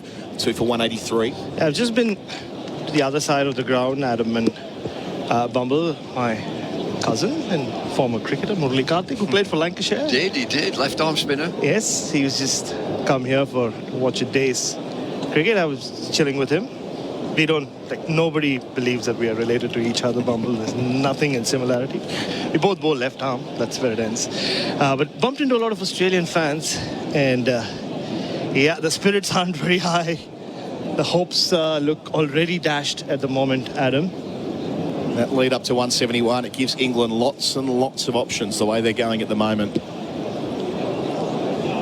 Near enough at a run of ball. Stark over the wicket to Root for the first time in the spell. Root on the leg stump line, pushing out to mid-on, no run. It's fearless cricket from England, from what we've seen. They were neck and neck after the first innings. I mentioned earlier this morning that third innings in a test match, you're always feeling a little bit vulnerable, that you've got to set the pace for the game.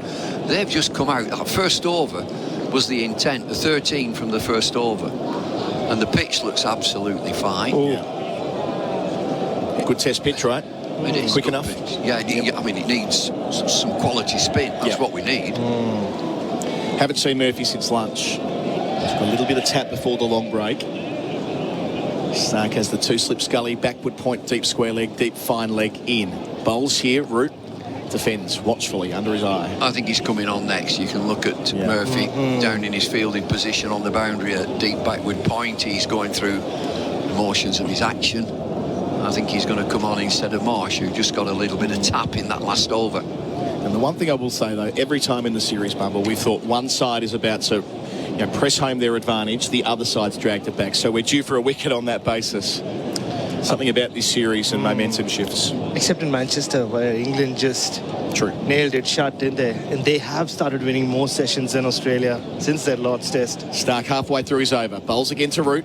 Root turns into the onside. There'll be one to mid-wicket. Quickish shingle, but they're through. Even if it had been a direct hit, I reckon he was home pretty comfortably, Root. He moves along to 28 from 23, 2 for 184, lead of 172. And just speaking to Karthik, who played a lot of one-day and test cricket against Australia, there's a common thread here. Guys who played against the Australian team from the early 2000s. The one thing he kept going back to is, what's up with the body language of this Australian team? Why aren't they? I know they're behind in this game at the moment, but there was this brutality to the body language that the generation that he played against had, and I'm sure we'll get a lot of calls on our radio crosses. That word un-Australian will get used a lot tonight. Yes, that rather loaded word that you get periodically. Two left for Stark here. That's Stokes on the leg stump line again, though, straight to the sweeper. The timing's magnificent. Stokes is seeing it beautifully. He's 36, 2 for 185. I'm with you on body language. In the past, it was always, if you got Australia on the ropes, they would come out fighting. They'd have a real go at you if they were on the defensive. They're not on defensive for too long, but as we see here,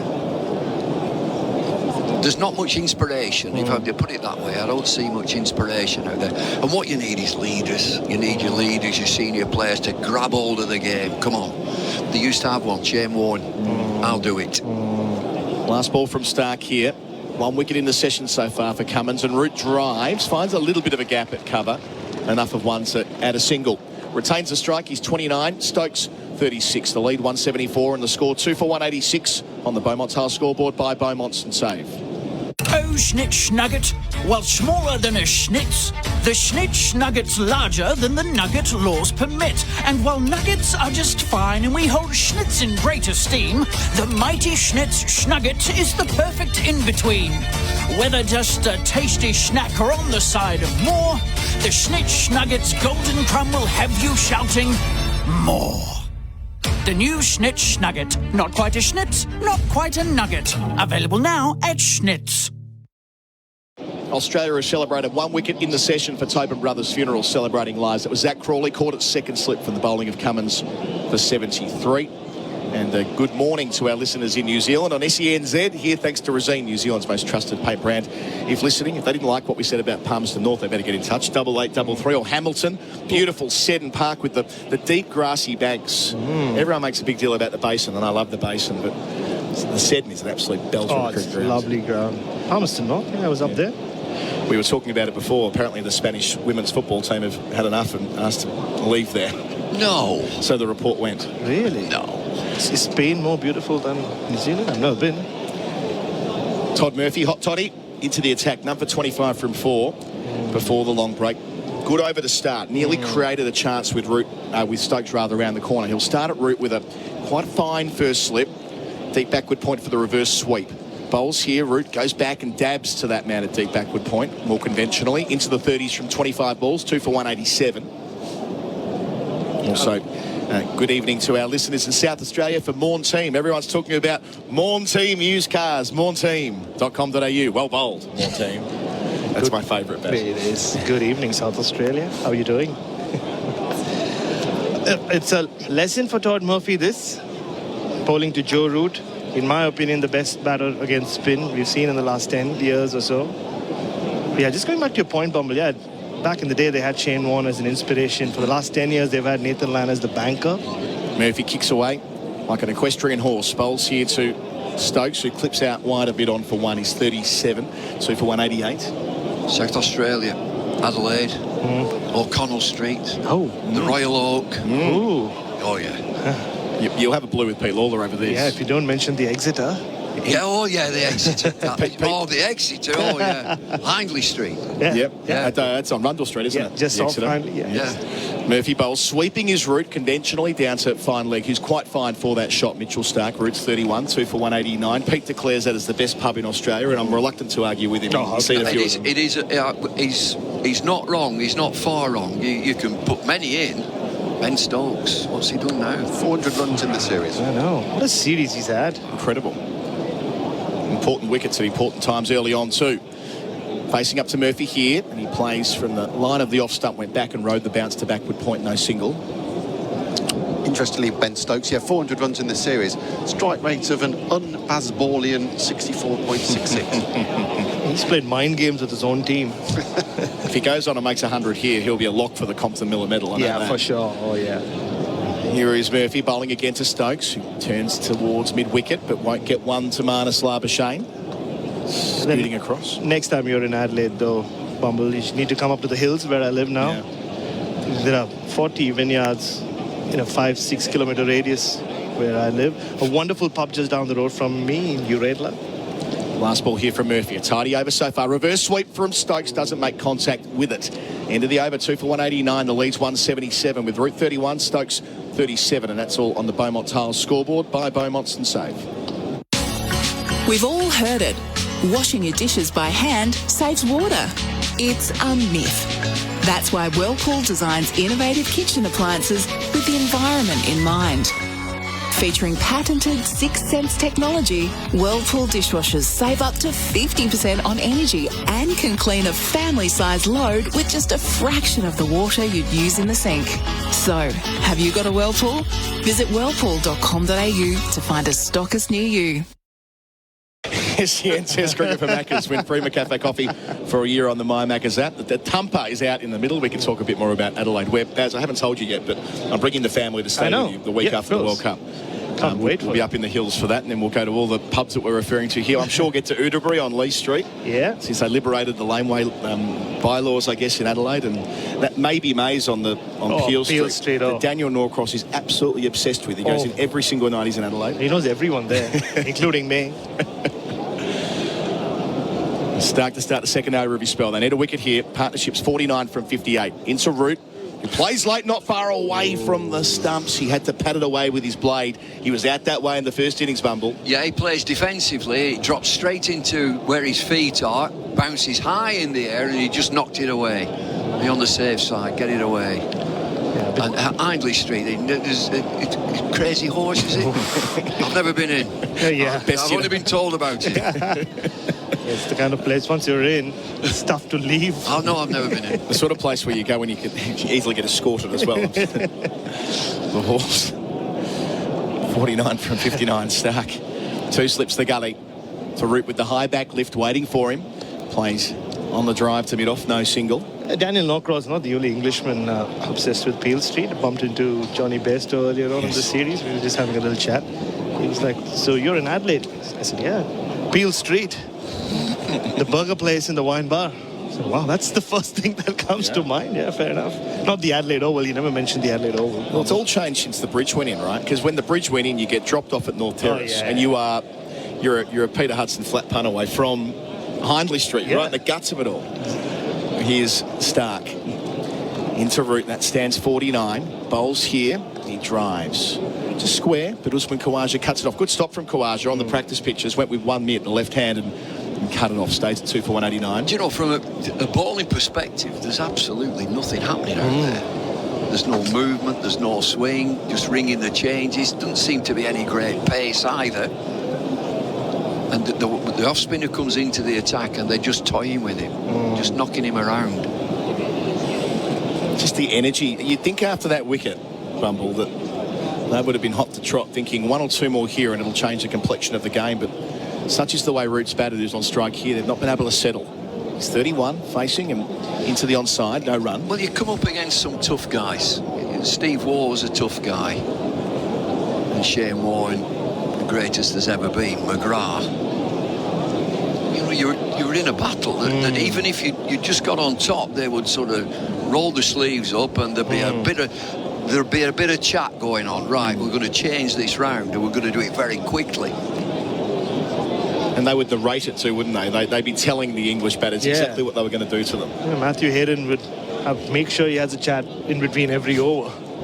Through the stump, like you'd often pick it up on Channel 9, kids. Here's Stag bowling over the wicket. Root takes on the short ball. Lovely shot. Pull shot in complete control of the back foot, as he has been for the majority of the series. Out that way at Lords, but since then, that was the aberration. The 50 partnership is up. They've put on 53 and 63 balls. Root has 35 of those, 2 for 193. Short ball not high enough. Able to control the shot, Joe Root there. There is a fielder at deep square, in front of square, and a deep fine leg. Perfectly between them. I might say before we jump out at the drinks break, 0433 98 11 16, your favourite pubs in Adelaide. Why not? Why not? It's that time of night. Oxford. The Oxford. Could be at the pub. Not quite sure what time it is with a half an hour difference there. Stark bowls and Root drives to mid-off. There won't be a single there. That'll complete the over. It might be drinks. We'll take a look at the umpire. It will be drinks. So, 1 wicket in the hour after lunch. They've added 63 runs. They lost Crawley. Caught by Smith at second slip from the bowling of Cummins for 73 from 76. That was a partnership of 61 between Crawley and Stokes at better than a run a ball. But this pair since have been spot on. They've added 53 and 63. Stokes 37, Root 35. Australia only getting the chance to celebrate 1 wicket for Tobin Brothers Funerals, celebrating lives. There'll be a change in expert after the break with Louis Cameron jumping in for Red Energy, 100% Australian electricity and gas. And our coverage is for the barbecue bacon Angus at Macca's. It'll be Geoff Lemon picking up commentary with Bharat Sundaresan and Louis Cameron after a break. Drinks on the field. Hey, it's Candy here. As a presenter in the world of sport, I see many powerful performances. Now, thanks to Azito, we're helping power your next DIY project. Did you know Azito's 18-volt range is powered by Einhell? German-designed quality, driving innovation and performance. So you can power over 85 cordless tool and garden products with the same battery. Azito, powering DIYers all day, every day. Exclusively available at Bunnings Warehouse.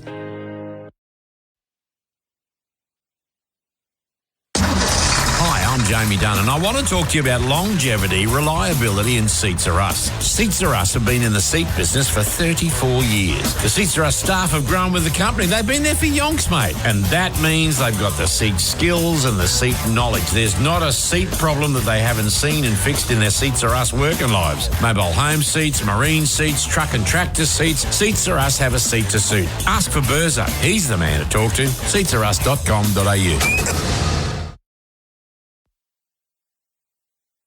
Want to build a new home but need to move in now? Plantation Homes has fixed price completed homes and terraces ready to buy with premium inclusions in the best locations. Get the Plantation Homes everyday advantage. Buy a completed home and move in now. plantationhomes.com.au. Power up your arsenal with Greenworks range of battery-powered garden equipment. With over 20 products available in the Greenworks 60V Pro range, they're all powered by an interchangeable 60V Ultra Power battery and backed by a 4-year tool warranty. Visit greenworksaustralia.com.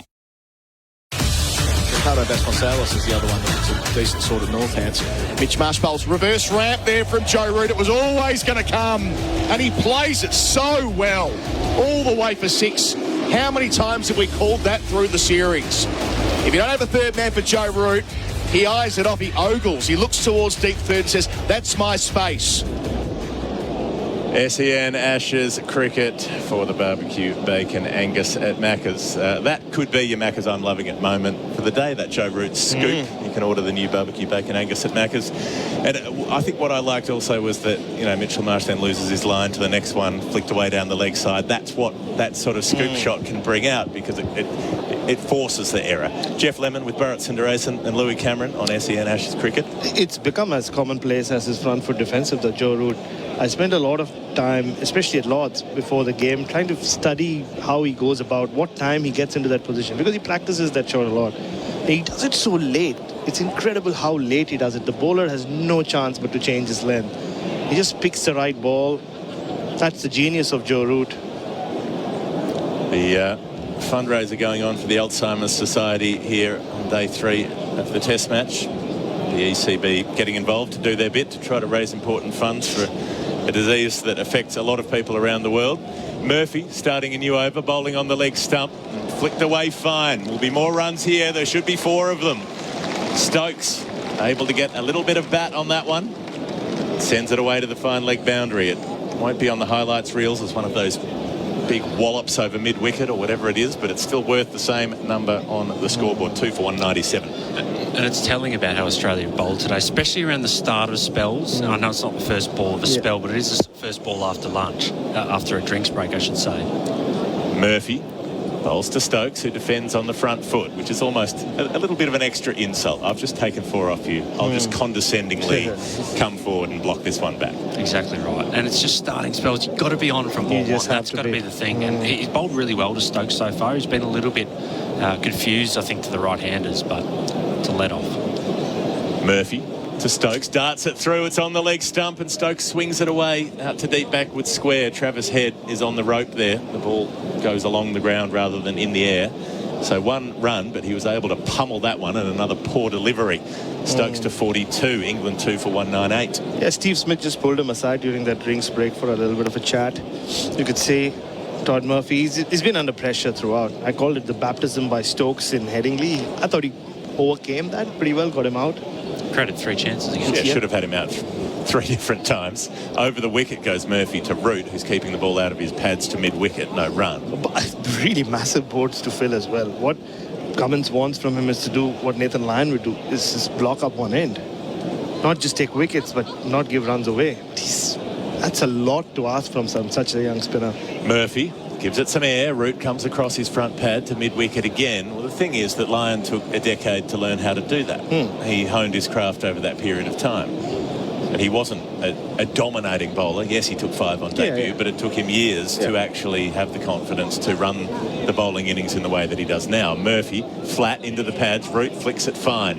He'll just get 1 run with a fielder on the fence. A quick over of spin. 38 of them have been bowled. England have 199 for the loss of 2. Spitwater, built tough and ready in Australia for 40 years with a brand new look and the same rugged reliability. Right now, take advantage of the ATO instant tax write-offs for business. That's instant clean, instant tax write-off, instant job well done. With distribution, sales and service centres located in Brisbane, Sydney, Albury, Melbourne, Adelaide and Perth, and authorised dealers in all major centres throughout Australia. Call 1-800-SPITWATER now or visit spitwater.com.au today. SEN Ashes cricket for Henley. Brand new Henley completed homes in Bonnybrook from under $600,000. 2 for 199. England absolutely purring along. Joe Root had a couple of overs where they were edgy, but what's going on here? The umpire's changing over? Because you have a man who has been posted, Mitchell Marsh.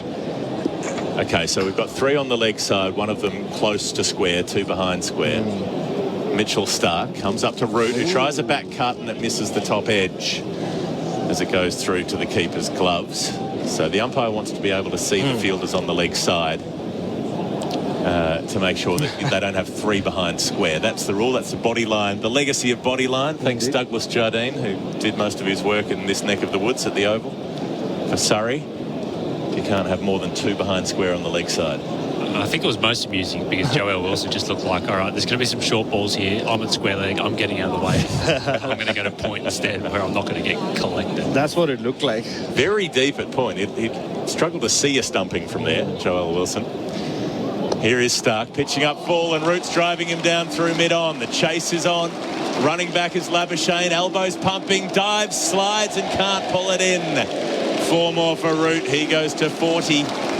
And England past the double 100. They're 2 for 203. They lead by 191.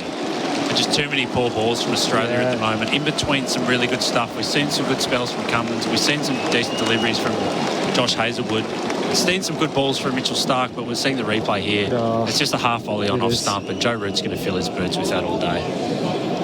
They have been all over the shop at times in this innings, in between those good bursts. Starc, left arm over to the right-hander, and he's trying another back cut, and he bounces it over the keeper. Hard into the ground, and that gets enough elevation that Carey cannot get up there to get a glove to the ball and stop it rolling to the fence for 4. So that's a lucky one. The lead's up to 195. England 2 for 207. And Bharat's rightly pointing at the field, and he's got 3 men back on the hook, and he's bowled a half volley and he's bowled a cut shot. Yes, he's unlucky that bottom edge has gone over Alex Carey's head, but it's not a good ball to the field that he's got. Big gap at mid-wicket. They've got a mid-on in place. They've got a slip and a gully. They've got a deep backward point. They've got a cover and a mid-off and a mid-on. And then they have a deep forward square leg and a long leg. And then a man on the 45 about halfway back to the fence between those two. So a strange sort of field. Starc does bounce him, and Root uppercuts him for 4. One bounce over the rope. Joe Root's taken them apart here at the Oval.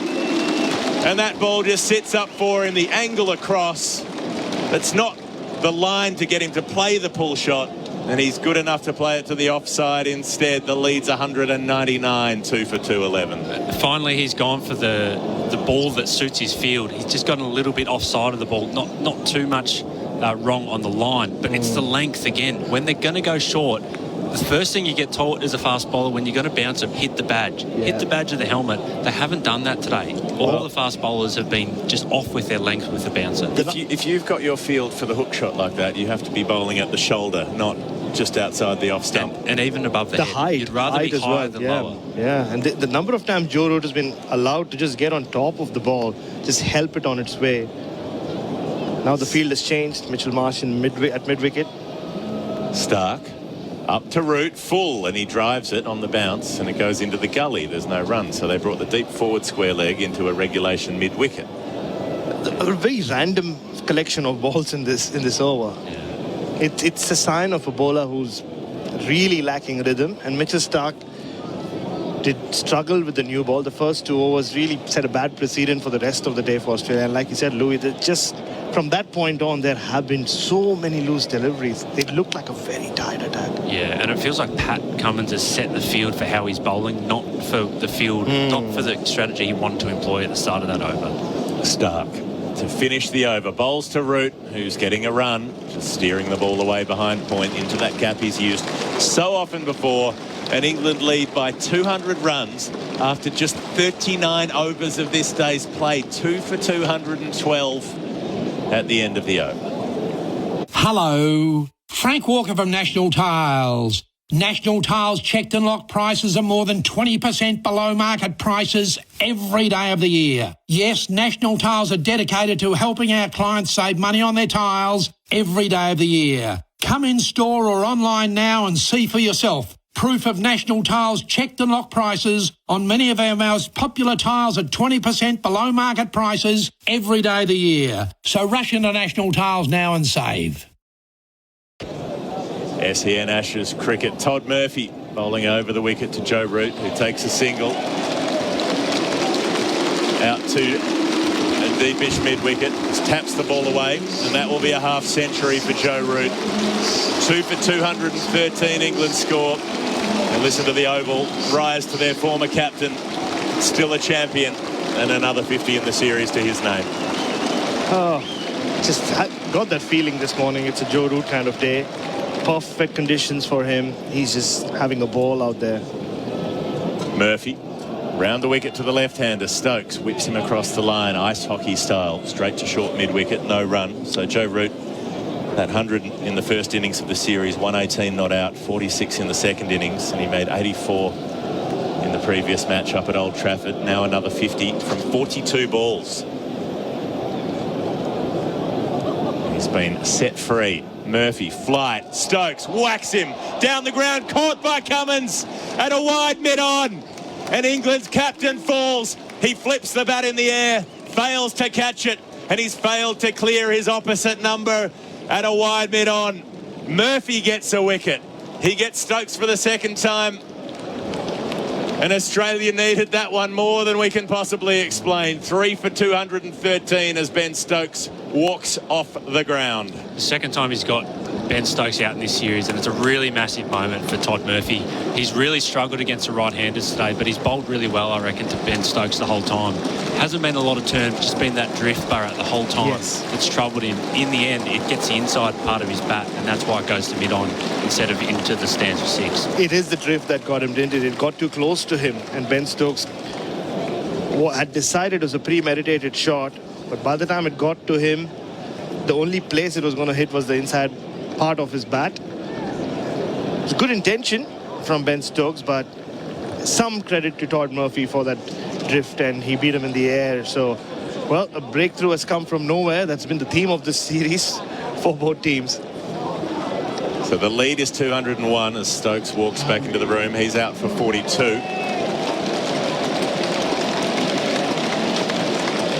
You can hear the applause as Harry Brook comes down the steps. Played so well in the first innings, made 85 when everybody was falling around him. Got a chance, was dropped by Alex Carey, diving across first slip. Australia, this is last chance saloon, really, to be able to take the opportunity here to try to take a couple more and squeeze England's scoring. Phil Long? Yeah, England's success in this innings has been built on strong partnerships, 79, 61, and that last partnership there broken on 73. Significant stand. And lots of advice for Todd Murphy just in that little gap in play after the wicket. Pat Cummins speaking to him, Steve Smith speaking to him a lot. I think a lot of the chat, from what I could tell, was about how they're going to set their offside field for Harry Brook. A really, really good player through the offside, especially against spin. I think they're wondering, how can we block him up on the offside and bowl at his middle and leg stump to try and get him LBW? Yeah, they kept pointing towards the third man area, didn't they, Louis? And now Travis Head is walking slowly in that direction. I'm not sure whether he's going to go all the way back to the boundary. And deep cover in place as well. Usman Khawaja just ambling his way back. Well, they're setting up Usman Khawaja almost exactly to the spot where Pat Cummins was, but it's for a right-hander, not a left-hander. So he's about 3/4 of the way back. At a semi-deep extra cover. Yeah, very unusual. I mean, they've basically got two mid-offs. Pat Cummins is at a straight, short mid-off, and Usman Khawaja is at a wide, deeper mid-off. A little bit of air from Murphy outside the off stump, and he's just able to push it behind point. Is Brook and run through for a single, his first run. So the 66 and the 88 are out there together in Brook and Root. Should be one ball to come in the over. 3 for 214 England.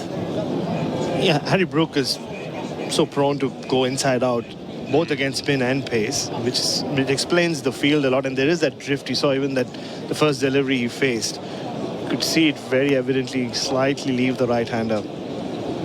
More conventional stuff for Root. Short cover, short mid-wicket.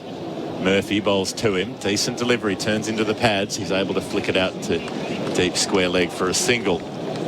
Move England's score on to 215 for 3. There will be one ball to come. And it does kind of make sense with Brook being such a good offside player and Murphy getting more drift than he is turn, that there is more going towards that offside of the ground. So there's kind of more in Brook's favour if he wants to hit in that direction. They're thinking, how can we get him to hit to a part of the ground he doesn't want to hit to? Murphy. Down the pitch. He comes and lifts it. Long and strong. And over long on for 6. Well, that was coming up to the commentary box for a minute there. We saw it drop down in front of us. And he's got every single piece of that one as Harry Brook. Hasn't taken long to get going. One single, and then he pops the next one out of the ground. 40 overs gone. England, 3 for 221.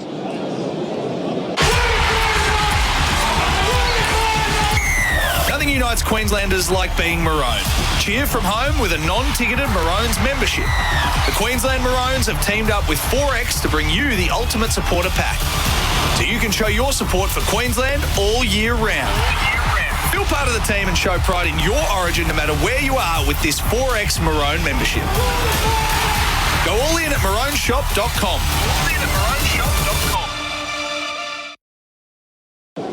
SEN Ashes cricket 3 for 221 on the Beaumont Tiles scoreboard by Beaumonts and Save.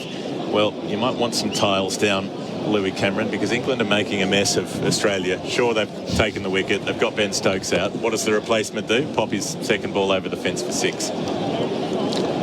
Seems to be some suggestion they're still searching for that ball. Just come back onto the ground. The ball has finally emerged from the stand, so it went.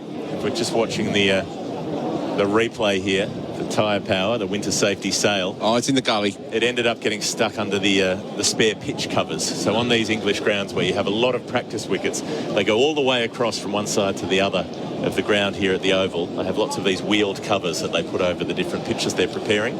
We saw it go under the ones in Old Trafford when Labuschagne was squirming around on his stomach under the covers to find the ball. Well, same again here. Did it go under or did it get stuck in the gutter? I think it might have got stuck in the kind of the water wicking gutter, which is invariably full of water around here. I've seen many balls having to be replaced as a consequence of that. So they've swapped the ball over, have they? I think they have gone back to it because it would have been dry, I think. Although we did get quite a lot of rain this morning, so you would have thought there might have been a bit of residual moisture just lurking around in if there's any chance of changing the ball, I think they will be. Yeah, they might throw it into the gutter themselves. Getting very Tony Gregg there with the residual moisture, a little bit under the surface. What does the weather wall say? Get the keys into the pitch. 40 overs gone. England, they've got the keys to this game. Might have the keys to the city in another day or so. Driving is Joe Root. Hazelwood down the ground gets a single mid-on across to cover off the line. Marnus Labuschagne doing the work again. 3 for 222. So England's position. Phil Walker's just come back in to join us again. Really, from here, pop another 100 runs on this and you should have enough to finish off the game, shouldn't you? As if you're the England team. I mean, it's flat. Not saying they won't try to get more, but... Sure. It's flat, though, and it's flattening by the hour. This is the way of it here at the Oval. Games go this way. You win the toss and bowl, and it gets progressively easier, and it's pretty docile by the end of the game. I've seen many, many run chases here with the team back and forth, taking down 250s, 300s, 350s quite easily. So Australia aren't out of this one by any means. Hazelwood. Off his long run. Bowling to Harry Brook, who's driving at the ball. Straight back to the bowler. The big run chase to 500 in the county. That was down at Canterbury, actually. But we have seen it consistently. I've seen Surrey so Surrey bowl first always here, come what may. And they've taken down many, many run chases. They've won the league last year. They're on the verge of winning it again this year. This is the way that they do it. And what you saw from this pitch on Thursday morning is not the pitch that you're looking at now. Any suggestion of grass is gone. Hazelwood bowls to Brook, who's fencing it one outside the off stump. It beats the outside edge, not by much. So it can feel like you're being pummeled a bit because they keep coming at you. Brook comes in, runs down the track, slaps it 10 rows back. But if you look at the scorecard, 210 for 3 in effect. 210 for 3 on a pitch which is flattening out. So, sure, it feels like Australia on the back foot and hanging in there and staggering, spluttering to the finishing line. But it needn't be like that if you look at it in the round. Hazelwood on his long approach. Balls to Harry Brook, who's defending. Just outside the off stump. Do you know what I mean, Louis? I know exactly what you mean, and I feel like it feels more like that way because the Australian bowlers just looked tired and England's bowlers didn't. I mean, the one person who you could excuse for looking tired would have been Stuart Broad. He's played all 5 tests of this series. Going back to the Ireland test, he played in that one as well. He looked fresh as a daisy. He came into the press conference last night. He was cracking gags. He started the press conference without a media manager, which was quite, just funny in itself because he was so used to these things having a certain rhythm. And they've got 2 fresh bowlers in Wood and Wokes, whereas Australia's bowlers just look like they've been through a long series. Hazelwood comes up now and beats Brook again. Has he taken the edge he's given? Harry Brook is gone. Well, it's 6 and out for him as well. And Hazelwood hits that perfect length, gets that little deck away. And a blow for Australia as this match goes one way and then the other. 4 for 222. Harry Brook's back in the hutch, runs in the first innings. Walking off in the second. Beauty, real beauty. It's held its line, it's nibbled away. He's not really followed it. He's tried to play it from the crease under his eyes. It's a real Jaffa. And Josh Hazelwood, who we were saying earlier, has had a quietish series. It would be a really big afternoon for him if he were to come to the party. It's happening here suddenly. 4 down for 2-10 lead. The game is on again, gentlemen. The game is afoot, Louis. And you know who the most relieved man on the ground there was? Alex Carey. That catch got big on him. It just kept climbing and climbing and climbing. He went fingers down. He probably should have gone fingers up. He kind of got it round about chest height. Let's not forget Pat Cummins got the edge off Harry Brook early in the first innings. Carey put it down. That was a tougher chance, of course. But he's very happy that he's held on to it this time. Well, Johnny Bairstow coming out to the middle. So he's batting at 6. He has been at 7 at other times in the series. This is all part of the reshuffle, the cabinet reshuffle. With a troublesome groin often does cause a cabinet reshuffle, to be honest. Very nice, Jeffrey. Moeen Ali will be down the order somewhere. If and when he comes out, we don't yet know. It feels like an if again. So, I mean, obviously these two can put on 150 in theory, but yeah, look, England are going to need all the runs out here. They really are, because, look, we keep seeing fourth innings run chases going north everywhere around the world. And if you're ever going to want to chase it down, then you can do a lot worse than here. This is a much smaller ground than it used to be. They've cut into the playing area. As Jeremy put it on day one, it's like it's on a slight little upturned tea saucer as well, so it just runs away. This is a perfect ground to chase down big targets. It's a meniscus would be the word we would use. That would be it, Geoff. Bang on. When a drop of water, if you fill a glass of water right to the top and it slopes up, that's the meniscus.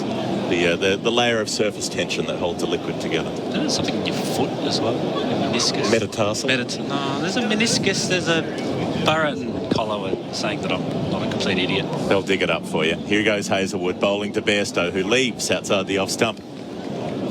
Much like the edge yesterday that Joe Root snared. 41 overs gone. There'll be a change in commentary with Adam Collins to come in. Sorry. No, there won't be. Sorry.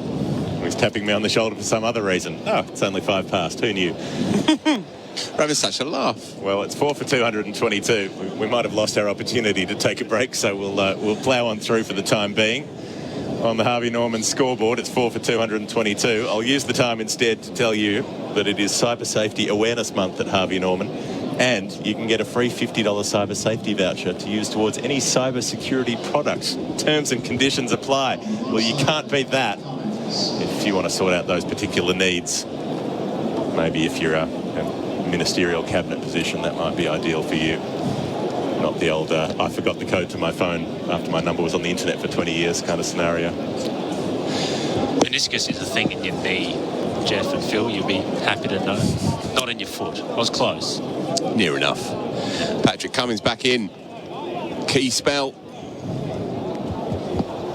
Here he goes, Cummins, coming forward to defend Joe Root on 52. Suddenly, he's got new company. Joe's looked okay in his farewell Ashes innings, actually. He's going okay. I think he might have a chance. What would Joe do instead of play cricket? What would he do? He'd talk about cricket for lots of money and just the box, just up the way here. I mean, he literally said 2 weeks ago, I want to play for another 10 years. And he might be egging it on a bit, of course, but he's born to do this. He'll play for another 3 or 4, surely, won't he? Here goes Cummins, outside the off stump and off the outside edge, past gully. Will he get runs for it, Root? He might even get 4 of them. No, coming around is Travis Head to keep him to 2. But that was not a controlled shot. That wasn't a Root steer. That was just a nick. Yeah, it went down, though. Thickish edge. He played it quite quietly, so it's not too big a problem, really. This is the key moment now for Australia, because we've seen that throughout the series, you go bang, bang, but there's not been a sustained period often, especially with Australia coming up against England, who in the second half of the series have probably found the right kind of rhythm with their own batting. Here's the key, and Cummins has quite rightly brought himself back into the attack for what is... How many has he bowled? 10 today, I think, Phil? Yeah, so 11th over. Massive passage in the context of this series right here and now. Cummins, a couple of slips in position. In and bowling on the pads, and Root's taking another run, might look for another 2. Has to go around the bowler, and that might have just cost him the time. So he decides to settle for the single. England's lead out to 213. the same score that Australia and South Africa made in the 1999 World Cup semi-final. And a good little period for Pat Cummins as skipper, so 2 for 13 the last 15 balls, is seeing the stat on the telly. The fact that he kept Todd Murphy going when he was copping a bit of tap, I think it was a really good strategic move. That brought the wicket of Ben Stokes, and then the fact that he took Mitchell Stark off at the other end. Josh Hazlewood then, as a replacement, comes in and gets a wicket in his first over. He was bowling a much tighter line than Stark, who just saw him. He was speaking to the doctor in that wicket break before, so there might be a little bit going on with him. Cummins up to Bairstow outside the off stump, tempting him. They've got a short cover and a couple of slips. Bairstow leaves alone. Chopped on in the first innings, throwing the bat at one out there. Is he telling himself every ball, don't do that, or is he saying, no, I'll do that whenever I want? Probably the latter. Yep. That's what they do. Look, he's rode his luck a little bit through this series as well. They're just replaying that first innings dismissal on the monitor here, but he got away with a few, didn't he, at Leeds and at Old Trafford as well, a few French cuts past leg stump. Cummins up to Bairstow, who does drive it a wide one, and he'll get a run, race through as he drags it down to mid-off, rather. Didn't get particularly clean contact on that one. 4 for 226. Yeah, having a look at that wicket on the replay screen for tyre power, the winter safety sail. 4 for 226. Bairstow at the safety of the non-strikers end. Might be where England want him for 10 minutes or so, just to settle in. One ball to come in the Cummins over. He's pulled the second slip out now, so just a wide-ish third slip and a first. Put the man at mid-wicket. Mitchell Marsh doing that job at mid-wicket. Cummins to Root, who is playing it just behind square leg. Okay, put someone in at mid-wicket. I'll just make sure I deflect the ball slightly further around the clock face. 42 overs gone. 4 for 227. Good for the game tomorrow? Nah, still trying to sell the car. Give me your phone, let me do it. Yeah, good luck. Car sales, instant offer. Car sales what? Instant offer. You can skip creating an ad, dealing with buyers and waiting for a decent offer all weekend.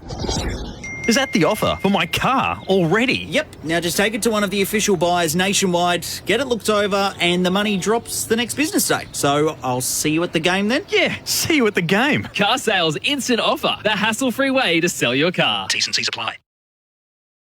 SEN Ashes cricket for the barbecue bacon Angus at Macca's. We're seeing Mo and Ali with the mums and dads on, Phil Walker, which can only suggest one thing.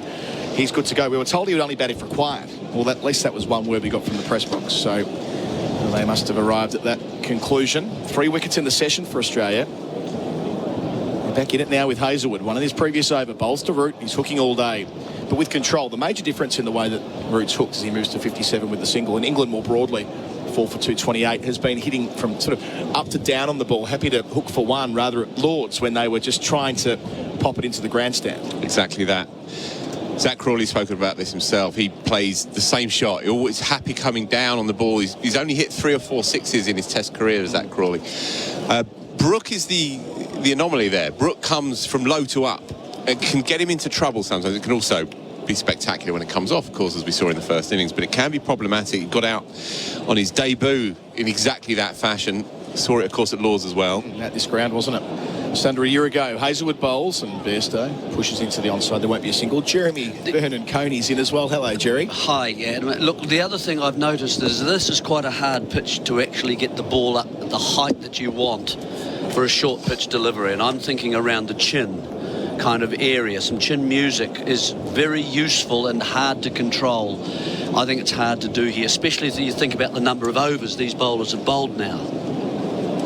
Hazlewood, who in his previous over bowled out Macca's delivery of the day, order via McDelivery on the My Macca's app. In again here to Bairstow bowls, and Bairstow defends back down the pitch. There won't be a single there. But I agree with you, Phil, about this. You get presented with a little opportunity in a game of cricket sometimes, and you've got to nail those chances if you can.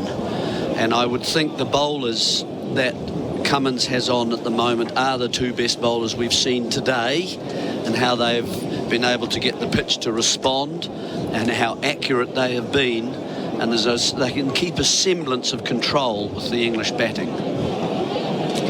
Hazlewood up again. Bowls here, Bairstow. Squared up a wee bit. It spits out towards backward point where Todd Murphy does the fielding no run. And I think Stark comes third behind that. He can bowl a delicious ball to create a wicket, and he has got Bairstow before it crossed from outside his off stump. But I think these are the two that you'd go to for a start. Yeah, he's been good today, as Josh Hazlewood, reflected in the figures as well. Just going at 3.5s compared to 5s across the board elsewhere, and the spinner, he's done manfully, by the way, but going at just over a run a ball. Yeah, they needed Hazlewood today. 2 slips to gully, 2 out for the short ball. Bowls here to Bairstow, who drives through the covers across the practice pitches. Doesn't get all of it, so the sweeper, Todd Murphy, will cut it off. Wheeling around from deep backward point, Bairstow adds a couple. 4 for 230 to lead up to 218. Bharat made a good point before off air that it was a little bit reminiscent earlier today of Australia bowling to India on the final day at the Gabba, and the comparison he made was that throughout the series they stuck with broadly the same attack, and they got tighter and tighter, and India found different ways to score and wrest the momentum away from Australia, having bowled out India for 36 the first time around, of course. So chased down 300 and plenty, right? Yeah, 360 on the final day. With Rishabh. Yep, that's it. Yeah. Indeed. Bowling here is Hazlewood, and Bairstow defends into the onside, and that will complete the 43rd over. Just 43 overs gone, 4 for 230. That one-day comparison remains. Route 57, Bairstow on 3, and that is on the Harvey Norman scoreboard. Beaumont Tiles hits another 6 for your renovation budget, introducing the best value tile range ever. It's called Beaumont Max. How's this? Subway tiles from $30. Yes, Subway tiles from $30 in over 10 colours. 3x6 white wall tiles only $19.95. Floor tiles from $29.95 featuring concrete and marble look. Don't be caught out of your crease. Buy Beaumont Max from Beaumont Tiles. You'll be happy you chose Beaumont's. SEN Ashes cricket for the barbecue bacon Angus at Macca's. We've got Paddo back down the line, Jeremy. He's been doing the rugby union, the Bledisloe Cup tonight at the G.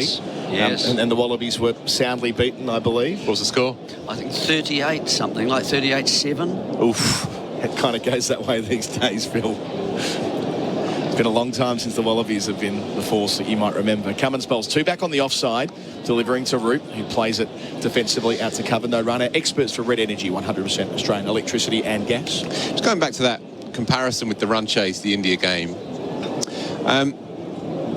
Look at it from the Australians' perspective, right? England don't have a spinner. Okay, they have a very serviceable occasional spinner. Their pace attack have been valiant, but they're knackered.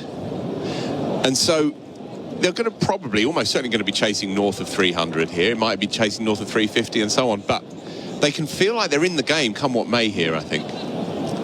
So Cummins away from us. Got the slip in the gully, delivers here and dabbing down to third man as he's done a million times before. Route 57, 4 for 231. Easy single. Just has something brought to my attention statistically, which might interest a few of you. You know how Cricinfo and most statisticians declare 20 innings as the point when you are officially a test batsman. Harry Brook's 20th innings right now. Average of 62.15. He's ahead of Voges, ahead of Pollock, ahead of Headley, and only behind Bradman, for what it's worth. But at a strike rate of 92 compared to, I guess, Bradman's was 59 and Voges 56 and Pollock's in the mid-50s as well. And that was simmered this season, doesn't he? Cummins delivers here and Bairstow cuts through the cordon for 4. There are 2 back for Root in that direction, none for Bairstow, and he makes the most of it. His first boundary up to 7, the lead up to 223 at 4 for 235. It's a good shot, Bairstow. He's outside that off stump again, which has caused him a few problems at times. This is just a normal cut shot, though. It's not a big drive, is it, off the front foot that it tends to get an inside edge to. So a little bit easier for him. So the length was the problem there for Cummins. Just get it up a little bit further. That's about the width.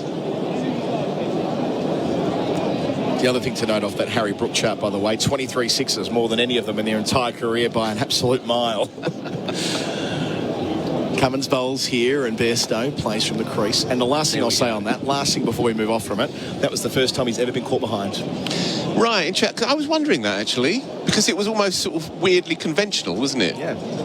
You know, you nibble out there, nick off, stick the bat under your arm, walk off. Yeah. I remember those days. Remember that whole test match, Jeremy, we did at Edgbaston earlier in the series where not a single catch was taken by the cordon? Yes. Keeper laying down his gloves.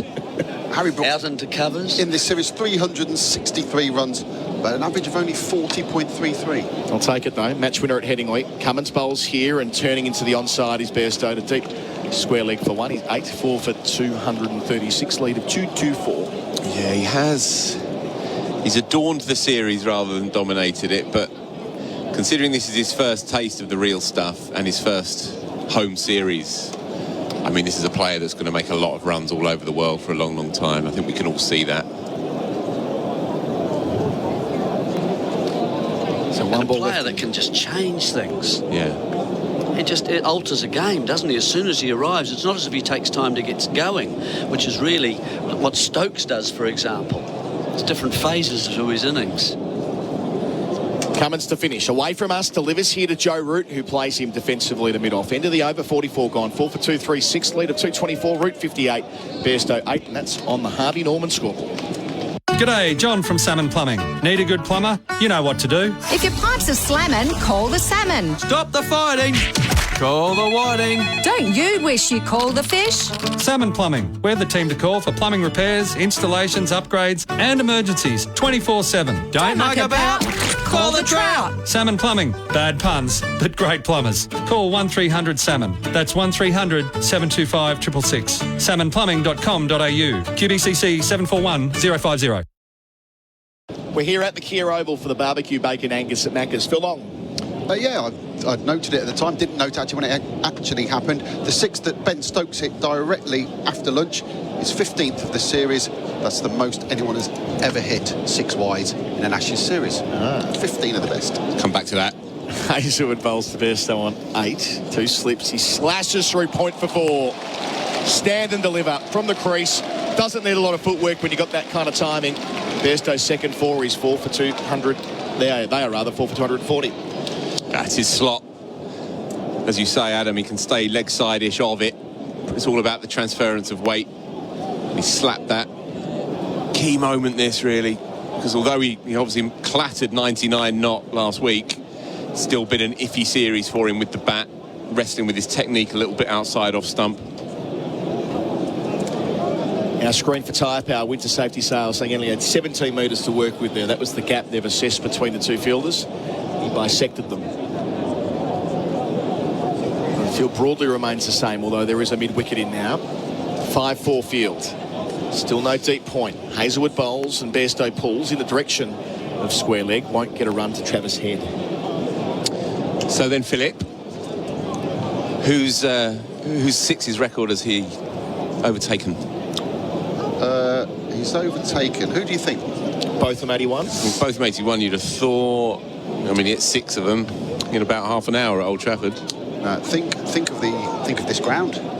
Think of this ground. Ah, KP. KP with 7 of them on day 5 going for the draw. Yep, and Ben Stokes himself hit 13 back in 2019. Hazelwood in, bowls to Bairstow, drives to mid-on, won't be a single. Were you here for that one, 05, Adam? I was not. I'd gone home by then, so I wasn't at the ground. because you were at Lord's for the get-go, weren't you? I was there at the start of the series, but Mr. Denurman, I was watching that with some teammates from the Men's Home Cricket Club up through the night. Glenn McGrath, 2 early wickets on the final day, do I recall correctly? Gets Bell early. Yeah, stunning catch by Gilchrist. Yeah. And the consensus was, well, it's happening. They're going to monster them on the final day, but it wasn't to be. That drop catch before lunch, wasn't it? Worn off Lee. Hazelwood delivers and Bairstow drives to mid-off. Wants one, won't get one. Were you here?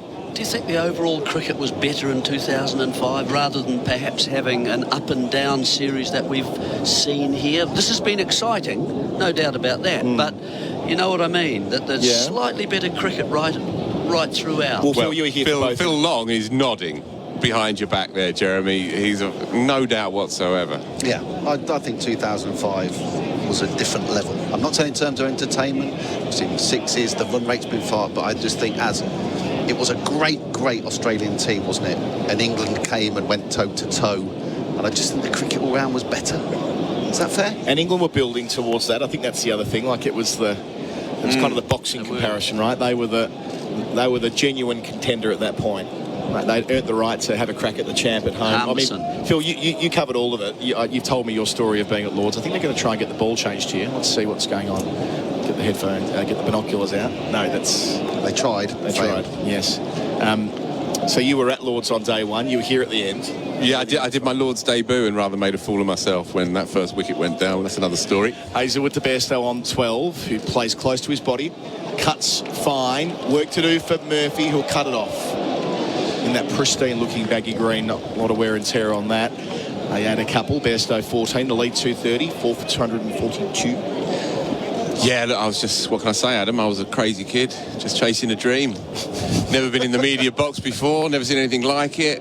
Everyone settled in, 30 for naught. I thought I'd try and read my paper to emulate the grey beards around me. Looked up, Harmison arced one through Hayden's big booming drive, and I went berserk. Like I'd had a few on a Saturday afternoon, forgot my bearings, and I'll never forget. The fourth estate just turned round en masse and looked at me with total disdain. Hazelwood to finish. Bairstow thinks twice about pulling at a short ball well outside the off stump. 4 for 242 the score. Bairstow wants a wide. He's not going to get it. Route 58, Bairstow 14. The lead at 230 on the Harvey Norman scoreboard. The Mission is off to a flyer. He was Queensland's leading first-season sire last season, and he's out to become Queensland's leading second-season sire this season. The sire of Group 3 winner Yellow Brick. It's Yellow Brick in front. It's a first-up crunch in the Guineas. Yellow Brick too good. The Mission stands at Aquas Queensland for $8,800, including GST. For more information on The Mission, contact JD, PK or Penny from the Aquas sales team or visit aquasfarm.com. It's going to be spin from the Vauxhall end. Todd Murphy given another opportunity. He's got a wicket in the session. Pretty big one too. Ben Stokes, when Australia got two in a hurry. Stokes caught it long on for 42, and then Brooks shortly thereafter caught behind for 7. Wickets falling in the session at 140. That was Crawley for 73. And 213 and 222, and this pair have put on a subsequent 20. And we've got about 15 minutes until tea. Murphy kicks off to start his spell. Got the slip in close. Bowls to Root.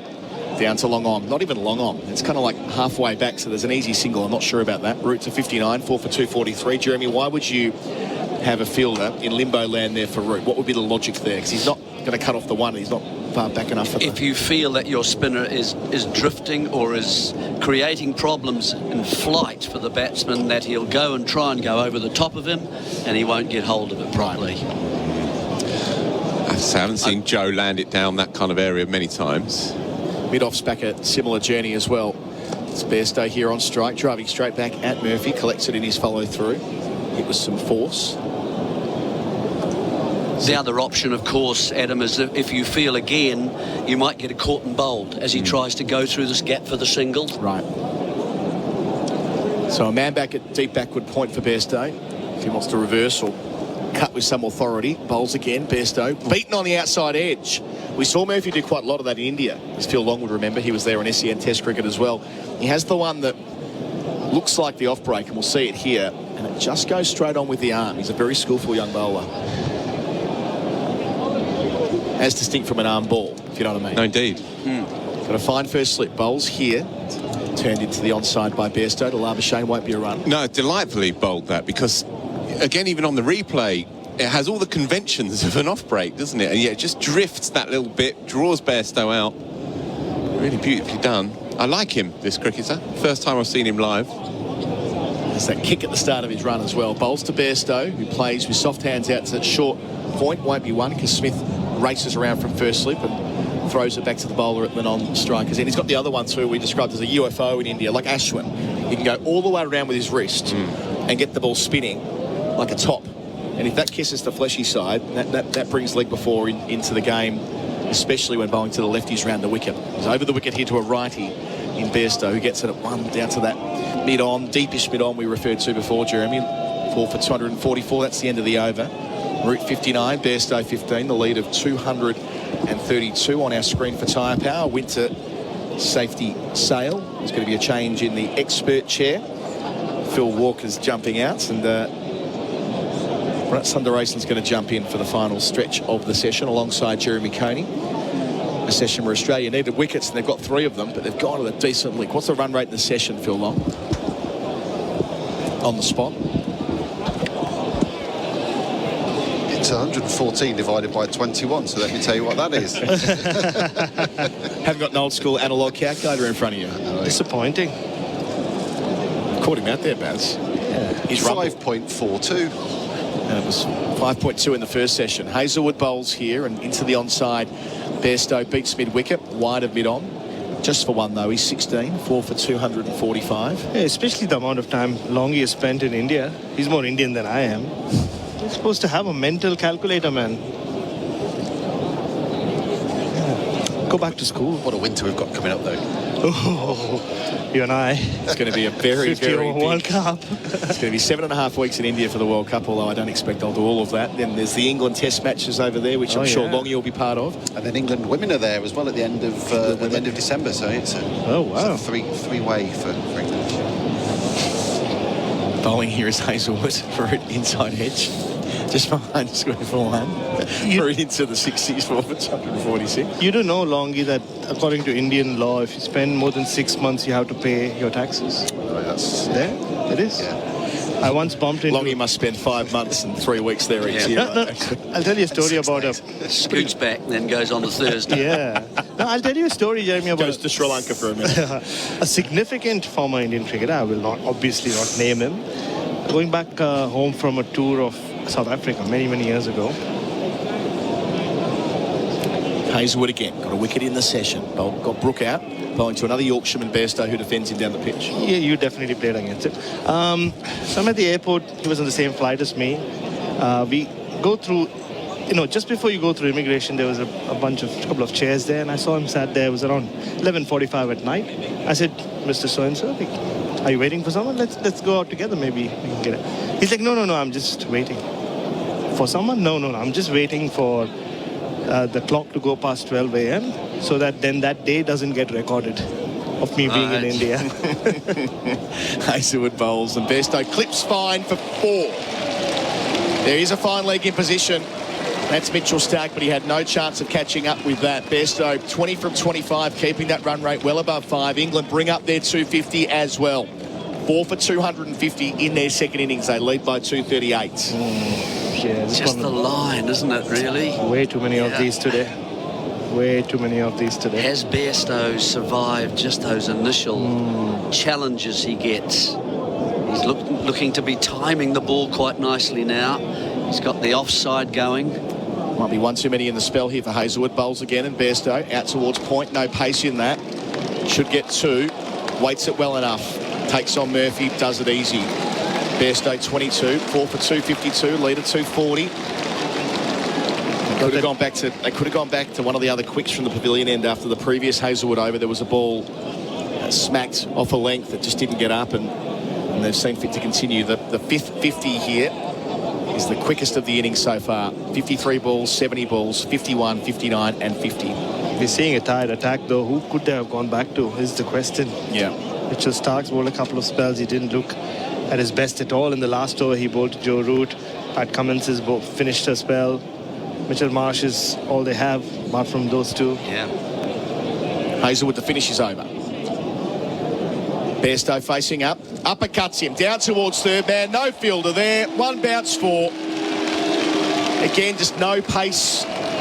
Able to get into position early and help himself. Bairstow finding the rope on a couple of occasions in that over. He advances to 26 from 27. The lead's 244. 4 for 256. And yes, given the way they've put the foot down through this middle session, I wonder whether they've got a thought. Convention wouldn't say so. Convention wouldn't say this at all, nor would their battle-weary fast bowlers, but whether they're thinking about a tilt later today, Jeremy Coney. Yeah, well, will they? How many? What's the overall lead? Do you say 244? 344. They might want 400. They might have that an hour after 2. Yes, well, let's wait and see about that. And the way they're going, if they've still got 43 overs left today, let's do the maths on that. If they go at 5 and over, which is the bare minimum the way that England go, and they want a 400 lead, 150, well, that's going to leave them.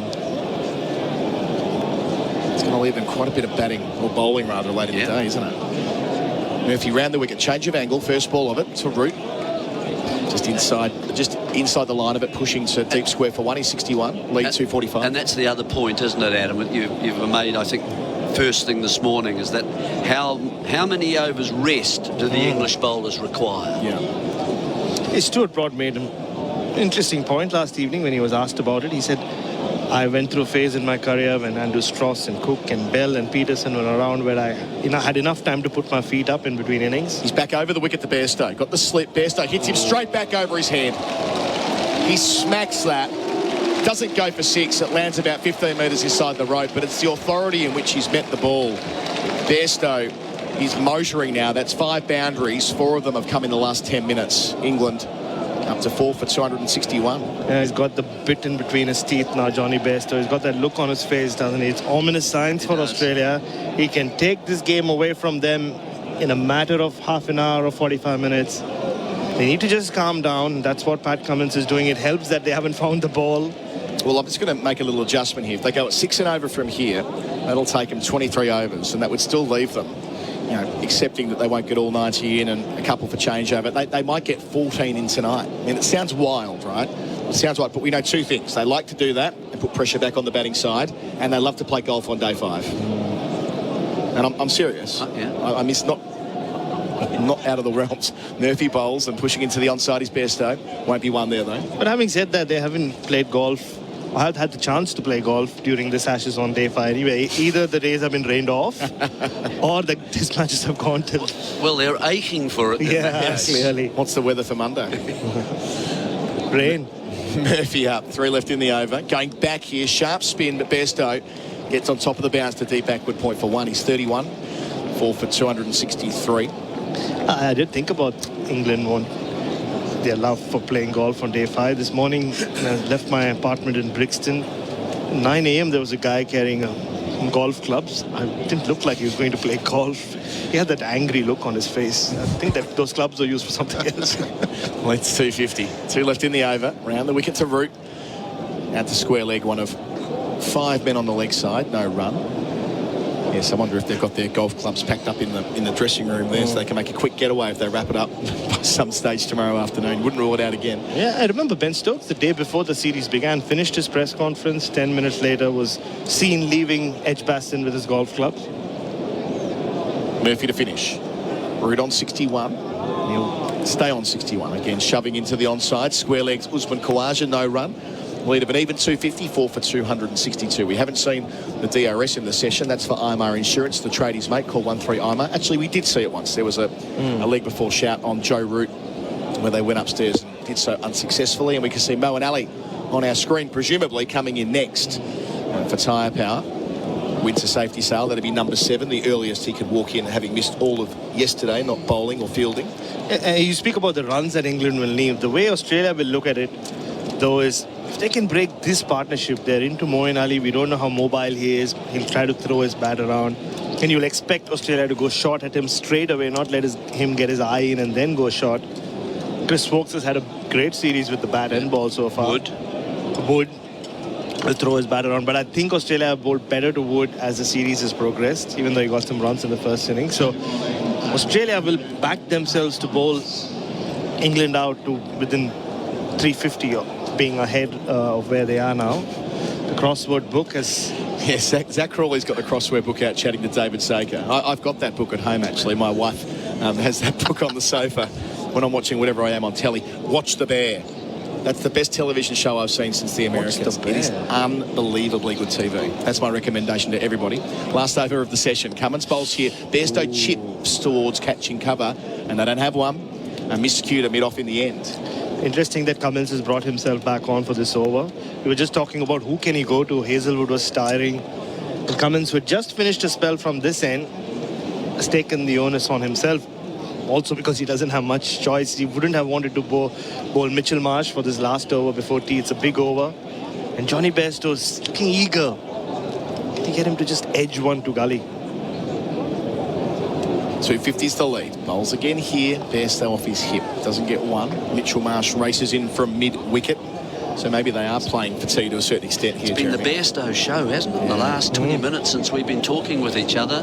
Root has kind of stood quietly at the other end or hit a single and then give Bairstow the strike, and Bairstow's hitting all the boundaries. You made a good point, Jeremy, and Phil might be able to crunch his ears. I mean, every test batter is vulnerable in the first 20 balls, right? It never gets harder than that. But it feels like Bairstow more than most. And once he reaches that sort of 20, 30, 40 balls, that's when he sees some clear air, and he's certainly seeing it now. Up to him is Pat Cummins, the captain, bowling it over before tee, out to cover. That might have been a change of pace. Ran his fingers down the seam, and Bairstow just waited on it and patted it out to cover. Yep, down at 109 kilometres now. I haven't lost my white ball eye quite yet. That's smart too. It's a smart way to bowl, because these guys are in a way playing one-day cricket or even T20 cricket. Yeah. Why shouldn't the bowling sort of measure up and do exactly the same? Nothing wrong with a slower ball. Sorry, Root was on 56 when Bairstow came to the wicket. So, yeah, Bairstow was dominating this partnership. Put on 40 in 46 balls. Cummins bowls, and Bairstow takes one. Out to deep backward square. There are 2 men out for that, so he'll get 2. He's found the gap, but that's a pretty tired-looking Mitchell Starc chasing after it as well. Bairstow up to 33, 4 for 264. Cummins trying to go slightly wide of the crease there. Just jumped wide, looking for something different. Ordinarily, this would be where you try and get the last 2 balls in inside about 75 seconds and give the spinner one more over. I just don't see them doing that. There's no real urgency. So this, in all probability, will be the final over before tea. Cummins up here, bowls to Bairstow, plays late under his eyes, out to deep backward point. Murphy fielding again, had a lot of touches in this session. Bairstow walks it through for 34, 4 for 265, lead of 253, 1 ball left. Bairstow and Cummins have a little chat. Maybe they're discussing Peel Street and Adelaide. Cummins doesn't mind Adelaide himself, but I haven't seen him on Peel Street. Yeah, this session's been interesting, and now Marnus Labuschagne has something to say to Pat Cummins. I can imagine how quickly Cummins has dismissed that. Yeah. I know we have joked a little bit. Not joked, that's the wrong word. We've theorised that Labuschagne might have made the developments to be captain one day, but there are other things that... Yes, anyway. Cummins bowls to finish, and he finds the inside part of Root's bat and spills that into the onside. Cummins gestures up to say that wasn't far away. 49 overs gone. It's 20 to 4 local time on the dot, so the bails are knocked off by umpire Dharmasena. England up to 4 for 265 with Root 61 from 58 balls. Batting like a dream again. Johnny Bairstow 34 from 35. Their partnership is worth 43 from 49. The wickets into session. Zach Crawley caught at second slip by Smith from the bowling of Cummins for 73 from 76. A partnership of 61 with Stokes either side of lunch. The captain was next to go after he put on a brisk 73 with Joe Root. He was out for 42. Hold out the long on from the bowling of Murphy. And Harry Brook 9 runs later. So 2 in a hurry in the middle of the session for Australia. He was caught behind Brook from the bowling of Hazelwood for 7. But from 4 for 222, Australia had a bit of a sniff. This pair of, at least for now, taken it away from them. They've built their lead to 253. What does the session shape up as, Phil Long? 135 runs, 3 wickets, 24 overs bowled. That's a run rate of 5.63. There were 15 fours and 2 sixes. So a run rate of 5.6 in the second session, 5.2 in the first, and smooth sailing for the most part for the home side, who are going to continue to bat through and see what they can do. Maybe they'll have options for after tea. They might consider a declaration if they feel they're far enough ahead, and they do consider the weather forecast for tomorrow, which is a little bit iffy, worth consideration in light of what happened at Manchester last week. Yeah, it's important to know that it's not as terrible as what it was last week in Manchester. So there is some threat of rain tomorrow and a little bit on day 5, but it's not as bad and catastrophic as it was last week. So that will also play into what England will do from here. But Australia have dragged them back to an extent in terms of getting wickets, not letting anyone but Joe Root carry on and get a biggish score. So they'll take pride in the fact that they stuck to it. Todd Murphy getting the wicket of Ben Stokes for the second time in the series. Pat Cummins bowled a good delivery to Zach Crawley, and Josh Hazelwood a really good delivery to Harry Brook. But the runs have continued to come. They've been scored at a really brisk rate. And you can see it's a tired bowling attack. 6 tests in 7 weeks. It's all beginning to show. They were out on the field for a long time just last week when England piled on the runs, made 592. And it's beginning to show. Mitchell Starc doesn't look very good so far today, just fitness-wise. So Pat Cummins will still have a lot of decisions to make in that final session. Todd Murphy will have to play a big role. All right, time for a cup of tea here at the Kia Oval in South London, England. 4 for 265 tea on day 3. They lead by 253 runs out. Coverage is for the barbecue bacon Angus at Macca's. We'll talk to you again from the Oval in about 15 minutes. Hazelwood comes up now and beats Brook again. Has he taken the edge? He's given. Harry Brook is gone. Well, it's 6 and out for him as well. And Hazelwood hits that perfect length, gets that little deck away. And a blow for Australia as this match goes one way and then the other. 4 for 222. Harry Brook's back in the hutch. Runs in the first innings, walking off in the second. Welcome back to the Kia Oval in South London. SEN Ashes cricket for the barbecue bacon Angus at Macca's. Adam Collins with you as we wait for the final session to begin on this, the third day. England made their way to 4 for 265. Bairstow's on 34 from 35. A brisk start to his partnership with Root. The former captain is on 61 from 58. Played some brilliant shots to get going in the middle stages of that session. The partnership is worth 43. The lead, 253. I've got Pete Lalor with me. Phil Long as well. Longy, what was the damage in that session? The damage, 135 runs again. Of just 24 overs. Australia took those 3 wickets, but that's a run rate of 5.6. Interestingly, when we mentioned that run rate, it is high, but compared to this series, it's not ridiculous. Coming into this game, England's run rate throughout the series, 4.7. I think it was the highest run rate for any side. I can see Pete Lalor panting, so we'll continue our conversation. He's run up the stairs clearly. a man of his advancing years, I'm not going to stitch him up.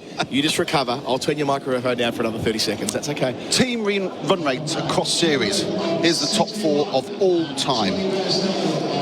England versus New Zealand away this winter, 4.54. Australia versus the West Indies in 2015, which was 4.66. This series before today, England were 4.73. And England in Pakistan last winter, 5.5 and over they scored out. That's the 4 highest team run rates. Well, they're not going to chase that down, Pete, but in terms of Ashes cricket, it's comfortably number 1. And, you know, we can debate, and I know you've been quite critical of the way it's been framed up, but we can go back and forth on the extent to which they've changed the game at large. But, boy, this England team, the way they play, I think the most noteworthy thing is against the new ball. The first 10 overs of any innings feels like a one-day international. It doesn't allow a fielding team to build the same kind of dot ball pressure that you would. That you can't thread maidens together. You can't have 3 slips in a gully and start working a player over with tempters. I mean, these guys just go from the outset, and most of the time they find a way to get through it well enough. Oh, don't get me wrong. I love the brand of cricket that England have played. It's made this a fantastic series, and you can see how it's unsettled Australia and sort of snatched back momentum.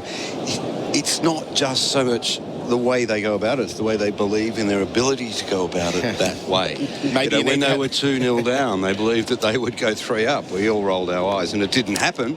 But hell, it came close. Murphy to Bairstow to start the final session on day 3, and he's beaten outside the line of the off stump. We saw him do that to Root just before tea. I'm looking forward to a replay here for tyre power. Went to safety sail. That one was the one that went straight on with the arm. This one, again, sort of a scrambled seam after pitching. So he gets the seam going a fraction straighter. Well bowled Todd Murphy to begin. He's got very fine slip, Stephen Smith, and a catch and cover.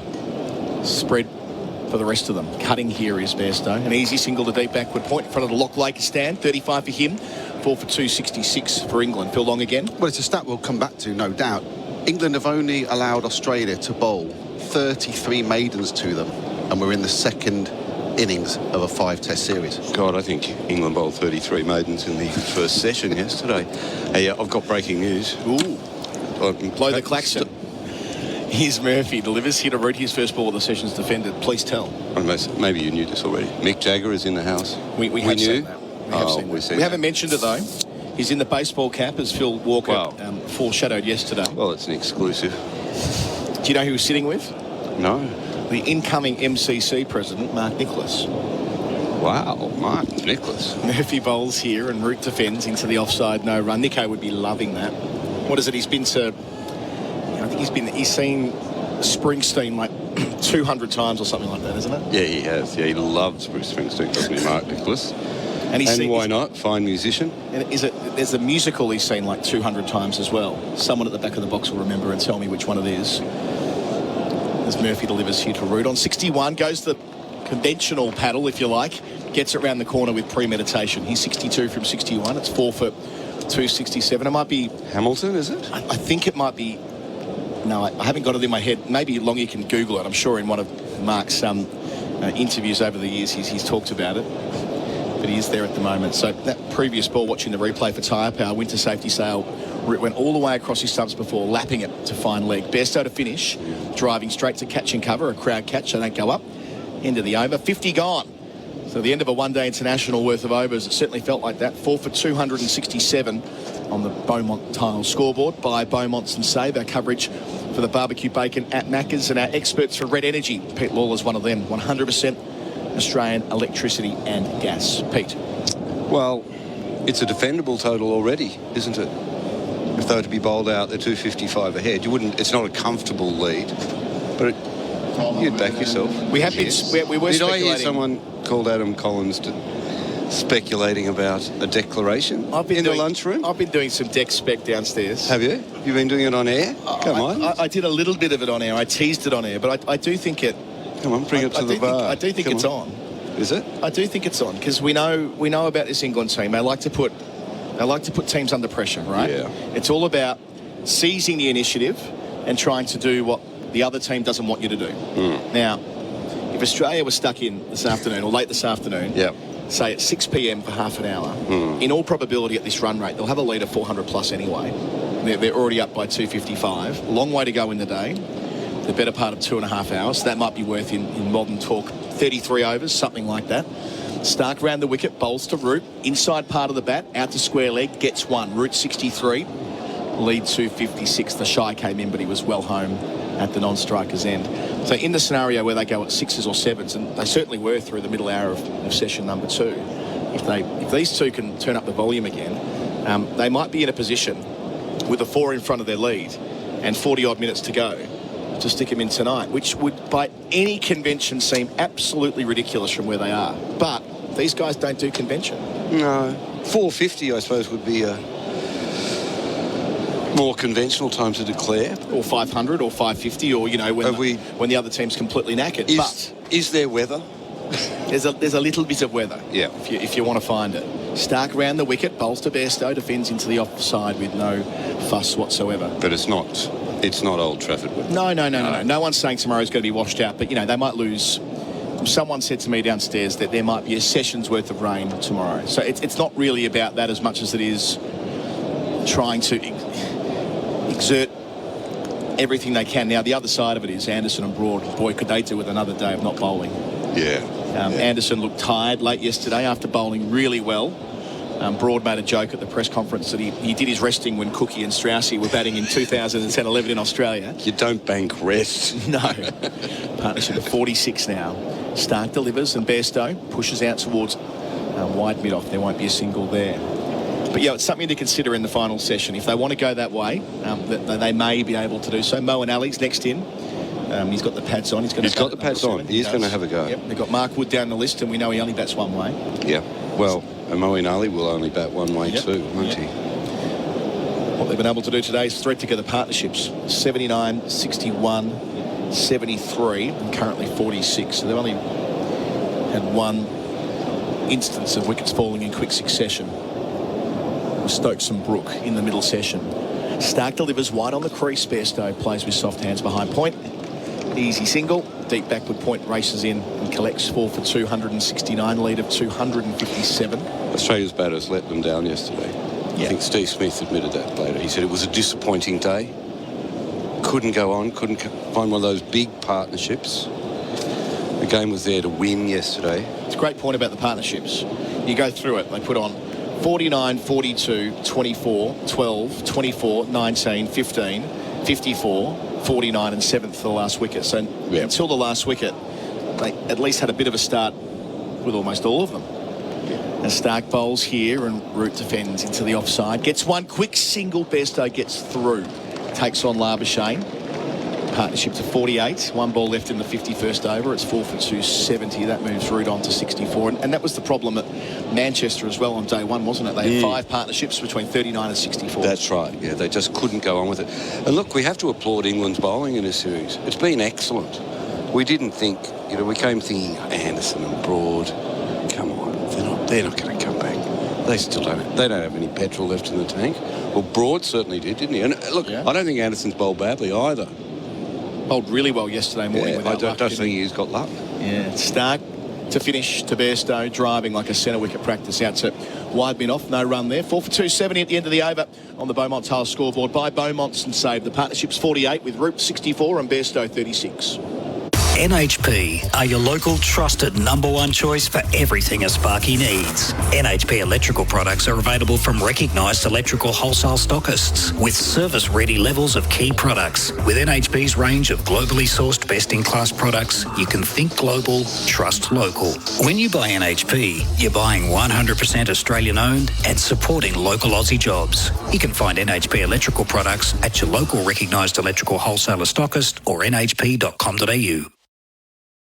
Australia's bowlers have Red Energy awarded Australia's most trusted electricity provider by Canstar. One of those is Todd Murphy.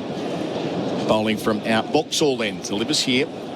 Going back. His route back towards the spinner. Landed about a foot and a half in front of him. Couldn't quite get to the contest. But something of a false stroke to start, Pete. Yeah. It's an interesting assignment that Todd Murphy has here. It's not a great time to be bowling. There's not a lot in the wicket for him. Again to Root, sharper spin, plays it into the turf and a puff of dust where the ball lands on the pitch alongside the one they're playing on. They get one deep backward point. Root 66, it's the number he wears on his shirt as well. 4 for 271. Well, that one did turn a little bit, but it kept low, didn't it? And it was slow turn. Yeah, I think what we've seen from Murphy, and it's not a small sample size, is it either, Pete? We've seen 4 test matches in India. And his second over here. Bairstow back on strike and goes back and plays it under his eyes, but straight to Steve Smith at first slip. Is that he is the obvious, overwhelming, natural successor to Nathan Lyon. I mean, the contest is over, isn't it? It is. Just got outstanding temperament. Just looks like he's played a lot more test cricket than he ever has. Doesn't seem to get flustered. In again, sunny afternoon, bowls here, forward and leaving alone is Bairstow. That's, I'd imagine, a function of the couple that have gone straight on from that line and length from Murphy, one before tea, one after tea. And you would expect the England batters to identify him as the bowler they could take down. Yeah. So Murphy skips off again. Getting used to that approach. Bowls here to Bairstow. Down towards long on for a 50 partnership. So recognised by a handful of fans. It'll pop up on the screen in a moment. Just 66 balls to reach that mark together. The two senior pros from Yorkshire. Root 65 and Bairstow 37. Bairstow, in his performance so far, 5 boundaries. They came in a glut just before tea. Another 50 stand for fourth of the innings for England. Round the wicket now, Murphy. He changes angle to Joe Root. Bowls here in the outside part of the bat. He skews it out to cover. The over is complete. Leads 260, 4 for 272 on the Beaumont Tiles scoreboard by Beaumonts and Save.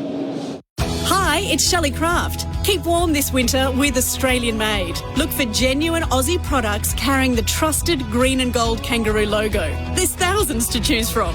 Whether you're looking for authentic Aussie skincare, merino wool blankets or locally crafted homewares, Australian Made has something for everyone. There's even quality Australian Made fire pits for those brave enough to head outside. Visit australianmade.com.au/winter to find genuine Aussie products. SEN Ashes cricket for the barbecue bacon at Macca's. Pete Lalor with me for Red Energy, 100% Australian electricity and gas. Got a graphic on our screen here for Tyre Power Winter Safety Sale, reminding us that Anderson's on 690 test wickets, and the consistent thing across all those bowlers right at the top, not any of them fell close to a milestone. They all just reached it and retired. Murali, 800, Warm, 708. A few others in that list that have just got over the top of the hump. And do you reckon he wants that 700 then? Desperately. Stark round the wicket to Bairstow. Got one in the cordon. Bairstow hit on the pad. It spits out. Tried to pull it to deep square leg. They'll get the leg by. Bairstow was losing the ball for a moment there. 4 for 273. The leg by now signalled by umpire Dharmasena. We were talking to Jimmy after he took his 600th Test wicket, so that's about 3 years ago, I think. Yes. And he was already talking about 700. Because there was a lot made of wicket 600 for Anderson, because he was probably 37 years of age then or something like that. And, this will be a natural jumping off point. Maybe he'll play one more summer, but he's reached the end. This is a wonderful thing. And from Anderson's perspective, it was always, no, we go again. And his numbers between 600 and 700, with the exception of this series, have been immaculate. So there's been no... He really took off, didn't he, in that? Yeah. He did. Bowled really well in Australia last time from limited opportunities. Stark delivers here. Root off his pads at the deep square. 66 for him. 4 for 274 England. So there'll be a decision to make there. And how they set up in India. You would think, based on what we saw in India, Pete, earlier this year, there'll be 5 Bunsen's. They're going to give England absolutely nothing by way of comparative advantage. That was certainly the case in 2021, where a couple of those tests were over inside 7 sessions. That's just what they do in India now, isn't it? And it's had quite an impact on their cricket. Yeah. You'd hate to be in the top order in India. The only time you really get a decent wicket for batting is when you leave home. Yeah. It's really flipped the old notion of Indian batters not being any good away from home on its head. Stark to Bairstow round the wicket pavilion end. Might have just kept a fraction low, but Bairstow thrusts the bat down, gets one behind point. He's 38, 4 for 275 to score, Phil Long. Unless, of course, England win the first test on a Bunsen burner. And then there'll be 4 on debates. Well, to be fair, the last time England were there, they had a flatty at Chennai and they won, and that was Anderson reverse swing on the final day, and Joe Root making a masterful double century. And thereafter, it was just get your runs while you can kind of stuff. So if that is the case, they'll need at least 2 spinners. I say at least. At least. I mean, Australia used 3. Yeah. In the last 3 tests. Root 66. Stark bowls, and he drives out towards mid-on. Root might be the 3rd or 4th or 5th spinner. I'll be interested in David Lloyd's thoughts on this in a couple of moments, but which spinners would be in the hierarchy now for England? Well, Leach is clearly number 1 with experience in India. Yeah. Rayan Ahmed played in Pakistan last year as a teenager. Dom Bess played in India last time, but he's fallen way down the pecking order. He's just moved counties as well. Matt Parkinson's moved counties. He was a loanee at Durham, moved to Kent. He's off the map as far as England selection's concerned. So you've got to go pretty deep. India are hearing this. They're going to have a raging turner at Durham Shah. Stark bowls. Beats Root on the inside edge. A little bit of tail on that, I reckon. Yeah. We'll look for a replay from Tyre Power. Winter safety sail. So it was full. It was at near enough 90 mile an hour. It wasn't near the stumps, but that might be just a hint of reverse swing for the first time after tea. You'll be able to tell by the way Stark cups the ball in his hands as he runs in. Tends to like to hide it from the batsman when it's reversing. Gorgeous day to be out in the crowd, seeing some shots of some punters carrying some beach balls around, wearing, I don't know what they're wearing really. Stark finishes here and Root plays it out to deep backward point. That's his happy place. Keeps the strike. He's 67. Bumble's coming in to join us at 4 for 276. That's on the Beaumont Tile scoreboard by Beaumont's and Save.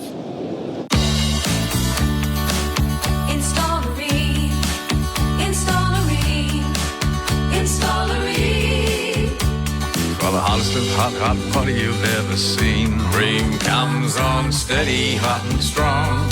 It just keeps on and on. Want the assurance of an Aussie family-sized electric water heater with a 12-year cylinder warranty? Install a Rain.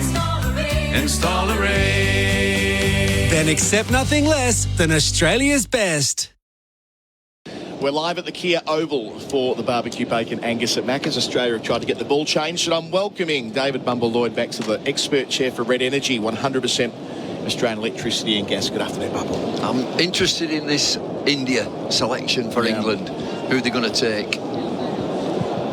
I raced it with a thought to something we spoke about earlier off air. As Murphy starts the new over, Root defends into the offside. We know that Joe Root's become quite a useful option for England. The other bloke who's done it in Test cricket before is the captain. Now, we see him bowling in the nets every morning, Bumble, with Jeetan Patel, the spin coach. That's it.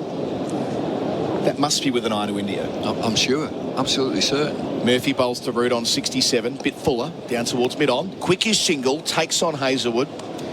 So easy in the end, though. No real pressure from the Aussie fielders after tea. 4 for 277. That takes Root to 68. What do you want in India? You want a tall spinner who will drive the ball into the pitch at good pace. Sort of Akshar Patel style. Yeah, Ashwin. Tall bowler, hit the pitch. Ball it, drive it into the pitch. Murphy's over the wicket to Bairstow. He's alternating to the two Yorkshiremen. He cuts here, too short. Across the practice wickets. Work to do for Head at deep backward point. Gets there in the nick of time. They add 2. Bairstow into the 40s, 4 for 279. So what's the effect of driving it into the pitch in India? Spin and bounce, quick spin, rather than an orthodox left arm spinner or any spinner that gets it up in the air and depends on flight. No, drive it into the pitch. Jadeja, Ashwin. Murphy to Bairstow. Bit fuller, defended to point. Wants a quick single, won't get one. It's amazing, yeah. And the lad that comes into it, he will get a mention. Modest in England, he's only just started. He's 6'6". Gives it a slog with the bat, Bazball. He's got 30 wickets, maybe 34 in his career. Bowling his Murphy, too short again and given the treatment. Carved away by Bairstow. There was never any doubt that was going for 4. The delivery 2 before it was too short. He didn't quite get the angle right, but Bairstow this time a 6 boundary, moves to 44 from 50 balls, 4 for 283 England. And Phil will tell us about this guy. I've seen him a number of occasions. Okay, but in India, 6'6", drive it in quickly, which he does. Young kid, nobody's ever heard of him. Tom Hartley. But his father was an Olympian. Was he? Come back to that. As Murphy approaches and bowls again to Bairstow. Back again, too short once more. So just lost his length there in that over, Murphy. He was lucky to get away with that chop down straight to cover. Ends the over. Bairstow 44, Root 68. The lead 271 with England. 4 for 283 on the Beaumont Tail scoreboard by Beaumont's and Save. It's Cyber Safety Awareness Month at Harvey Norman, and we're giving you a free $50 cyber safety voucher to use towards any cyber security product. That's right, a free $50 voucher to use towards any cyber security product. Get a 1-year, 1-device subscription to Norton 360 Premium or Trend Micro Device Security Pro for $0 when you use your $50 voucher from Harvey Norman. To claim your voucher, visit us in store. Hurry, offer ends August 17. Available now at Harvey Norman. Offer available in store only. We're here for Henley Homes, brand new Henley completed homes in Bonnybrook from under $600,000. Adam Collins, Pete Lalor and David Bumble Lloyd on the call. Towards us runs Stark, round the wicket, bowling to Root on 68, plays with soft hands, out to deep backward point, moves to 69, 4 for 284. So Tom Hartley's dad was an Olympian.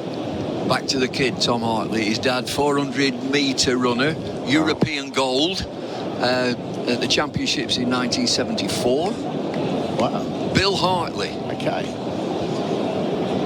Did he play cricket as well, Bill? No, Tommy's tall. He's a very tall bowler. He's got a modest record. He's only just started, but he fits what they need. Well bred, you could say. So there's 3 back now for the short ball for Bairstow, who's waiting for Stark. Delivers here, defended. So 3 back in that direction, the deep backward point on the offside for the top edge if it comes. But when you look at Murphy, who's played prior to this test series, I think 12 matches, first class. Yep. Same sort of thing last winter with Rayan Ahmed. Yep. Just a handful. And so that's not the English way. The English way would always be you've got to prove yourself in county cricket. And I think they've moved away from that. I guess the other thing is, if you've got Leach as your number 1, in all probability, Rayan Ahmed is their number 2. They've telegraphed that punch. And Hartley is the number 3. They're all spinning it away from the right-hander. Here comes Stark again in the sun. Bowls at Bairstow, short balls. Waves out the way through to Carey. Is there would you say, a spinner who's bringing it back towards the right-hander that you've seen in recent times? No, the ones that we talk about will be Root, who's better than a part-timer, and the guy that it's every morning that he's out there with Patel. They're not doing that for the good of the health. Ben Stokes is out there every morning with the spin ball coach, Patel, and, you know, they're working on bowling off spin. Could be a second coming. Gosh. Tony Gregg, Funky Miller. Number have done it. Bairstow's 44. Stark to him here down the leg side. Full enough, but not quite right. If you've got a basic action, you've every chance. Eddie Hemmings, Ashley Giles, Michael Watkinson were all seamers who finished up bowling spin for England. Right. And the other part of this will be, Bumble, which seamers are best suited to India, acknowledging that Broad didn't go to Pakistan last year, whether they might see him as better suited to just playing at home from this point forward. But Anderson, weirdly, you might think of him as an England bowler, most might, but in the subcontinent he's got a great record. That's that reverse swing. So to Stark, bowls here, chops down hard, Bairstow. Doesn't get much of it, but will get one because Smith has to move around from second slip to collect at backward point. He's 45, 4 for 285 the score. Well, you'd think about reverse swing and also extreme pace to take the pitch out of it completely with extreme pace. So Mark Wood. Ollie Stone, is he going to be fit? He's not at the minute. Josh Tong. Anybody else? Ollie Robinson did a good job in Pakistan, but I think what we learnt last year, Pete, in Pakistan, as in how it is at the moment, not like India. It's concrete there. It is, isn't it? Yeah. They're not turning square in Pakistan. Here's Stark again. To Root, who steers off the front foot to backward point. So many runs out that way. Mitchell Marsh does the fielding in the shade. Root into the 70s. It's the end of the over as well. 4 for 286. The lead's 274 on the Beaumont Tile scoreboard by Beaumont's and Save. NHP are your local trusted #1 choice for everything a Sparky needs. NHP electrical products are available from recognised electrical wholesale stockists with service-ready levels of key products. With NHP's range of globally sourced best-in-class products, you can think global, trust local. When you buy NHP, you're buying 100% Australian-owned and supporting local Aussie jobs. You can find NHP electrical products at your local recognised electrical wholesaler stockist or nhp.com.au. SEN Ashes cricket for the barbecue bacon Angus at Macca's. Phil Long. Yeah, we didn't mention Geoff Archer. I just wondered if we've given up on him now, ever seeing him wearing England Test whites again. Well, it's a problem, isn't it? His injuries. This is a great shame. And he's so languid the way that he got pace from nowhere, Archer. Not seen him for a long time.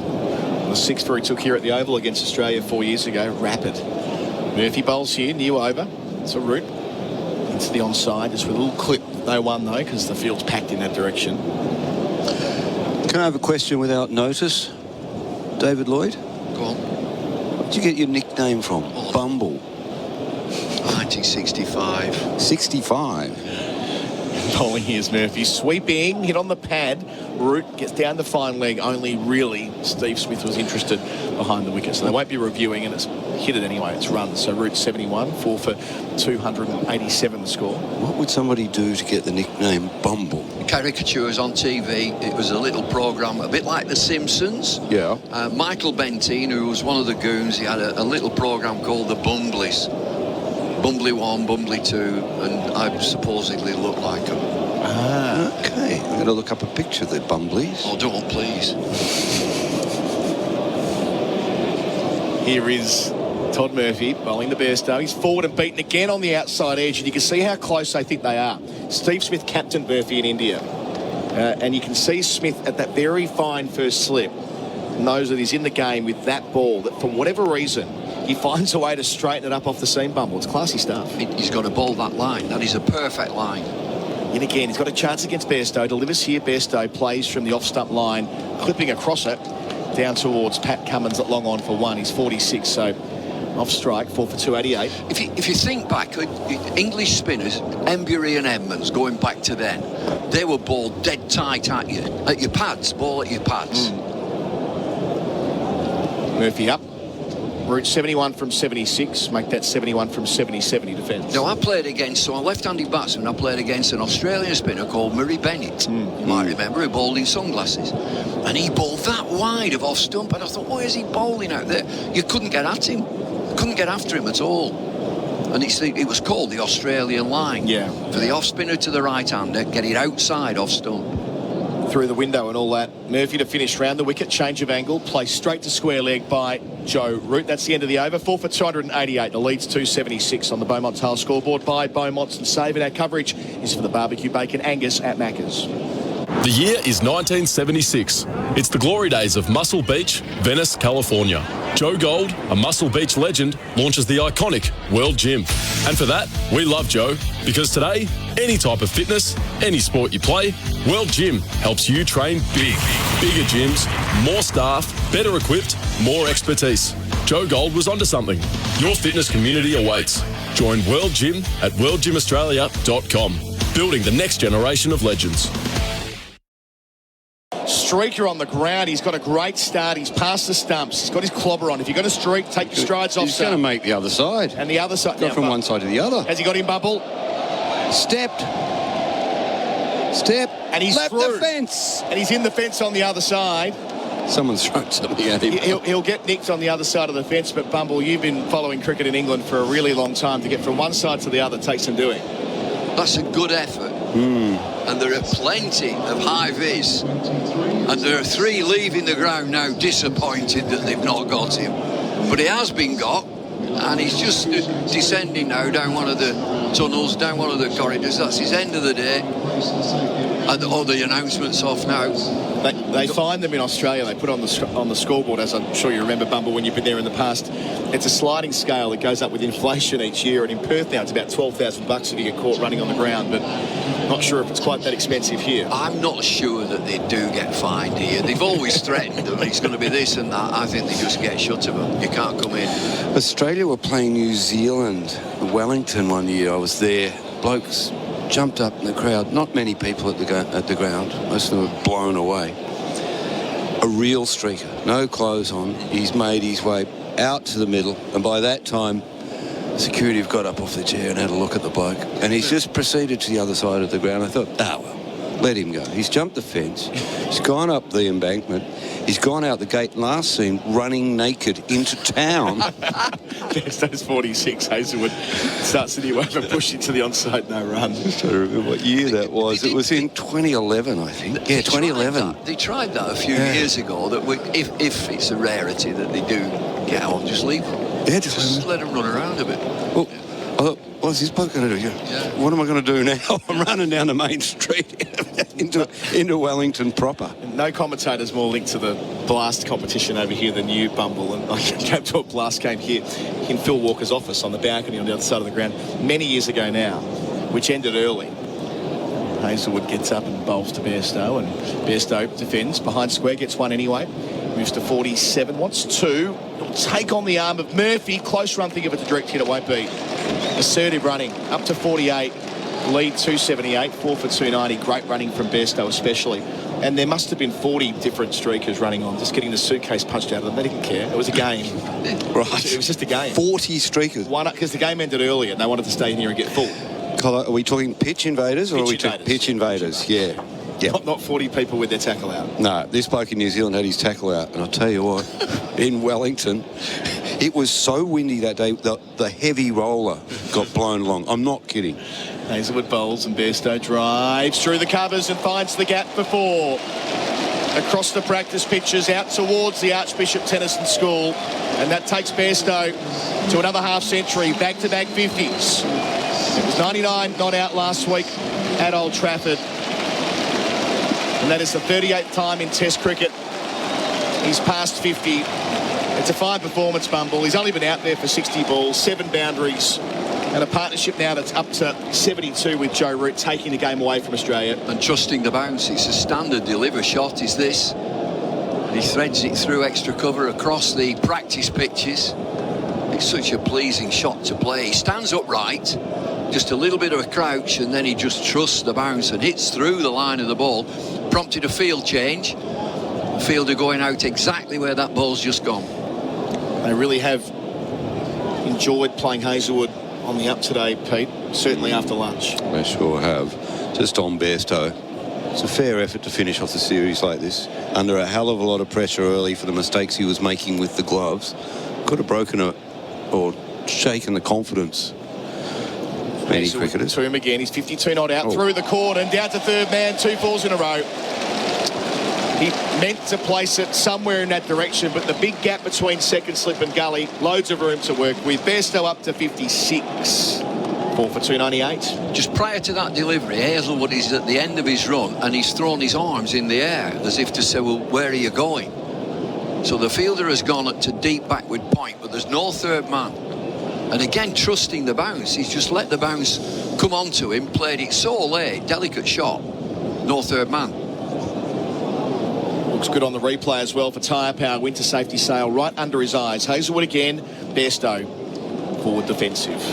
Calms down after that. Phil Long. 300 runs for Johnny Bairstow in this Ashes series. Crept up on us. After 74 from 74 on opening day, he was barren for 2.5 test matches and back in form last week. And his press conference, it was in riddles, wasn't it? Where the press asked him, where the media asked him about his form and any sort of problem. He said, well, I'm learning to come back after a serious injury with pins and screws. And my uncle, he said, it's like you guys, if you have a year off, you'll forget where the delete button is. Complete mystery. It wasn't the most compelling set of interviews. No. He did receive great praise from people like Piers Morgan and so, though, as he will. Bairstow on strike to finish and beating the batties Hazelwood. Great response from the Aussie quick, but it does go past the edge. Great carry through to Carey. There'll be a change in commentary after the break with England.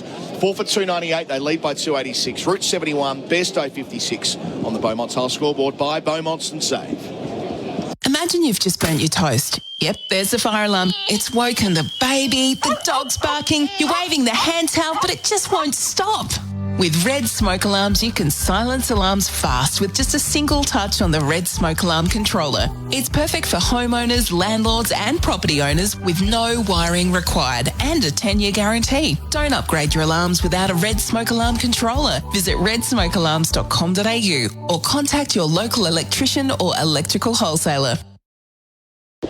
SEN Ashes cricket for the barbecue bacon Angus at Macca's. Start of a new over. Murphy bowling, driven down to mid-off. Won't get a run, will Joseph Root. He's on 71. Johnny Bairstow more compellingly on 56. England 286 ahead. 4 for 298. What I'm interested in is Murphy comes around the wicket to Root, who's getting a run. The mid-on is set quite deep and he's able to trot through, go to 72. 4 for 299 is the fact that Bairstow missed out by a run on that 100 at Manchester, 99 not out. I was very confident that he was going to full Pat Cash, go into the stands, rip the shirt off. He seemed set to explode. Murphy bowls to him and he's flicking a ball out to mid-wicket. There's no run here. If he comes up against Australia today and sticks it up him, blow a gasket. He's gonna, the veins in his forehead are gonna pop out. Something's gonna happen. Dislodge an eyeball, his or someone else's, God knows. Murphy, lots of flight, goes after it, Bairstow, and hits it hard, but straight to Pat Cummins on the ground. There's been loads of conjecture around Bairstow over the years. You've always been in his camp, haven't you, David? Pretty much so. Yeah. I'm a big friend of the family, so there's a bit of bias there and so on. I used to be big pals with his dad, David. So we've been always taking care of Johnny a little bit. And Jeffrey Boycott has. Yep. Ball in hand, Murphy round the wicket, comes in and driving hard is Bairstow. This time he beats Cummins at mid-off and gets runs. 4 of them. Cummins just trots after it to pick up the ball. So Bairstow takes his score on to 60. The ball to come in the over. Powerful shot. Jeff, he's an emotional cricketer. He's an emotional guy. He wears his heart on his sleeve. And he's one of these, like the old saying, no, I don't read what anybody. he does. He reads every word. Yeah. He has a very thorough knowledge of what's been said for someone who doesn't read any of it. Scores well in the quiz. Murphy, wide of off stump, cracks again, scores well through the covers. 4 more. Johnny Bairstow is on the rampage. 64 from 67 as England at the end of the over take their score up to 307 for 4. NHP are your local trusted #1 choice for everything a Sparky needs. NHP electrical products are available from recognised electrical wholesale stockists with service-ready levels of key products. With NHP's range of globally sourced best-in-class products, you can think global, trust local. When you buy NHP, you're buying 100% Australian-owned and supporting local Aussie jobs. You can find NHP electrical products at your local recognised electrical wholesaler stockist or nhp.com.au.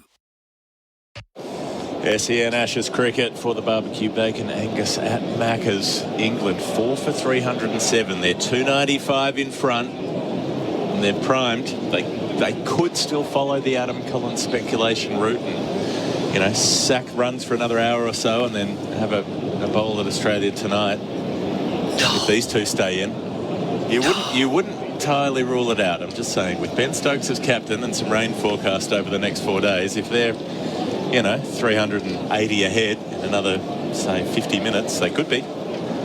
Or Australia might pick up some wickets. Here's Hazlewood into Root, who's just pushing the ball out behind point. His favoured shot, getting through for a single. He goes to 73, 4 for 308. This partnership's added 10 fours together. Johnny Bairstow's hit all of them. That's some fine statistical analysis from Phil Long. Bairstow doing that job. Root's still 73 off 81, so he's still striking at about 90. It's been a strange session, though. 37 minutes in, no tension at all. Almost just going through the motions. Hazlewood from the pavilion end. Bowls to Bairstow, who just pushes forward at the ball. Doesn't try to play any sort of attacking stroke. I want to see a riposte from Australia. You'd see it time and time again where there'll be 30 minutes of real short, aggressive bowling with the field set. Go and take your ego on. Do you want to play the pull shot? We're going to have 2 or 3 back. There's evidence that England would take it on. Well, they do have 3 in the deep for Bairstow. Deep square leg, a long leg, and that deep point, so they could bounce him. But they haven't gone the full bouncer field like we saw in the second and third test particularly. Hazlewood, if he does get a nick, he's only got 1 slip and a sort of fly slip in place, and Bairstow coming across the front pad plays to mid-wicket. Labuschagne Fields. There's a social media post with Piers Morgan from England with Geoff Thompson. Wonderful. He talks about sledging. Morgan talks about sledging. Did you sledge? He said, no. Thomas said, no. Waste of time me telling him I'm going to knock his head off because he already knows. He's one of Australia's most distinctive exports, Geoff Thompson. Up comes Hazlewood to Bairstow, who's just defending the next ball, so happy to be watchful. So then, Dave, having stood 22 yards away from the bloke, is it true? Did he sledge? Or is he... Never. Unless I wasn't there long enough. But they were a great bunch of guys. 74-5, led by Ian Chappell, Dennis Lilly, Rodney Marsh, Ian Redpath, Ross Edwards, Dougie Walters, Ashley Mallett. Just a solid bunch of guys. Yeah. And Sir Colin turned up, 42 years young, halfway through. Hazlewood up to Bairstow, who's driving him through the covers again. They've got that deep point, who's able to step around a little bit to his right, Mitchell Marsh, and field that ball as it curves away with the backspin just behind the line of square. It is like they've run out of... Sorry, Geoff. It's like they've run out of ideas. It's peculiar. You would think that they would be at least essaying a theory, but it's like they've just settled in, really, and accepted defeat. Like they're holding on to the big bag and just swaying with the punches, waiting for England to tire themselves out. Some point tomorrow morning. Long shot tonight. Can't see it myself, but you never know. Well, here we go. The short ball stuff may be coming because Steve Smith has... He's advanced an idea to Cummins. He said, why don't I go back to the 45 on the 3/4 and let's send back the deep third, and now you can bump him, but he doesn't. He pitches up to Root, who flicks it out to deep mid-wicket for a single. So the run comfortably available. 59 overs tick on by, and England are 4 for 310. The World Supercross Australian Grand Prix is returning to Marvel Stadium, Melbourne on the 24th and 25th of November. Witness 40 of the world's best riders, including reigning champion Ken Roxon and Australian heroes Aaron Tanti and Luke Clout, as they battle for championship glory. Marvel Stadium will light up with epic pyrotechnics, freestyle motocross stunts and live music and more for 2 nights of exhilarating entertainment. Get your tickets at WSXChampionship.com. Don't miss it.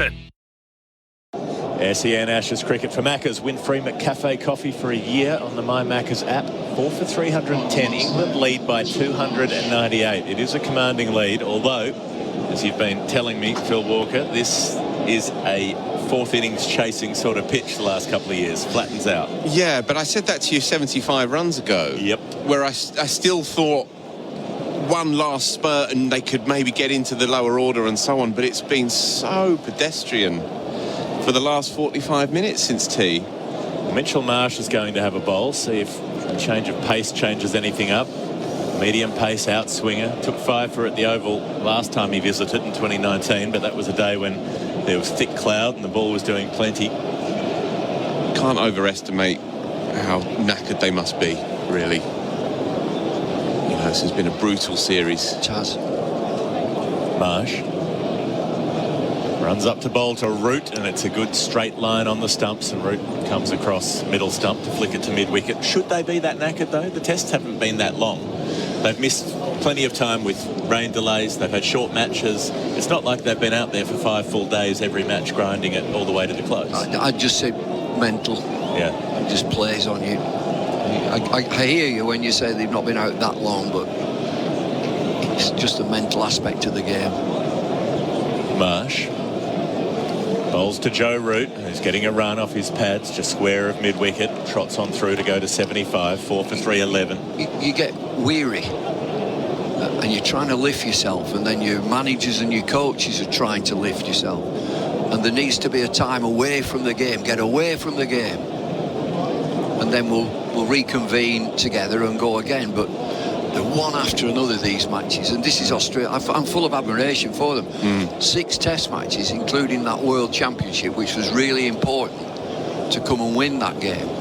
And the captain, he's running on empty, you can tell that. I've got great admiration.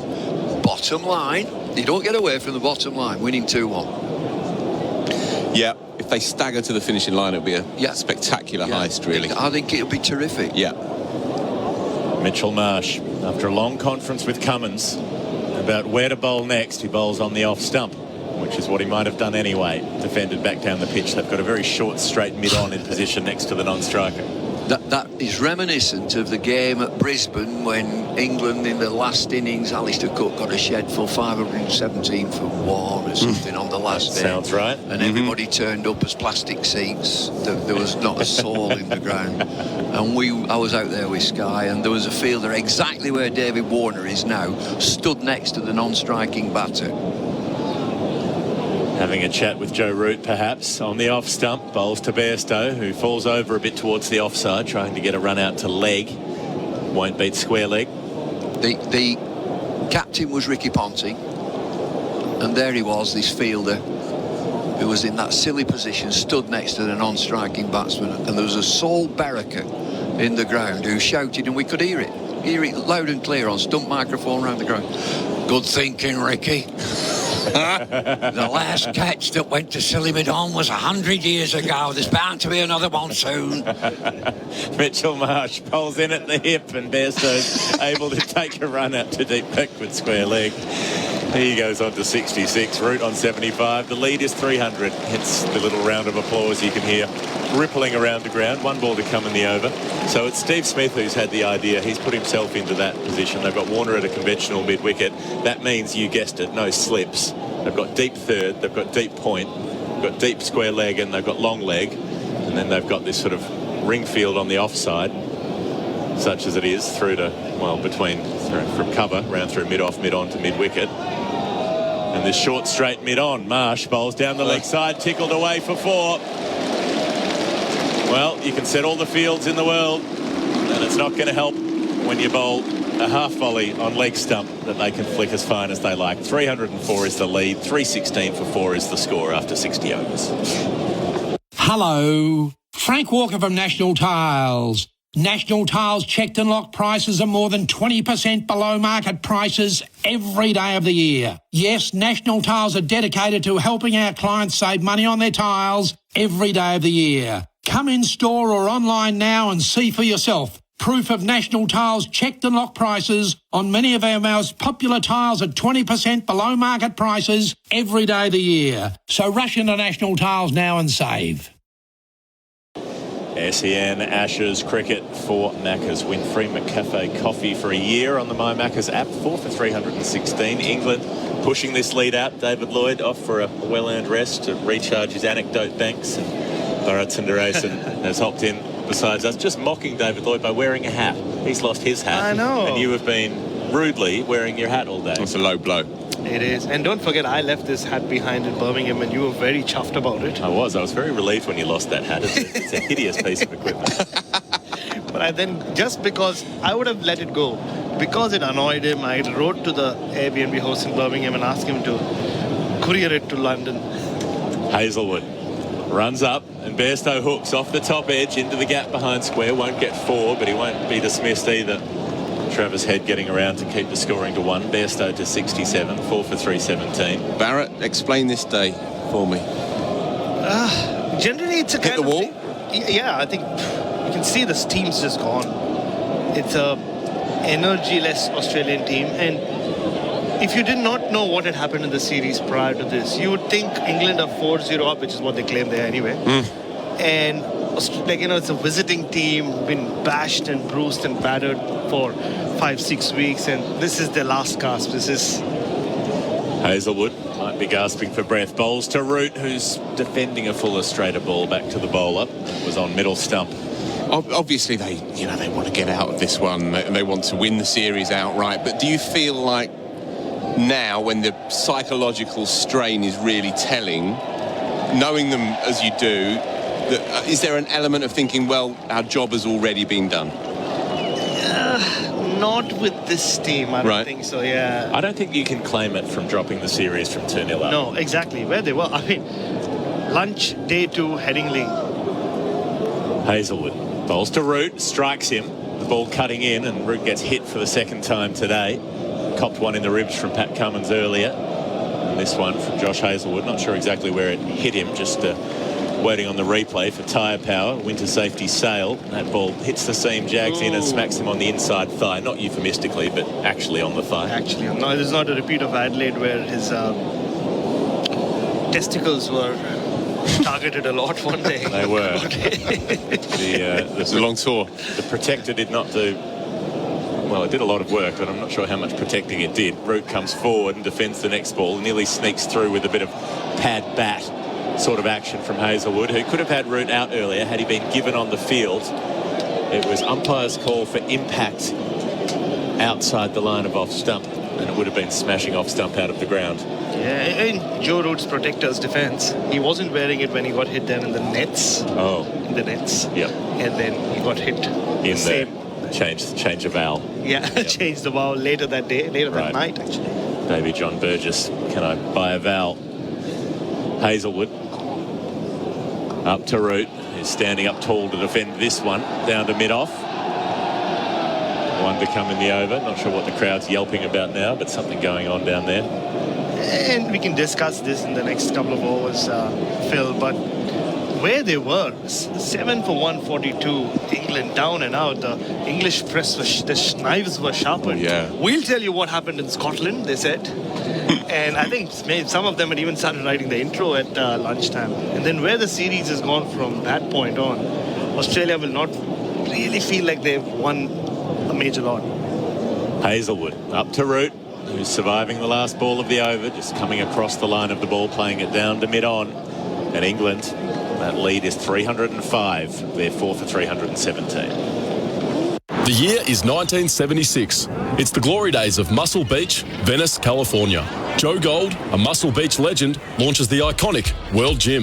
And for that, we love Joe, because today, any type of fitness, any sport you play, World Gym helps you train big. Bigger gyms, more staff, better equipped, more expertise. Joe Gold was onto something. Your fitness community awaits. Join World Gym at worldgymaustralia.com, building the next generation of legends. SEN Ashes cricket. Our coverage into South Australia is for Daniel Thomas and the team at Morn Team Used Cars. mornteam.com.au. Over 300 used cars available for immediate delivery. We're not much of a morn team, more of an afternoon team here. Mitchell Marsh on the off stump being defended away by Bairstow. There's no run. We certainly weren't day one. when my microphone wasn't working, yeah. you'd get to rub the sleep and various other things out of your eyes. Or on day one at Lord's, the night after Adam Collins' wedding. Oh, dear. Yeah. You look like a man who's had a drink last night. That was Phil Long's great line to me when he saw me that morning. You look like a man who had a drink last night. Yeah, who schedules a wedding the day before the Lord's test? Only a lunatic. The day in between the Trent Bridge Women's Test and the Lord's Men's Test, the one free day. Thank you, Adam. Appreciated that. Here's Mitchell Marsh, and a big drive from Bairstow takes the inside edge. And it goes back down into the pitch, but that is the way that Bairstow gets out an awful lot, that inside edge going back onto the stumps. Got out like that in the first innings, but yeah, I don't think this Australian team will feel that good about themselves as maybe the Australian team from 4 years ago. After, you know... There are 2-2s and 2-2s. If you're 2-1 down coming into this match and you win it, you retain the Ashes that way, then happy days celebrations. If you're 2-0 up after 2 and you've got away with at least one of them. Mitchell Marsh up to Bairstow, who punches off the back foot down to mid-off, no run. Then you've blown a chance. You've had a golden opportunity. You've got 3 test matches to play. You need to win one of them or draw 2 of them. And if you're unable to do that, well...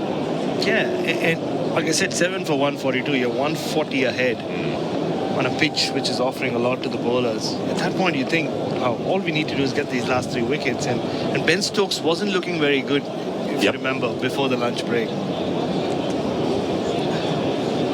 Marsh up to Bairstow, who defends on the off stump, and Mark Wood keeps hooking the short balls for 6, and they keep bowling him more short balls. Exactly. It changed in those 8 balls, really, didn't it? And then Ben Stokes took off, and all of a sudden, whatever happened in Scotland was part of the celebration of baseball.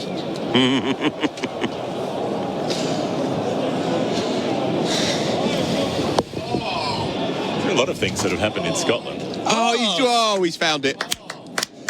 David Lloyd's hat has been returned to his head. Mitchell Marsh in the bowl. Bairstow driving, taking a single to mid-off. 4 for 318. Pat Cummins doesn't pick it up cleanly, but the important thing right now is that David Lloyd has just walked in wearing his black flat cap.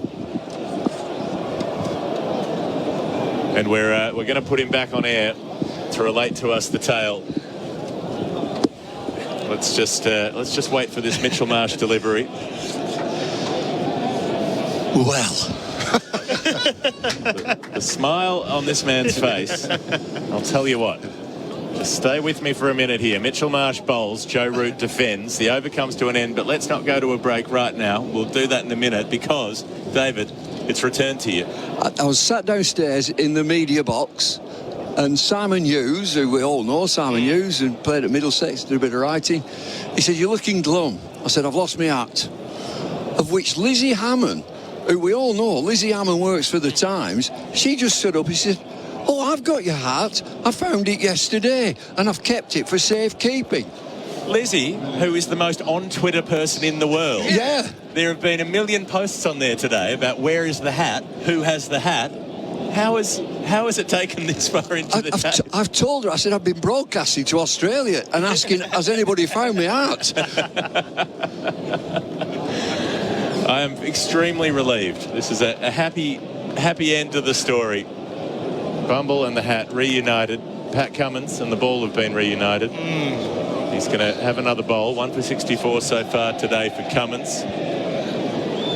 And all is well that ends well for David Lloyd and his headgear in the early hours of the morning. 62 overs have been bowled.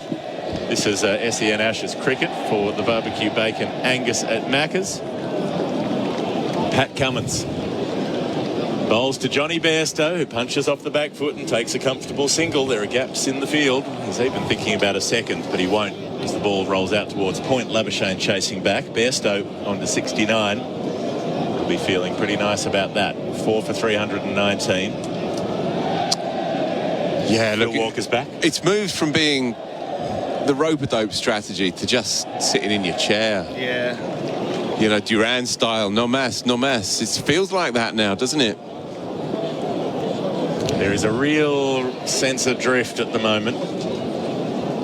Cummins bowls to Root, who defends the ball to mid-wicket. So the English batting pair also happy just to let things go a while. This tells you they're not doing the helter-skelter declaration today.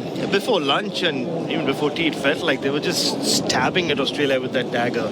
Now it feels like they have it in the Australian hearts. Now they're just like twisting it. They're just like pushing it further and further, but slowly. This feels more like pillow over the face stuff for me. Yeah. 4 for 319 into the 63rd over. They did all the fast scoring early. England. Cummins to Root, who defends down to mid-on. So Joe Root will know. Well, it's just coming up to 5 p.m. There's another hour and a half yet to bat. Phil Long. Joe Root went from 75 to 79 with a 4. But the 27 runs before that were 25 singles and a 2. I think it is death by 1,000 cuts. Yes, 1,000 cuts. I said at the start of the day, this is how I wanted to see England play, though. To absorb here and there, not to play too wildly, too extravagantly. And they've done it. It's been superb, really. Partnerships from top to bottom. Cummins up to Root. He drives down to mid-off again. He won't get a run on the Harvey Norman scoreboard. It is still 4 for 319. A lot of Australian cricketers, when asked as the series have progressed about baseball, they've said, but England haven't played in one way. And I think that's where they've played it smarter than Australia at many levels. We've seen different versions of, I mean, you can always keep looking at the run rate and say, oh, they've scored quickly, but they've not always scored quickly in the same way, if that makes sense. Yeah, absolutely that. Cummins up to Root, who's driving and missing outside the off stump. Well, there's a rare false shot from an England batter in the last little while. Cummins getting the ball to stand up a little bit off the seam. And what that's meant is it's made Pat Cummins' job even harder. He's second-guessed himself, third-guessed himself. I mean, it's like Adam spoke about a wrestler and his finishing move yesterday. It's like having a wrestler with multiple finishing moves, each as devastating as the other. Cummins just wants a finishing move for this over. Runs up to Root. Just blocks the ball straight back to the bowler. And Australia continue to toil. 63 overs bowled. They are 4 for 319. Good things come in small packages, including Toro's new 36 and 43 centimetre recycler battery mowers. Part of the 60-volt MaxFlex Force battery range, they power through smaller lawns at the push of a button. They're not short on features, with intelligent Run Smart software to maximise performance and an optional variable speed control on the 43 centimetre model. When you're done, they can be stored upright, saving on floor space. View the latest range of 60-volt battery mowers at toro.com.au. SEN Ashes cricket for the barbecue bacon Angus at Macca's. And good morning to all of our New Zealand listeners on SENZ. They are here thanks to Resine, New Zealand's most trusted paint brand. If you're listening in New Zealand, you can text us on at 8833, as Jeremy Coney's been telling you in his videos. What a relief it is to have a paint brand you can trust. Can't tell you how many times I've been let down. You start to lose trust over the years, you know? It starts to eat away at you. You think you may never love again. But things can change. Here is Mitchell Marsh in at the stumps and pushed down to a short straight mid-on. There's no run for Bairstow. Been a long summer, hasn't it, Geoff, already? It has. And it's not even the end of July. It's July 29 at the moment. Speaking of the end of a long summer, Steve Smith and Joe Root have been at it like two old men who meet at the same pub at the same time every evening, and they haven't done that in a long while. They've been chattering away about life, issues around the world.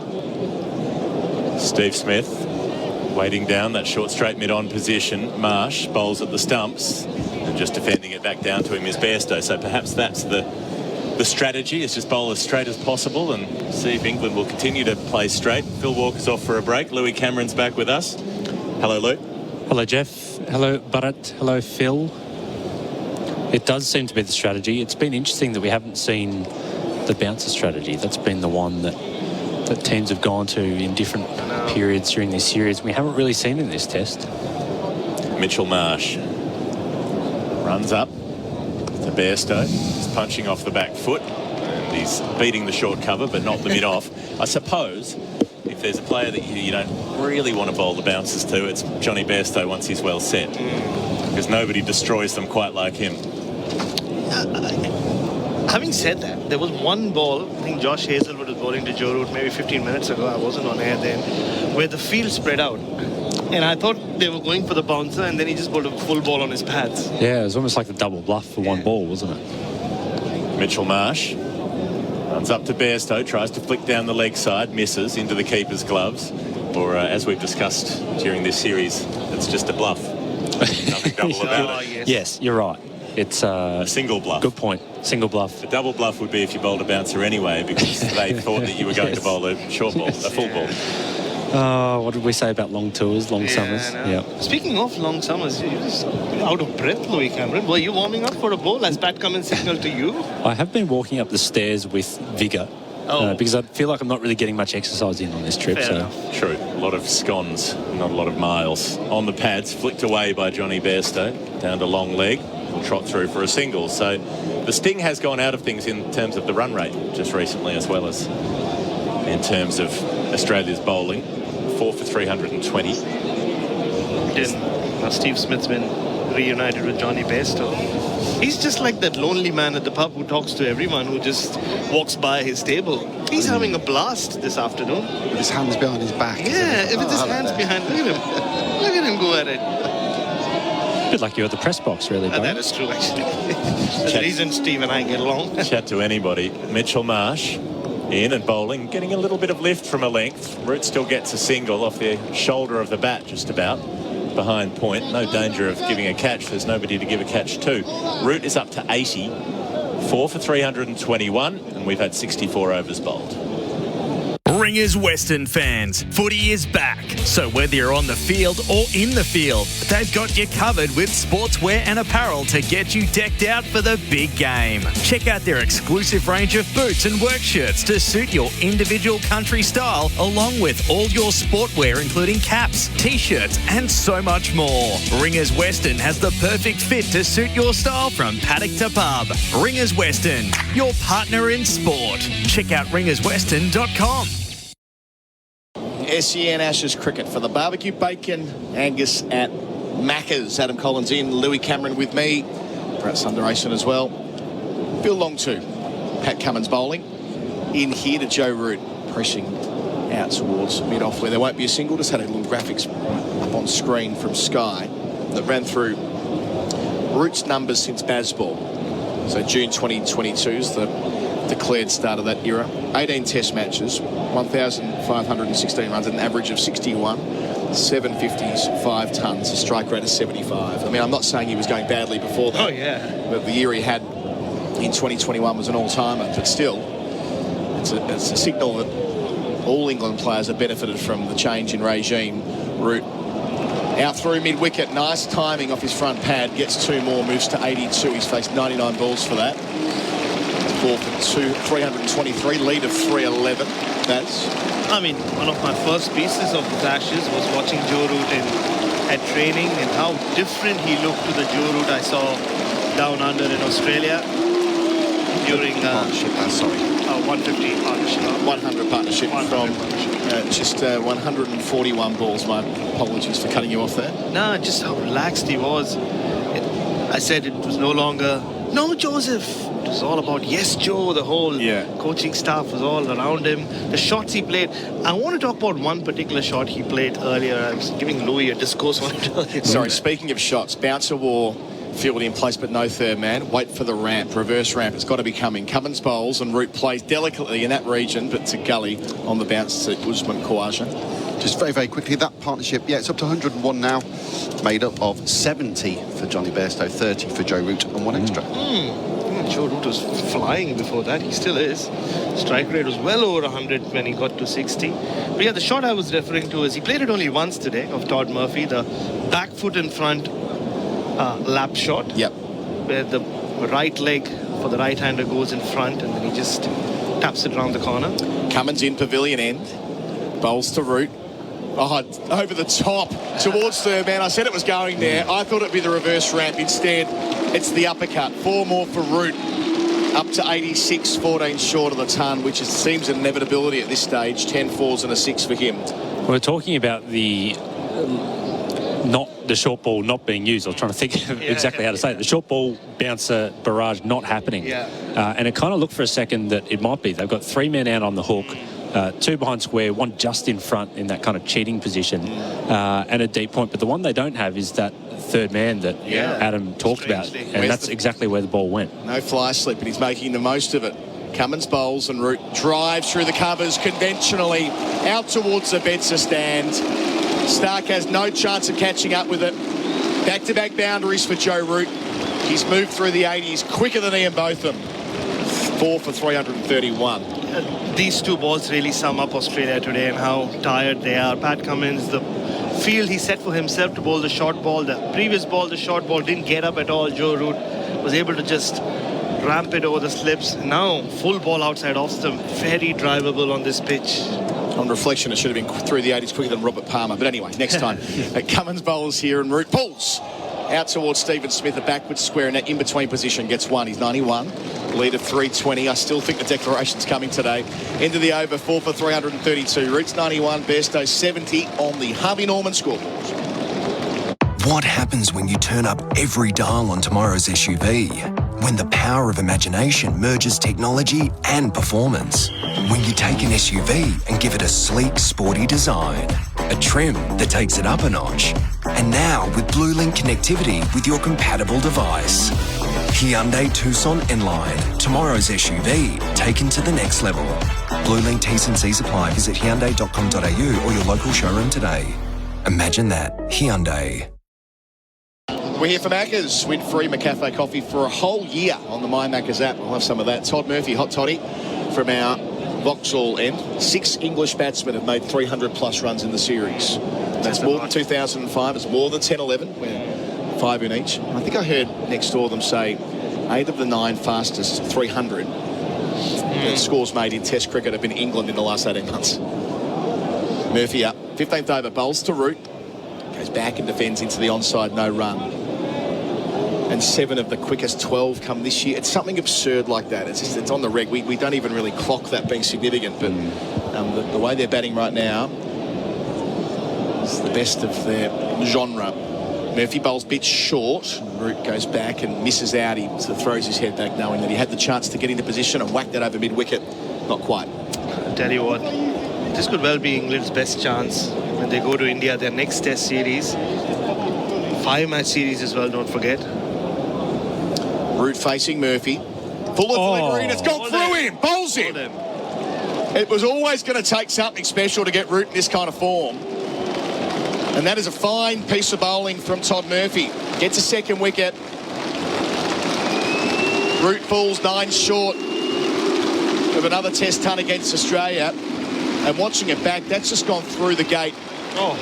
Kept a little bit low via an inside edge as well, and it's hit the bottom half of the middle stump. And Joe Root, he's frustrated for not reaching another milestone, but boy, how well he's played today. Joe Root, 91 of the best. England, 5 for 332. We've talked a little bit about bowlers' starting spells today, and that's the first 3 balls of Todd Murphy's new spell after Mitch Marsh got dragged after only 2 overs, and he started beautifully. He bowled 2 dot balls at Joe Root. He looked frustrated. He looked like he wanted to get him away through the leg side.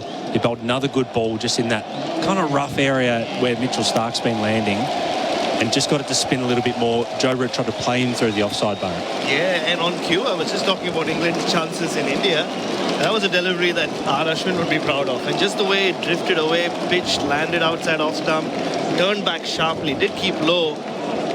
Yeah, the value of bowling a few good balls on the trot and setting up a batter. Now, Todd Murphy has had a couple of good moments today. He's come under a lot of battering from some of the English batters, Johnny Bairstow and Zach Crawley, but the 2 most senior batters in the side, he's got out Stokes and Joe Root, 2 really good pieces of bowling. Interesting passage of play coming up. Todd Murphy is going to be bowling to a left-hander. We know he got Ben Stokes out earlier, who's just bowling a lot better to the left-hander of Stokes. He's now got Moeen Ali, who's basically on one leg. And a Moeen Ali who likes to take down off-spin. He's not a big fan of off-spinners, or he doesn't rate them too much, despite bowling off-spin himself. He doesn't even seem to rate himself, really. That is true. He doesn't. There was a summer here back in, well, it would have been 2017 when South Africa were here. And Moeen was clearly England's #1 spinner at the time, had a huge series, took 24 wickets in 3 test matches. And he said, well, the way I did it, I thought of myself as the second spinner. Liam Dawson was in the team. I thought, Dawson's a better spinner than me.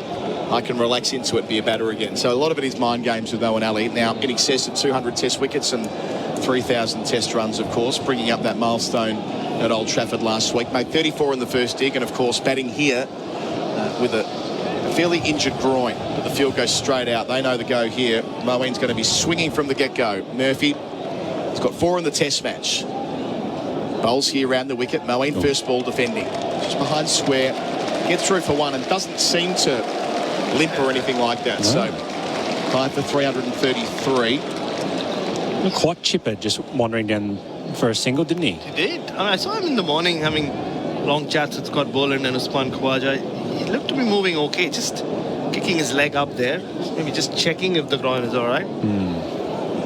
Do we definitely not put Moeen Ali in England's tour party to India? He's already said he's not going. That's it. Yeah, he said he's not going to play away from home. Murphy bowls here to Bairstow, goes back, sharp spun delivery. So we've seen Murphy spin that one. Just to go back to the wicket-taking delivery, we saw it for Tyre Power, winter safety sail on our screen. It's spun, it just caught the bottom of the bat, it did keep low. So there's still something there for the bowlers, albeit on the best day for batting through the test match, without a doubt. Murphy up again, Bairstow goes back and lets it go past his off stump. So 5 for 333 at the end of the over. At last a wicket for Australia, breaking a stand of 110 between Root and Bairstow. Root gone for 91. It's on the Beaumont Tile scoreboard by Beaumont's and Save. The World Supercross Australian Grand Prix is returning to Marvel Stadium, Melbourne on the 24th and 25th of November. Witness 40 of the world's best riders, including reigning champion Ken Roxon and Australian heroes Aaron Tanti and Luke Clout, as they battle for championship glory. Marvel Stadium will light up with epic pyrotechnics, freestyle motocross stunts and live music and more for 2 nights of exhilarating entertainment. Get your tickets at WSXchampionship.com. Don't miss it. Todd Murphy celebrating another wicket for Tobin Brothers Funeral, celebrating lives, and he really gave it big then. So did Marnus Labuschagne over at cover. It's giving Australia the chance here. If they can get Moeen, Wokes and Wood to come. They batted very nicely together in the first innings, but still there'll be an opening. Yeah, keep them down to, say, 380, the lead. Because on the other side of it, I was about to say before the wicket, they were in a very strong position to have a crack at bowling tonight, and they still might, who knows. Moeen facing the captain Cummins round the wicket pavilion end, defending out to cover the first ball, no run. And it's difficult to overstate. Just, Todd Murphy, he has been bashed around a bit today, but just to come back, to get Ben Stokes out, to get Joe Root out, they're England's best 2 batters. Yep, he's gone at nearly 5 and over. Yes, he's got a lot to learn about bowling to right-handers in unfavourable conditions, but you know what? The Australian fast bowlers, the big 3 who have played a lot more cricket than him, they've all gone at a very similar rate. I reckon he can really hold his head up high, even despite the fact how much they've missed Nathan Lyon. Yeah, he's played his part. Yeah. Every time they've gone, Pat Cummins has gone to him, he's done something. Cummins bowls to Moeen, new to the crease, defends out to mid-on. So we've got a deep backward point and 2 out on the onside. Deep backward square leg and a fine leg, albeit not too far away from each other. Slip, gully, cover, deepish mid-off, conventional mid-on, mid-wicket. They're not going short straight away to Moeen Ali.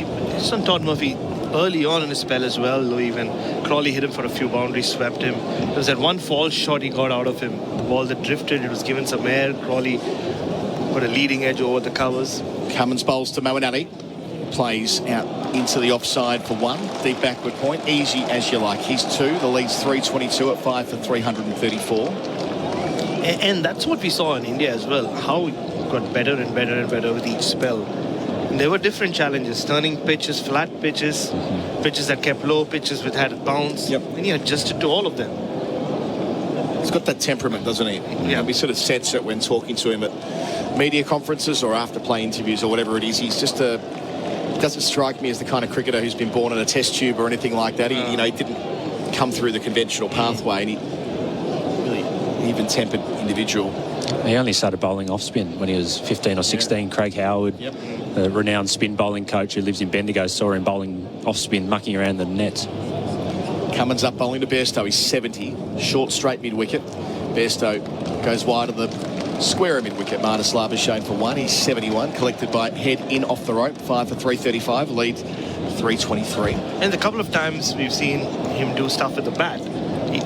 Not just the runs he made yesterday, but the crucial innings he played at Leeds when Mark Wood was on top of his game, is breathing fire with the ball, got rid of Stark and Cummins, and then to do what he did alongside Travis Head, he got 10 runs with 4 balls. That takes a lot of composure, temperament, and confidence. I know even before he made his Test debut, they were just struck. I think Andrew McDonald called him the oldest 22-year-old he'd ever met. And to think this guy's only 22, I mean, that's really something. And I think even when Nathan Lyon, no matter how many years he's got left, I think they've got a super replacement. Cummins is the third man for Moeen Ali. Bowls, and Moeen tucks it away. Not a good delivery there, letting him help himself to 1 to deep backward square to play himself in. 5 for 336. Yeah, just to finish on Murphy before I go fair, I saw the confidence that the Aussie batters, the senior players had him in grow during the Sri Lanka tour. You remember he was there as a reserve bowler. And in Bangalore, Louis, you and I were there when Australia had that camp before the India tour.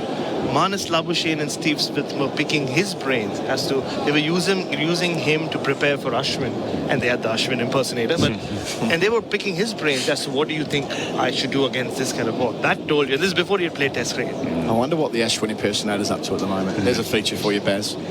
Cummins to finish the over. Back over the wicket to Bairstow, who plays defensively to cover. End of the over. I reckon that might be Drinks. We'll keep an eye out for the umpire. It is Drinks on the field. Australia picking 1 wicket up in that 75 minutes of play. Joe Root bowled by Todd Murphy for 91. A partnership at 110 with Johnny Bairstow. Was still there on 71 from 90 balls. Moeen Ali in at number 7. New to the crease, 3 from 5. The lead is up to 324 with England. 5 for 336 on the Harvey Norman scoreboard.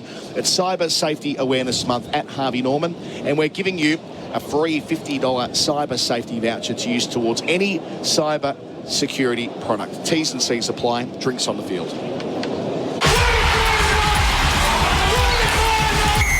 Nothing unites Queenslanders like being maroon.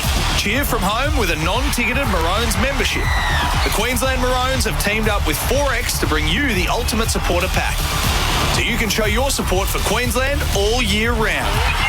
Feel part of the team and show pride in your origin no matter where you are with this 4X Maroon membership. Go all in at maroonshop.com.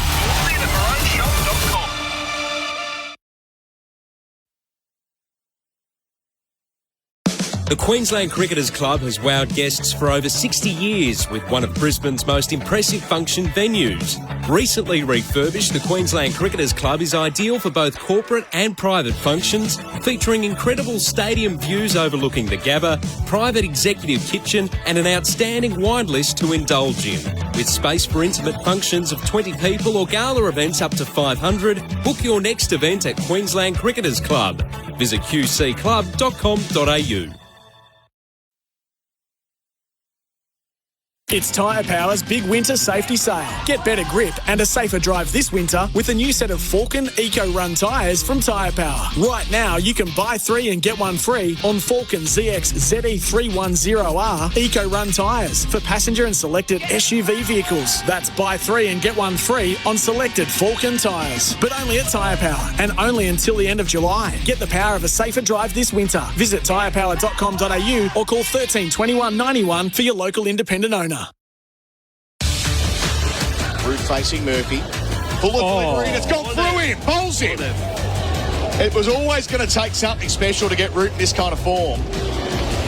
And that is a fine piece of bowling from Todd Murphy. Gets a second wicket. Root falls 9 short. That's a nice little contender for our delivery of the day for Macca's. Order via McDelivery on the My Macca's app. It gave Australia a chance to celebrate only their 5th wicket of the day for Tobin Brothers Funerals, celebrating lives. We're here at the Kia Oval for Macca's. Win free McCafe coffee for a year on the My Macca's app. And on the Harvey Norman scoreboard, they're 5 for 336. England in the lead by 324. It may very well still be the case, Louis, that they declare later today, but in all probability, I can't see Moeen going quite the same tempo that Root was. No, not with the injury he's got, but he has been moving very well so far. I don't think Australia bowled particularly well to him so far. It is an older ball. There isn't much in this wicket, but I just would like to see, whether it is the bounces straight away, or whether it is just locking into the top of off. I just thought they could be better to a new batter. It's going to be Murphy to continue from our Vauxhall end. His figures so far, 15 overs, 2 for 78. Doesn't tell the full story. He's gone at 5.2, but Australia have gone at 5s, and you expect the spinner to go for a little bit more than the rest. He is giving them a chance to rotate through from the pavilion end, something they really did miss when the going got tough at Old Trafford last week. 100% right, and there's this kind of thing that, a spinner can only be effective in the second innings as the game gets on, as it gets into the fourth and fifth day. Well, these tests aren't really getting into the fourth and fifth days, so I think they really could have used with the spinner in Manchester. So Murphy, ready to start the last hour. Well, not quite the last hour. We've got 68 minutes before the cut-off. Bowls here to Moeen on 3, and Moeen defends. The listeners might wonder why I've talked about the declaration a couple of times, only because this is just the way this England team think. They don't sort of think in terms of convention. They think in terms of how can we mess with the other team, and they get 400 ahead, they might go, that's all right, that's fine, they're not going to chase that down. Right or wrong, that's how they are hardwired. Murphy bowls and Moeen defends. A well-floated delivery out towards cover, no run. Stuart Broad was asked about this in the press conference yesterday. Someone said to him, do you kind of wish you could just have a full day where you could put your feet up and you didn't have to worry about strapping the bowling boots on at the end of the day or the start of the day? And he had a very good answer, actually. Murphy bouncing in. Delivers to Moeen. Forward again. It's good over this. But out towards extra cover goes the defensive prod. He basically said that I've had 10 or 12 years of playing under captains like Cook and Root and Pryor and whoever else. And, he's kind of gotten sick of it. They didn't win much. And, maybe early in his career it kind of happened. Murphy, a bit wider on the crease. Moeen across the line, sweeping and getting it perfectly. Out the screws towards the Peter May stand, and the crowd love it. They love Moeen Ali. Always been a fan favourite. Up to 7 with his first boundary, 5 for 340. 328 in the black England. Yeah, no issues on that ground. You would have thought the sweep shot would be the one that might be difficult, because it's one where you really have to stretch out and kind of lean into the problem area, but that looked completely fine. Doesn't seem impeded at all, does he? No. And so Broad basically said, look, I've had years of playing like this, and we didn't win a whole lot, and now we're winning. I'm willing to kind of put up with it. I bowl every day. Murphy bowls, Moeen goes back defensively and won't get once a point. It's a good point. I mean, Broad played through that era where they won 1 in 17 test matches. He was dropped for the West Indies tour with Anderson. They favoured Matt Fisher and Saqib Mahmood. I think in the case of Saqib, he'll play test cricket again, but Fisher's going to be a bit of a rarity and oddity, I suspect. Murphy bowls and going back again is Moeen. A fraction closer to the off stump, but works it away to deep point. Gets 1 and completes the over. 8 for Moeen, he keeps the strike. 71 for Bairstow, 5 for 341. The lead is 329 on the Harvey Norman scoreboard. Our coverage is for Henley Homes, brand new Henley completed homes in Bonnybrook from the Dales in Bonnybrook rather, from under $600,000. Hi at user-VK4VD7VR5TL. Alan here from Volkswagen. I'm not sure you're a real person, a bot, or a person with a bot's name, but I am sure you said utes are dreadful family vehicles and dreary as a wet weekend. Not ours. With over 30 safety and driver assistance systems, it's a fantastic family vehicle with a powerful V6 engine. Book a test drive today, if bots can book things. The all-new Amarok, born from tough love. I can see Mark Wood getting ready to come out next on the balcony there, ready to pongo them around when the time's right. Louis Cameron with me for Red Energy, 100% Australian electricity and gas.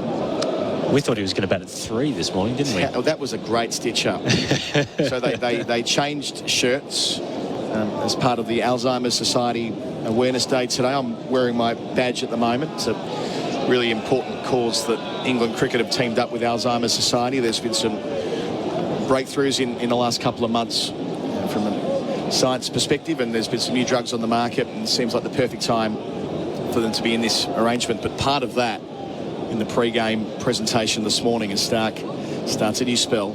Bowls left arm over to Moeen Ali. Full and driven for 4. Classical Moeen Ali drive on the front foot.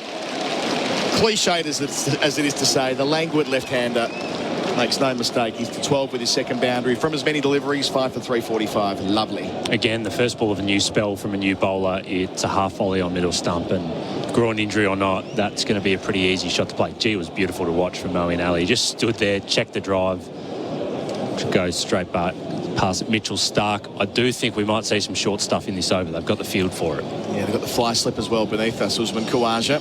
Stark up. Back of a length, Moeen chops down hard out to deep point. Louis throws his hands up. Where's the bouncer? After the boundary, Moeen 13, 5 for 346, lead 334. A number on this ground that was overtaken in 1938 when Hutton went beyond Bradman. He also went beyond Hammond in that innings, who had the world record already with 336, but they didn't care about that. They didn't care that Hammond had already overtaken Bradman. It was all about Bradman 334 for that generation of cricketers between Australia and England, because Hammond's runs came against New Zealand. So round the wicket for Stark for the right-handed Johnny Bairstow. 5 on the leg side. No one in the cordon. A very straight catching mid-wicket. Stark bowls and Bairstow goes back and defends from the crease. No footwork, not needed at this stage. Yeah, and I quite like this field. It really gives Stark something to bowl to. He's coming wide of the crease. He's angling it in at Johnny Bairstow. Clearly, they don't think there's any movement with this older ball. There's no reverse swing. They haven't been able to get it scuffed up. So there's no one in the slips cordon at all. You've just got a, basically 2/3 man in place to stop the edge if he does get a bit too wide. Slightly bereft that Reek got out when he did, not only because the 100 was in the offing, but also the reverse ramp. They had no fly slip for him. It felt a matter of time, but he was knocked over by Todd Murphy instead. Stark bowls and Bairstow drives on the up, straight to cover where Labuschagne collects and threatens to shy at the non-striker stumps, but thinks better of it with nobody backing up. Yeah, so a good chance to build a bit of pressure and get a few dot balls. He's got protection in place if he does err a little bit either side of the wicket, but there are 5 straight men. You've got David Warner having a chat with Moeen Ali on the pitch. He's in that kind of short mid-on position that you never see get a catch, but it kind of gets in the batter's eye line. Another thought as we work our way towards the end of the over. Johnny Bairstow has enjoyed success against Australia over a number of years. Made his Ashes debut in 2013 here at home. Stark bowls, Bairstow plays late to point where there's 1. He's 72, 5 for 347. This will surely be his final Ashes Test match at home. He's 33 now. I doubt he'll be playing when he's 37 as wicketkeeper. Could be his final, well, will be his final opportunity to make an Ashes 100 at home. He's made 1 at Sydney last time around, 1 in Perth in 2017, but 28 away from achieving that. Something Alistair Cook wasn't able to do in his career, which is something that always frustrated him. What's going on, Phil Long? I think that's Steve Smith gone down to the boundary, judging by the boos. Oh, so it is, yes. So 3 back on the leg side for Moeen. He takes a look before Stark sets off. And then Stark pulls out of his run-up because they haven't quite got the angles where they want them. This is where you can see they're just getting a little bit tired. So Alex Carey was the one who noticed that they had 3 behind square on the leg side. He stuck his hands up and said, hey, don't come in and bowl just yet. That's going to be a no ball. So Marsh goes just in front of square now. Good pick up from the wicket-keeper. That would have been embarrassing for Cummins. Stark to finish the 69th over. Moeen on leg stump. Out towards mid-wicket. All the build-up. Where are the bouncers? Not to beat. 5 for 347 at the end of the over. Geoff Lemon's going to jump in with the lead at 335. Moeen Ali 13. Bairstow 72 in our coverage for Maccas. Hello. Frank Walker from National Tiles. National Tiles checked and locked prices are more than 20% below market prices every day of the year. Yes, National Tiles are dedicated to helping our clients save money on their tiles every day of the year. Come in store or online now and see for yourself proof of National Tiles checked and locked prices on many of our most popular tiles at 20% below market prices every day of the year. So rush into National Tiles now and save. SEN Ashes Cricket. 5 for 347 the score. 69 overs bowled. Todd Murphy 2 for 83. The ball in hand. It's coming up to bowl to Bairstow, who's going back and cutting out to deep backward point for a single. Moeen Ali trots through to the striker's end. 5 for 349. So as has been noted, he doesn't look unduly inconvenienced getting between the wickets. Jeremy Coney's back on air with me. No, he doesn't. You're right. He looks relatively comfortable. Obviously, that's the couple of days he's had to get a bit of treatment and so on, so that's good. That's good. We haven't seen him really stretch out for a run yet, have we?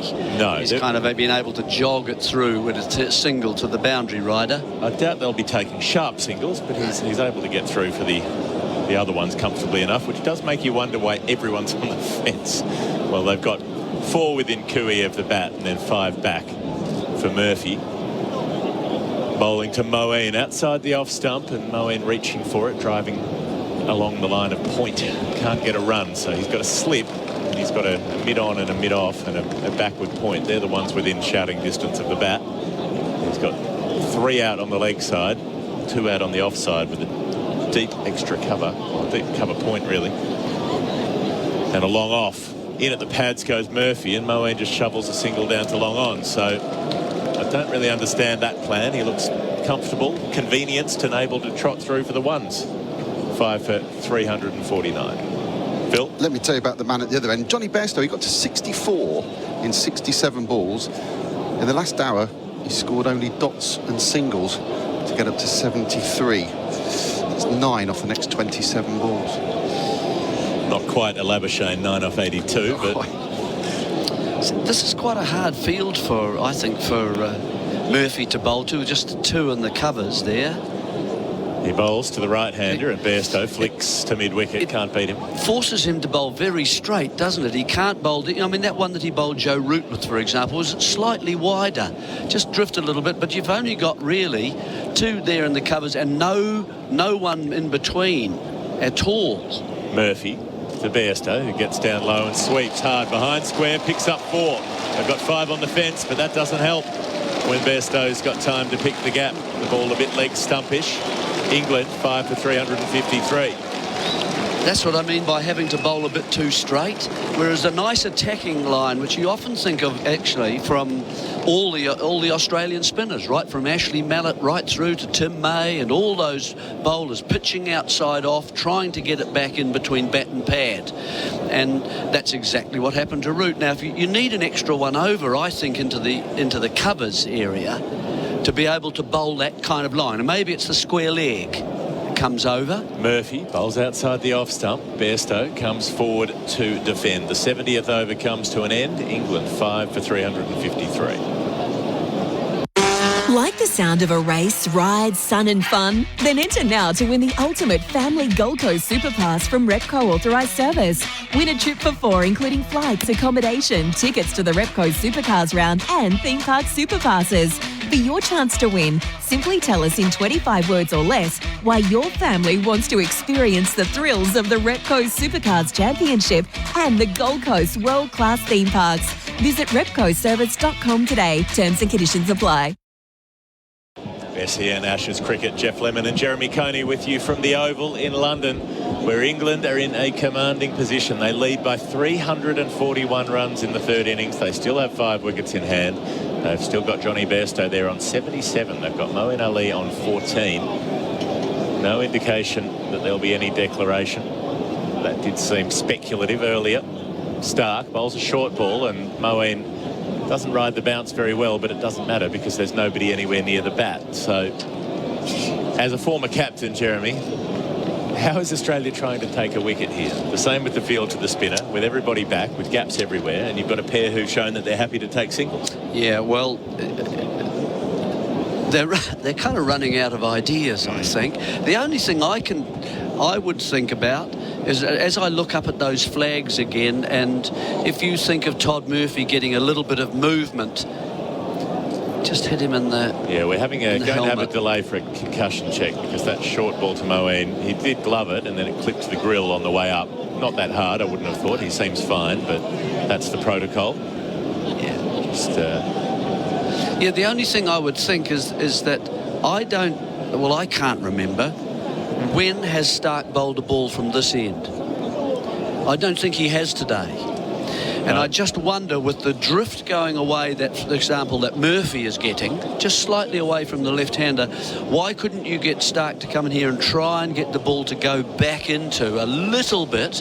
Look, how old's the ball now? I don't know, 70 overs, something like that. It is. So it's worth a go. There's probably not going to be a lot of reverse because it's been a lot of rain here in July, and we can see the outfield's pretty grass-like. So it might not be, but that's something I think they haven't tried. Equally, if you're going to bowl short at Moeen Ali with a left armour coming over the wicket at a left-hander, why wouldn't you have a silly point in? Because he gloved that ball into the helmet and it would have been a comfortable catch. There's no one anywhere near the bat. They've got to cover mid-off, mid-on and mid-wicket. Everybody else is back on the fence. Stark bowls short to him, and again he gloves the ball down, this time towards where short leg might have been, but there isn't one. It's curious. 3 men behind, or nearly behind square, one just in front and the other 2 behind, as we've come to notice virtually every day of this series. It's quite a common sight. Well, the short ball attack is one thing. I think there's man coming in now, isn't there? Looks like Head is coming in from deep backward point. So it's only taken 2 possible chances before they've decided to bring a catcher in. I think sometimes pre-sentiment might be useful as a captain. So another delay as that helmet comes on. We've had a delay for the concussion check. It's going to be another epically lengthy over. God knows how many we'll get through today. We're in the 71st and we've got, what? 53 minutes. 53 minutes of play left. We're going to get 19 overs in 50 minutes. Got a feeling that's not going to happen. Stark. He's only bowled 2 balls of this one so far, and he bowls a short ball, and Moeen hooks it out into the deep.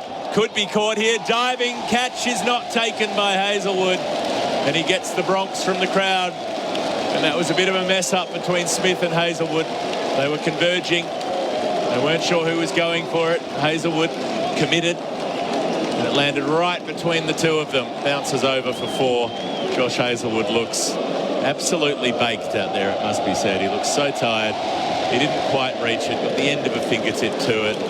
Wasn't in position, running around to his right. Another chance goes begging, 5 for 3, 5-7.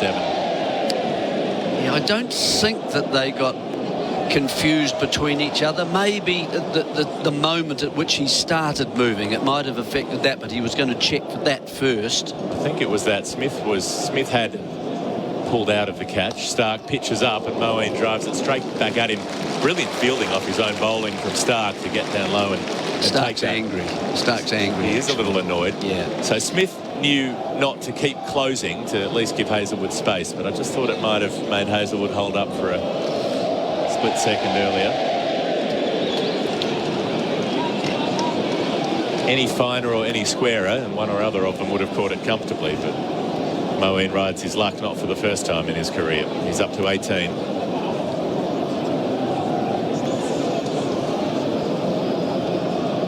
Stark up to Moeen, who pulls it again off the shoulder of the bat. It goes down very fine, and you can tell who's fielded it. Josh Hazlewood for a single. 5 for 358. Have to say it wasn't a really straightforward catch, was it? You know, one of those ones where you stand on the boundary and you wait for it to come sort of towards you. He had to move probably about 10 metres or so at least to his right, and it was always falling and going to be a tumbling kind of catch, I think, because he just set off quite late in terms of the catch itself. Stark, he's got the short straight mid-on next to the non-striker. Round the wicket, bowls to Bairstow, who defends to Steve Smith in that position. There'll be no run. 71 overs gone. England 5 for 358.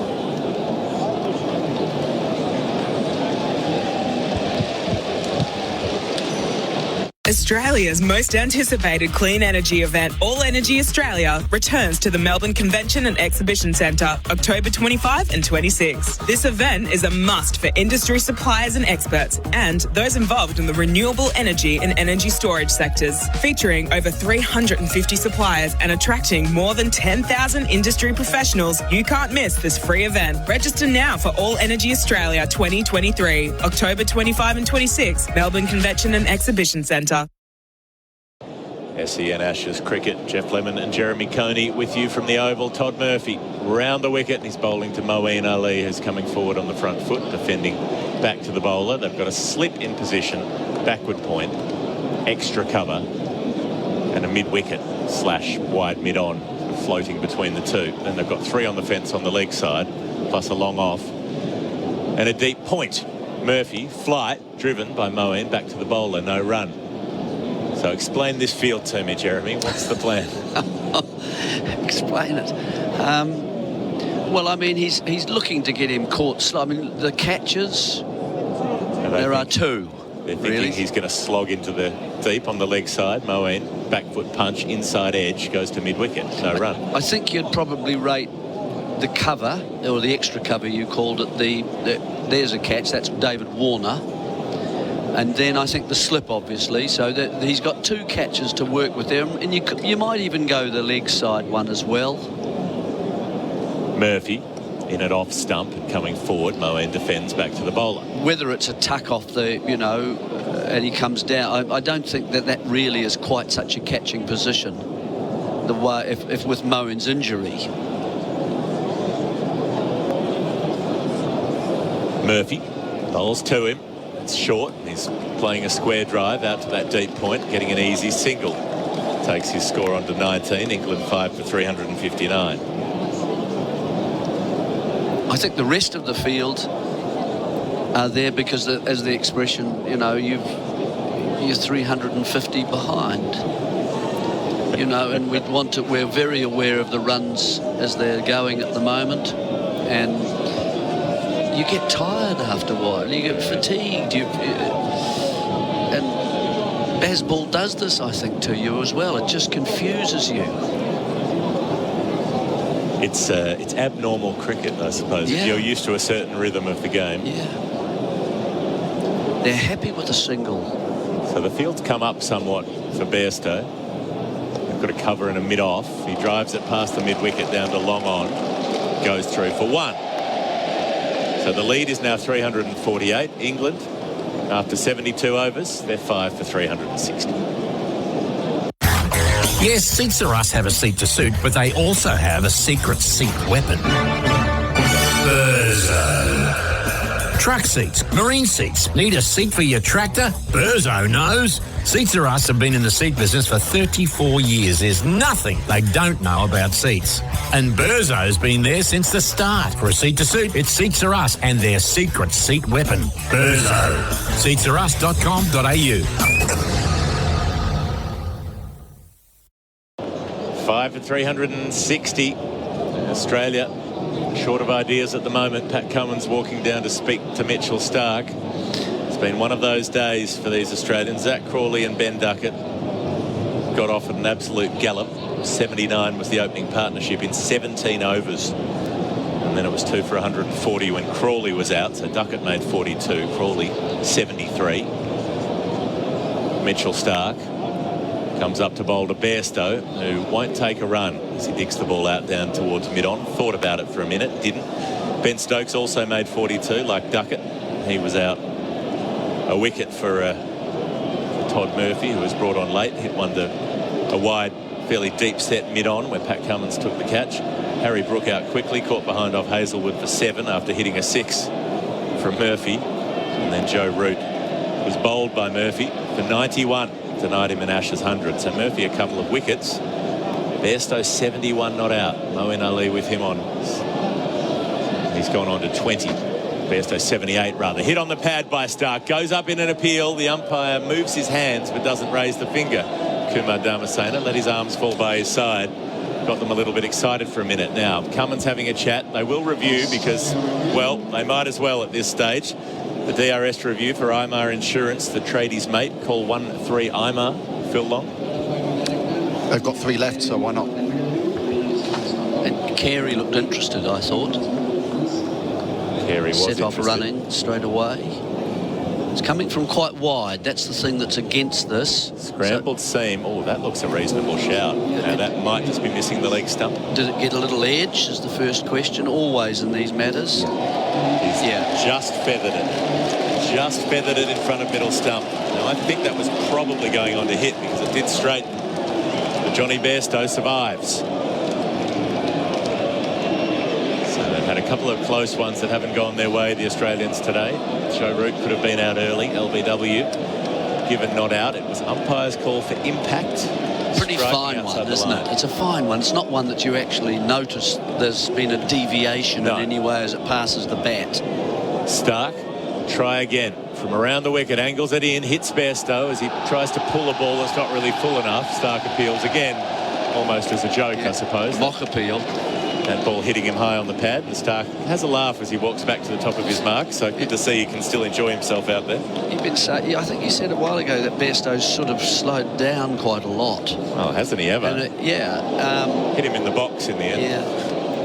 And I think that Bazball allows that. I thought Root slowed down quite significantly when Bairstow came in the first time, and I think you've got a figure there, haven't you, Phil, about that'll show that. Stark.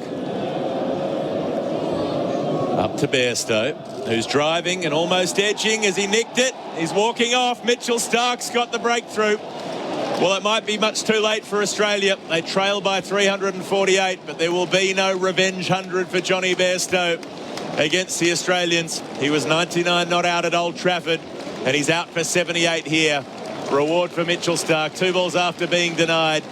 Bairstow flashing a cut at a wider ball, and he gets the edge through to Alex Carey. 6 down now, England, for 360. Yeah, well done, Mitchell Stark. It hasn't been an easy day for you. Some catches have gone down from your bowling. You dropped a catch yourself you'd normally take. But coming around the wicket, changing the angle, coming back. So it's always closing in on the right-handed batsman. And that's what's made it difficult to cut for Johnny Bairstow. Good innings from Bairstow as he leaves. An attacking innings at one phase, and then slowing down certainly once he lost his partner Joe Root. So good innings, those two getting a partnership, what, of 100 would you say, Root and Bairstow? And it's just kept, when after they had lost 2 wickets, and there was a little sniff for Australia at one stage in today, but they weren't able to break that partnership, and then it just sort of blossomed from there. It was 110, the Root and Bairstow partnership. Yeah, good partnership. And then Root dismissed, and Bairstow putting on a few more with Moeen Ali, another whatever that is, 28. And another catch for Carey, relieved catch for Carey. He's just really concentrating on everything today. Working hard to make a living, seeking shelter from the rain. That's 6 for 360. Well, Australia wouldn't mind a bit of rain over the next couple of days. They're in all sorts of trouble here. This is a good batting pitch, but they look a tired and a frazzled team. They don't look like a team that's going to run down 300 in the 4th innings. Chris Woakes has come out to bat rather than Mark Wood. Interesting. I would have thought if England were really in the punch the bruise sort of move, you get Mark Wood out to swing, but Woakes can just bat normally, I suppose. They're not interested. Yeah, I don't think. Nothing they've done in this session tells you that they're going to declare. And it's still 3:48. I don't think that's going to happen, more that it's late in the day. And just have a swing while they're tired. Yes, if you want to go after the tired bowlers, this might be your opportunity to do so. Phil Long? Yeah, Johnny Bairstow, 10 fours in the first 67 balls he faced, just 1 in the final 36. He was thinking 100, wasn't he? Johnny Bairstow changed gears. I think that was a little more ego than match situation. He really wanted that Ashes ton to stick it up the Australians. Well, he stuck it up them pretty well, 100 or not. They're in a dreadful position in the match, to be honest. In at the toes goes Stark, and Woakes tries to take a run, has to dash back, and the throw would have had him run out at the striker's end. Well, he set off. Moeen Ali said no. Woakes had to turn around and get back in. Is that Labuschagne with the throw? Yeah, it is. And he's missed. He's missed a couple today. He's really disappointed there because he's got about 2 stumps maybe with the angle when he stopped it at straight mid-wicket. He's got a decent look at it from mid-wicket, and Woakes is well short if that throw hits. Yes. And we've seen him do it so many times in Test cricket, Marnus Labuschagne. He hits the stumps a lot. This series, I don't think he's done it once. I tell you what, it was a nice piece of fielding with stopping it and diving with his left hand, then transferring it to the right, and then the throw as he turned. Lack of anticipation too from Carey, who might not have reached the stumps, but he hadn't moved at all, Carey. He was just flat-footed, standing in his original spot. Hadn't picked up on the fact that the batters had started running and that maybe he'd be more useful up at the stumps. Yeah, but the dive has made sure that we'll get a change of gloves. So Chris Woakes will face a second delivery with a new pair of gloves, Jeremy. Even Steve Smith doesn't do that. He baits for 12 balls, not one ball. I've seen him do it after 8 balls before. Yeah. Dear me, I wonder what it's done to his gloves. Just a bit of time wasting, perhaps. Not that they need any more of that. Stark has bowled some of the longest overs known to the history of the game this afternoon. Wickets, physio checks, protective equipment on and off the field. 1 ball to come in this over. 6 for 360. Stark up to Wokes, who's reaching away and driving straight to a shortish cover. There's no run. At the end of the 73rd over, it is 6 for 360. It's Cyber Safety Awareness Month at Harvey Norman, and we're giving you a free $50 cyber safety voucher to use towards any cyber security product. That's right, a free $50 voucher to use towards any cyber security product. Get a 1-year 1-device subscription to Norton 360 Premium or Trent Micro Device Security Pro for $0 when you use your $50 voucher from Harvey Norman. To claim your voucher, visit us in store. Hurry, offer ends August 17. Available now at Harvey Norman. Offer available in store only.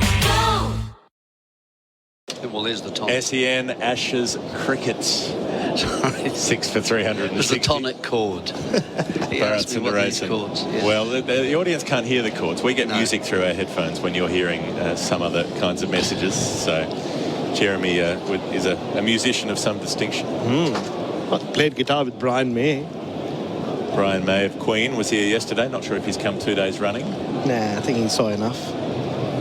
So it's Todd Murphy to bowl to Moeen Ali, who clears his front leg and swipes down the ground. He's got about 30% of that one as it trickles out towards the rope at deep extra, but it's far enough around from the 2 boundary riders that they're actually able to run 2, even though Moeen is fairly well cropped in the inner thigh area. 6 for 362. Nice piece of bowling though from Todd Murphy. Beat him in the air. Yep. Done that a couple of times today. Did it with Stokes as well. Murphy bowls to Moeen, who drives out towards cover. Just places it square if the fielder there and gets through for a single. So he has not come out and slogged boundaries, which is what was predicted for Moeen, that he would be stand and deliver. He's run between the wickets without too much problem. Which means we might even see him bowl. 6 for 363 is the score, and now another long delay as we talk about how to bowl to Chris Wokes, because they've never thought about this before, Australia. If we have to bowl to Chris Wokes, what will we do? What's our plan? I'm not sure. Which side of the field do you bowl to? Where do you think the fielder should go? Let's have a chat about it. Let's move the mid off. Let's move the mid on. Cameron Green's out there substituting, maybe for Mitchell Marsh. Mitchell Marsh is there. Murphy, bit of flight, hits the pad, down on one knee. Big appeal, it's not given, but this one looks worth a look for me. There was not a huge amount of turn. It's hit him in front. Was there enough turn to take that past the leg stump? Murphy loved it immediately. Went the full Nathan Lyon. Was it just jubilation at hitting the pad? Yes. They are going to have a look. Bharat Sundaresan, our umpire in the box. Just from where we sat, it looked very close. It's an impact question. It didn't turn too much, so it was going straight on. It was the skidder from Todd Murphy. I thought it hit in line. I was wondering whether it was going down the leg stump. Having a look at the replay now, it has hit him in line. It's above the knee roll. Is there too much angle? It might be the question. He hasn't hit it. They have a look at Snicko, but there's nothing on that. It's not the biggest stride out of his crease either for Chris Wokes. Did he just about get away with this? Pitches outside, hits him on off stump, and it is umpire's call for height. An orange light on the bails, and the Australians do not get the system going their way the 3rd time today. Yeah, I just had a feeling he'd get away with it, just where it hit him, just over the flap. Even though it wasn't a big stride, I haven't seen too many balls bounce a lot while the bowling's been from this end. Well, you just don't understand at times the projection. Murphy, flight, coming forward, driving a run down the ground is Wokes. To long on. It's the kind of LBW that a lot of umpires would give. You'd give it just morally, because it's hit him in front of middle and off stump. But there is that height question. Marnus the most disappointed, of course, shaking his head. Can't believe it. Murphy bowls to Moeen, who defends with very soft hands away to short extra cover. There's no run. It's been a good spell from Todd Murphy, this one. 2 for 95, Murphy. Took some treatment, bounced back well, lots of loop. Moeen drives, can't get a run. Stopped at cover by David Warner. 74 overs gone. There'll be a change in commentary after the break. Adam Collins coming in for me. England, 6 for 364. Hey, Jake Edwards here. Maybe you've just moved to paradise, or it's time to finally find your dream home. Recruit me and the crew at Edwards & Smith Buyers Agents to your team. Unlike other agents, we represent you, the buyer. We'll help you play the property field, source the perfect house and negotiate on your behalf, including properties that aren't yet on the market. Kick property goals with Edwards & Smith Buyers Agents. Visit edwardsandsmith.com.au. SEN Test Cricket for Maccas. Adam Collins in. We've got Jeremy Coney and Bharat Sundaresan for company.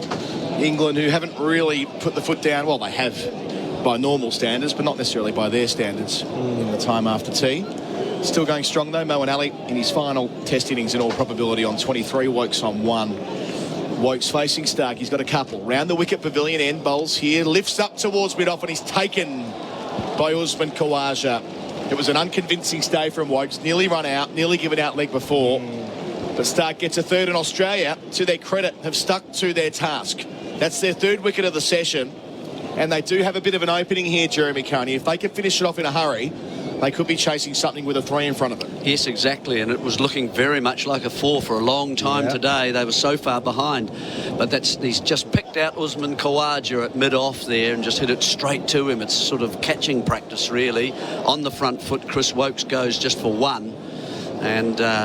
yeah, it's a nice little period for Australia here coming back. As I say, they had those 2 wickets close together earlier in the day, and there was just a sense that they might break through at that point. That was prevented by Bairstow and Root, and now 2 wickets close together once again have fallen, and the applause for Mark Wood arriving. They've taken 3 for 32, Baz. Yeah, and look, you're the lead 352. Still have 2 more days left. The pitches looked like a belter today. And we've always heard that it gets better and better to bat on. We saw that during the World Test Championship final. It does not. And if you remember, Jeremy, during the World Test Championship final on day 3, a few balls started jumping off the surface when you all thought it was going to become unplayable. It just got better and better. The bounce got more even. So we're not talking about Australia chasing down anything yet, but it hasn't gone out of control. And just reward for Mitchell Starc. He's bowled really well yet again. Started the day pretty poorly. Maybe he was a little stiff, but he's given it his all like he always does in each spell. Should have had Moeen Ali out. Josh Hazlewood made a mess of that catching opportunity. Then he's landed the ball where he wants to land it. Got rid of Johnny Bairstow. Chris Woakes always does like to drive on the up. Yes, you'd think one of these men have to go to, certainly this man at, just behind screen needs to go much straighter, because that's that drive you're talking about. So it's going to be Mark Wood, who only knows how to play one way. This should be fun. Stark delivers round the wicket on the angle. Wood swings as hard as he can. Gets it off the stickers of the bat, out to wide mid on for 1, off the mark with a single. Philip Long. Adam Collins, yeah, you mentioned Australia pulling it back somewhat in the 25 overs before the start of this over. After tea, Australia had scored 99 runs off 25 overs, so a smidgen under 4. England, whereas it had been well over 5 in the rest of the innings. The thing about batting first and fast is that obviously you get time, don't you? Yes, you've given your bowlers time, first of all, to claim 10 wickets. But then when you bat third, as England have here, I reckon there's a chance that you can bat quite long as well in order to extend that period for the bowlers to get, and that's, I think, what we've seen today. It's a fair point. Stark bowls here. Moeen takes it on out the deep backward square, and he finds the gap. Lands just in front of the rope. It'll be 4. Stephen Smith threw himself into the advertising boards. Full commitment to it. But that won't change anything when it comes to the scoreboard. Moeen Ali up to 27, the crowd favourite.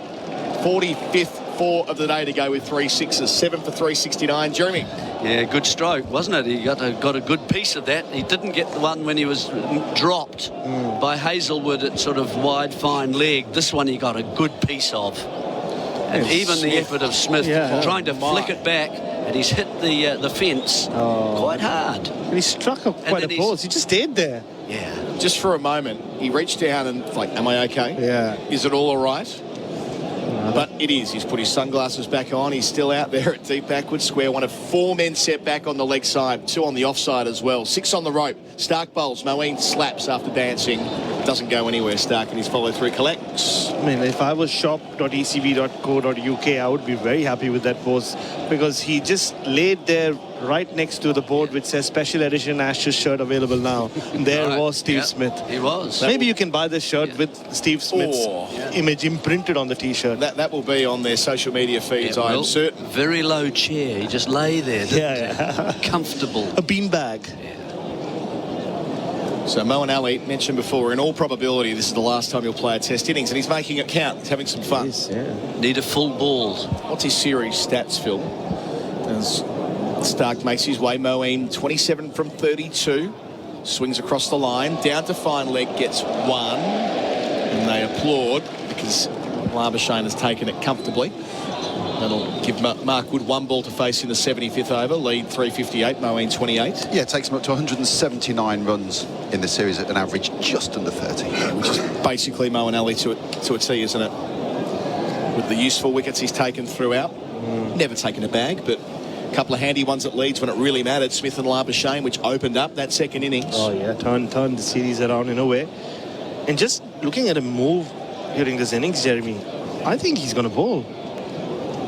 Might be able to. It all started with the WhatsApp. Ashes, question mark. 6 weeks later. Here's Wood facing Stark. 1 left in the over. Smacks it back at him. Drops the catch. Past the stumps at the non-striker's end.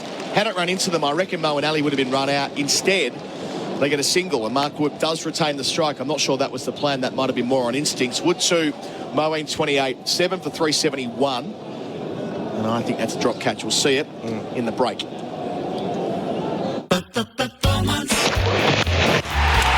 Beaumont Tiles hits another 6 for your renovation budget, introducing the best value tile range ever. It's called Beaumont Max. How's this? Subway tiles from $30.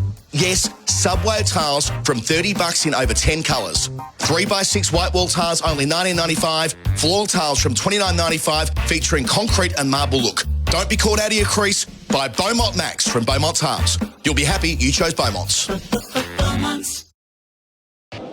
Philip Long. You just mentioned the famous WhatsApp Ashes question mark. I wonder if there might be a WhatsApp in the next few weeks. India question mark. What was Moeen Ali's response to Ashes question mark? LOL. LOL. I'm not sure why he doesn't. I mean, I know he doesn't want to go away to play Test cricket in the winter. However, as Murphy starts a new over to Wood, goes back and plays with deft touch through about the gully region. There'll be a couple there and they'll take it, even though it's early in the over. No strike farming for these Baz ballers. Wood's 4, 7 for 373, not yet at least. Phil Walker, just on that Moeen point. So he says he doesn't want to play in India, but he will play in the IPL, right? Yeah. So I do wonder whether there is a, like, come on, mate. Like, we could do with a bloke that spins it back towards the right-handers. They don't have one, other than Root and maybe Stokes. Murphy bowls here. It's back towards the right-hander Wood, and he defends it under his eye. What do you think it would take? A load of money, because he has a monster contract at the SA20 with Super Kings. Yep. That's the key. So it's not about travel, it's about the folding stuff. Yeah. I think so, yeah. Okay. What I understand. Murphy up here, bowls to Wood, drive straight to cover, lands just in front of Khawaja, just to come back to the last ball for the previous over. Had Stark taken that, it would have been an all-time classic. Yeah. He gets into that position when he bowls, a bit like Jasmine Bumrah. He lets the ball go, and the momentum of his body means his legs are always both up in the air at the same time. A great one for the photographers. They always get that shot of Stark. Murphy delivers, and Wood goes back. Sharply spun delivery, hits him on the thigh pad. He would have been taking it with his legs both off the air, facing towards the pavilion. And then the deflection onto the stumps. Moeen was long gone, so chance for, well, not a double play, but in the end, neither quite went Australia's way. It's been that kind of day for them. Murphy kicks off, like off the wall for a swimmer. Shout for leap before, and it's given. Mark Wood's given out leap before. Well, that's straight upstairs. My sense from watching it was that he was outside the line, but there have been a couple of balls in this over already from Murphy that have spun back hard. He's enjoying a good spell after tea. This could be a third wicket. Phil Walker, your first instinct? My first instinct is that I was looking at my computer screen, truth be told. Your first replay then, talk us through it. Well, firstly, he's bowled really nicely this afternoon. Deserved to get Chris Wokes a couple of overs ago. It's taken the top off the surface for the first time. Missed the inside edge of the bat. It's certainly not going over. The only question will be whether it hits him slightly outside the line. Umpire's call. I reckon he'll probably be okay here. I think it's going to be umpire's call, just touching the off stump on impact, I think. Yeah, I think it's a good decision. So we'll watch it back here through the technology. Here's ball tracking. It is umpire's call on impact, which will mean the decision. It's missing on height. Wow. It's, as our colleague Jared Waitley sometimes says, it's set on whack-a-mole today, the ball tracking. I cannot believe that's going over the top. How's that going over the top in the one that... Joe Root has? Yeah. Yeah. The Australian fans in the crowd, they cut to us shaking their head. It should be a third for Murphy, really. I'm stumped by that. But you either believe in the technology or you don't. Murphy to finish. Delivers here against Wood. Gets bat and pad closer together and defends it. And the crowd cheer and cheer in a mocking way. And a bloke in the Barmy Army shirt illustrating he knows nothing about cricket, doing the T sign. End of the over, 7 for 373. Hello. Frank Walker from National Tiles. National Tiles checked and locked prices are more than 20% below market prices every day of the year. Yes, National Tiles are dedicated to helping our clients save money on their tiles every day of the year. Come in store or online now and see for yourself. Proof of National Tiles checked and locked prices on many of our most popular tiles at 20% below market prices every day of the year. So rush into National Tiles now and save. For the most part, I like it when football culture gets fed into cricket stuff, Phil, but it's like the mock handball. When you ask for a handball in football, it's like handball, handball, handball. Every time there's an appeal turned down. The next time there's one, the crowd go up, how's that, and do the T sign. Leave it out. Yeah, well said. I feel a bit for Todd Murphy. He's been class this afternoon. Yeah, he's been good. He's Stark. 3 to get still. Bowls here. Moeen Ali takes on the hook shot, but is it in the same postcode? Phil Long. Mitchell Stark's 3 wickets today have taken him to leading wicket taker across both sides in this Ashes. He's got 22 now. What's his career now for Stark? 332, I'm going to say. 329 before. And I wrote about him 2 days ago, so there we go. we don't need you, Longy. 332 for Stark. Picked up his 300th at Brisbane last year. Steve Smith getting a round of applause for signing a ball and throwing it back from the crowd, who are a fraction more appreciative than the chap on the screen in the previous over. Did you see the guy in the Galdari earlier when Stark did that catch over the boundary? Yeah. Next to the child. Have another pint, big fella. Here's Stark delivering to Moeen. He swings and misses over the top of the middle stump. I think you were bang on earlier, Barrett, this morning about Mitchell Stark and his legacy, really, because he's such a champion white ball bowler, and because perhaps in our mind's eye we see him in yellow doing spectacular things, winning World Cups, cleaning Stokes up at Lords and all the rest of it, but those numbers are serious numbers, right? They are legacy numbers in the Test arena. And you would back him to go past Dennis Lilly. What was Lilly? 355. 355. Right. 23 wickets away from there. Bairstow enjoying some food on our screen after being dismissed. Stark bowls, making room, Moeen, slapping in the direction of mid-off, though. That would have been an exciting boundary. Pat Cummins did really well, diving. Had to time it perfectly, and he did. His glasses fall off, but he won't mind. He's playing all the shots, isn't he, Mo? All the hits. You know, the cheeky sweep, the flashing blade, the top-edged hook dropped at long leg. You know, he's just having a day out here. This is his finale, as we know. I can't really see him in the whites again, sadly, but just giving the punters just one last cameo. It's 28 from 36. Wouldn't he love a half century? Stark bowls to Moeen. He pulls in the direction of deep square leg. Labuschagne at fine leg, races across and cuts it off. They get 1. Moeen to 29. Hit that well, 7 for 374. Phil, where do you think Moeen will sit in the England cricketing consciousness in, say, 5 years' time when he's well retired?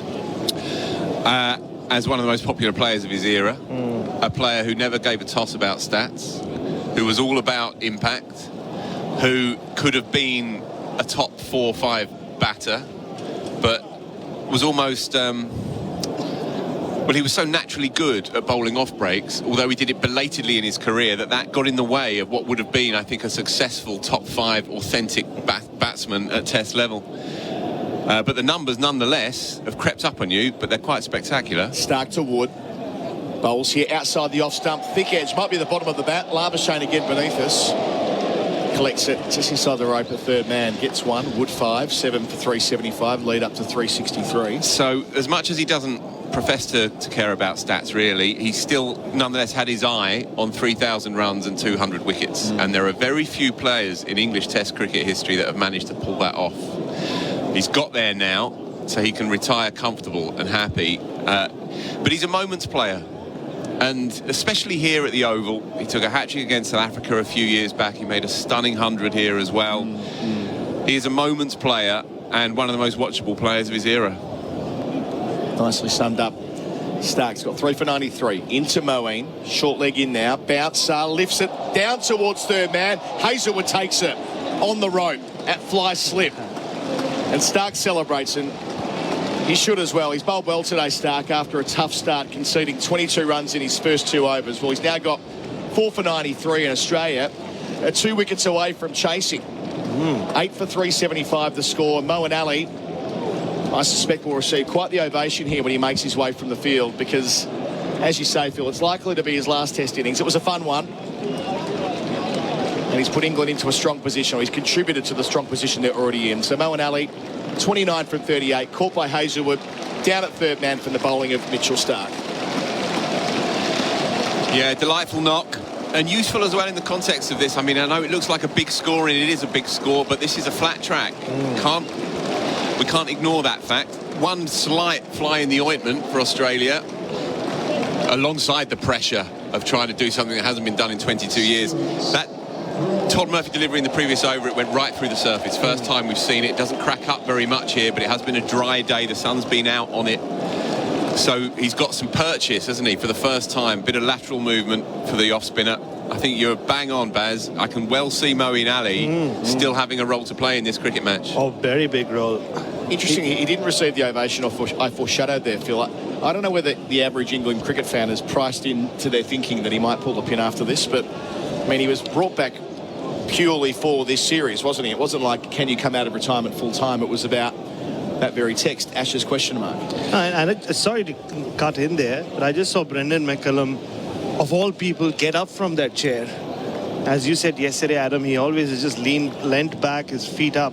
He actually got up from the chair as Moeen Ali entered the dressing room, walked up to him, gave him a big pat on the back before Moeen Ali disappeared into the change room. So if you can get Brendan McCullum off his feet, maybe he knows something that we don't. We do, but you know, don't. Yeah, I'm with you. Absolutely. As I say, an important knock, really. Just help them along to a position of, what are they now? 363 in the lead. There's still a chance. Well, there's not really a chance. 16 minutes to go tonight. If Australia got the last 2 in a hurry, they might have to bat tonight. Reverse sweep straight away. That's Mark Wood to start the new Murphy over, and it's 4 runs. So Wood to 9 with his first 4. Lead 3-6-7 at 8 for 379. The thought just crossed my mind for half a second. If they declared now, they'd get an over tonight, but it's not worth it. We had this conversation last night. You've got to let it go. For 1 over, what's the point? Yeah. Well, we talked about it in the context of what would happen 24 hours ago at around this time when Australia was still batting, but yes, they'll be happy to be bowled out if needs be now. Looms large tomorrow, doesn't it? Yeah, and make the most of the 15 minutes and get the extra 25 runs if you can. Murphy up. Delivers here. Mark Wood swinging hard across the line, out to deep mid-wicket. A man underneath it, Mitchell Marsh, and it's pouched. So a 3rd wicket now for Todd Murphy. We thought he had it a couple of overs ago. Wasn't quite to be, but gets his name in the book for a 3rd time. Todd Murphy, 3 for 101. England 9 for 379, a lead of 367, and Wood comes and goes for 9. Yeah, the Australian body language is picked up in the last half an hour or so. It's not just the wickets. They've really toiled hard today. It's not been easy. England have looked on top for a large portion of the day, but just in the last half an hour or so, the wickets are coming in a hurry. That lead now, 367, it's not a monstrosity, which is what I think at some point they might have feared it would be. With just 1 wicket to go and 2 full days to go, yes, the occasional ball has misbehaved off this pitch. Australia won't rule themselves out yet, Phil Walker. I agree. I've been saying it all along. And the first 45 to an hour after tea, it did feel like they were on their stall in the corner.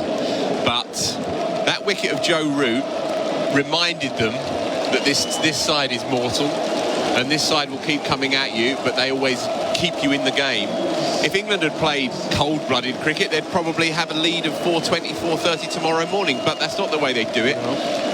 They are resistant to playing dull cricket matches, and so what we have tomorrow is Australia begin a run chase. They don't begin a kind of staid, dull attempt at trying to get through the showers and then finish up 6 or 7 down some point on Monday afternoon.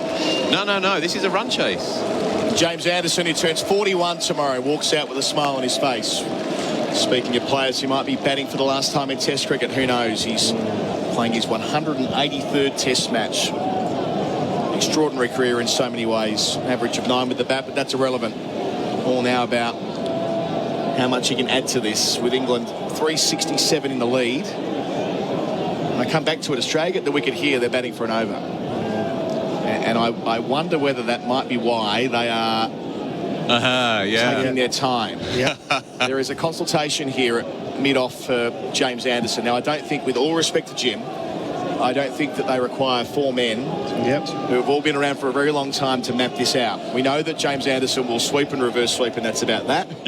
6, 7 men behind square on the offside. It's 18. It's just gone 18 past 6. So if they get this wicket in the next, well, let's call it this over, 4 more balls, then it's going to be Warner and Khawaja facing Broad for 1 over. Yeah, Steve Smith just made a very, very pertinent point to Todd Murphy. Jimmy Anderson is going to play the sweep shot. So that's why they were having this big discussion. I'm sure. Yeah, of course, only Steve Smith knows that Anderson sweeps and reverse sweeps. Oh, even smarter. Now they've asked for the pads, the shin pads. The shin pads. So this is all designed to waste time, and I would say that the Australians are actually entitled to a bit of a jiggery pokery, given the way England have gone and treated the clock through the course of the series. 18 minutes past 6 at the moment, so it's nearly 19. We've got 5 seconds. It's 65 seconds left until that eventuality. I think the crowd have worked out what's going on. Marnus Labuschagne applying the shin pads. Truth be told, the umpires should be equal to this as well. They should know what's going on and call the Aussies to attention, but, well, they don't do it any other time. Exactly. Yeah. Damascena's done the passive-aggressive look at his left wrist, but that's pretty ineffectual stuff, umps, to be honest. They've killed two full minutes here. Now, Stokes has got his feet up in his civvies. I don't think he necessarily wants to come out for an over either, but with 30 seconds to go, they have killed 2 minutes of clock. And they're going to reach the point, and even Murphy's in on it. Murphy's sending the backwards square a bit finer. He's just marshalling where Cummins goes. Anderson might be in on this as well. I mean, 10 seconds to go before it'll become a problem. They might think Anderson's got a shoulder arms. I don't see that happening myself. So 5 seconds left. And now he's bringing him in. Now he's bringing him in. At 6:20 on the ground clock now. They're safe. So they're safe. They won't bat tonight. And the Aussie fans are high-fiving as well. Murphy bowls to Anderson. His first ball leaves alone outside the off stump. And everyone gets a chance to cheer. But if you just leave the farce aside... It does remind me a little bit, this feel of when Michael Vaughan made the England team look at the Australian balcony celebrating a draw. I've thought that a few times this summer, actually. At Manchester in 2005. Murphy bowls reverse sweep. Anderson doesn't nail it. Everybody wanted him to nail that. They've got 2 men set there for it. One of the great reverse sweepers, James Anderson. And look, the old rascals are together, Broad and Anderson, not out together. They will waltz off into the sunset at some point. We're not going to see them in a home Ashes Test match, I wouldn't think, again. So Anderson facing Murphy. Can he get a fourth here to finish a reverse sweep again? It goes past the edge. Appeal for caught behind. Umpire Wilson says no. Now, will Australia review this? Might actually be in their interest to move the game along now and knock England over. They won't want... They are going upstairs. We're upstairs for IMAR Insurance. The only reason I make that point...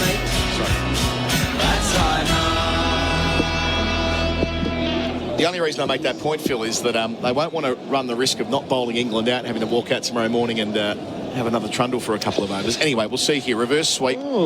Very hard to tell on the straight-on angle. It's going to be all down to Snicko, or whatever they call it these days. Ultra Edge. Here it is. Did he get a bit of battle glove on it? Watching now. Split screen in position. Nothing. And there is nothing. The noise is off the pad flap, or rather off the strap, I should say.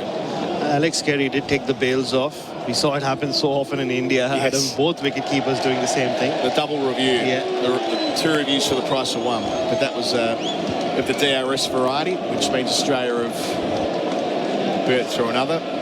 Don't know how many they've got left. Phil Long might know. One ball left in the over. Murphy up.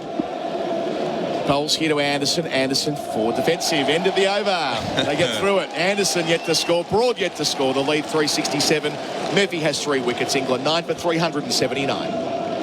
Hi, it's Shelley Craft. Keep warm this winter with Australian Made. Look for genuine Aussie products carrying the trusted green and gold kangaroo logo. There's thousands to choose from. Whether you're looking for authentic Aussie skincare, merino wool blankets or locally crafted homewares, Australian Made has something for everyone. There's even quality Australian Made fire pits for those brave enough to head outside. Visit australianmade.com.au/winter to find genuine Aussie products.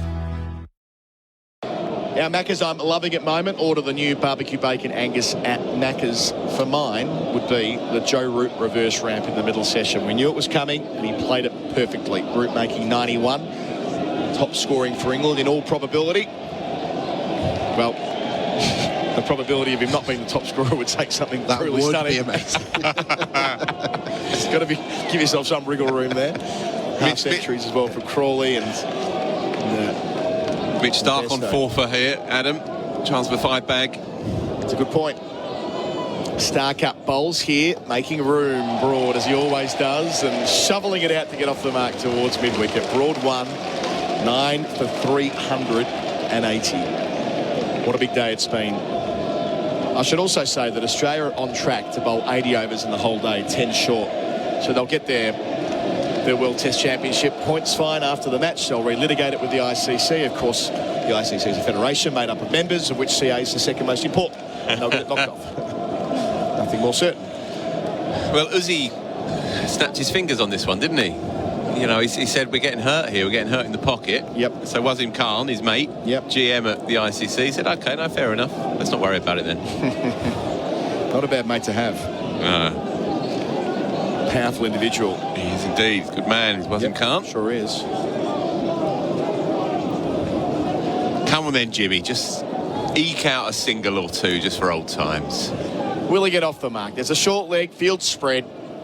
Stark bowls, Anderson hit on something on the arm. He evades the stumps. He nearly runs into the stumps. That's looking like it's hitting where there's not a bit of arm guard. That's reared up off a length, and he's thrown the bat on the turf. We'll get a replay here for tyre power. That's hit him on the shoulder, and he nearly stepped on his stumps. He was nimble enough to evade those, and yeah, that's going to require some medical attention. Right, yeah, that's hurt him. It's him on his bowling arm as well. Yeah. Stuart Broad coming up. He's just doing a few exercises to make sure that he can straighten and bend the arm. That's all good so far. Doesn't look like they'll bring the physio out.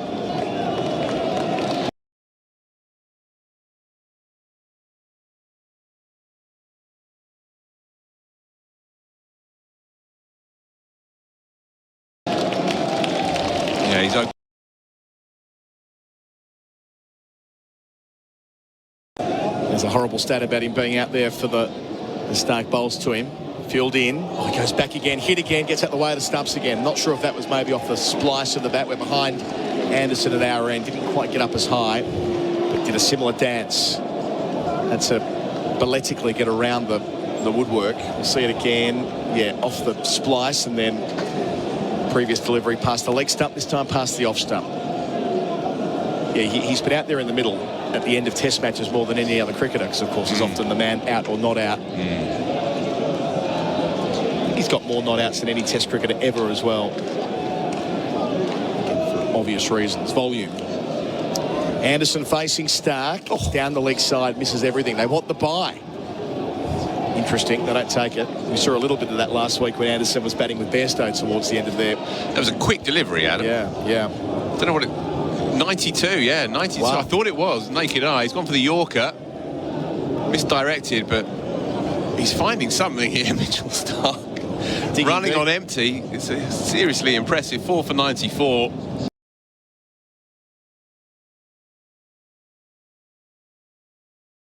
He deserves a 5 bag here. He's bounced back well. 4 for 94 his figures. Starkers. The assessment of Dharmasena is that it's missing, presumably going down the leg side. What's the review situation, Phil? Yeah, they're not... One left for Australia. None left or one left? One left. One left. They don't take it. Obviously, they're not going to bother at this point if they don't think it's out. And yeah, it's missing leg stump by a second set. But again, a fast reverse swinging Yorker. Yeah, and this one on the toe. It's been a painful few minutes for Jimbo. We mentioned Adam has been not out 111 times in Test cricket. The next best, Courtney Walsh, 61. Put a gap in him. That's some world record.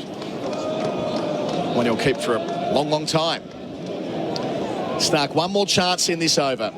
2 minutes left in the day. Anderson ducks a bouncer. 2 minutes left in the day. Anderson ducks a bouncer.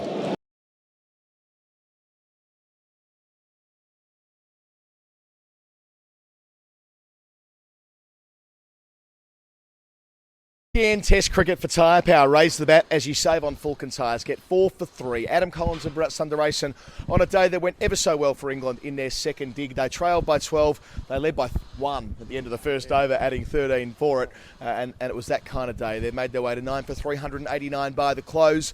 A lead of 377. Top scoring Joe Root with 91.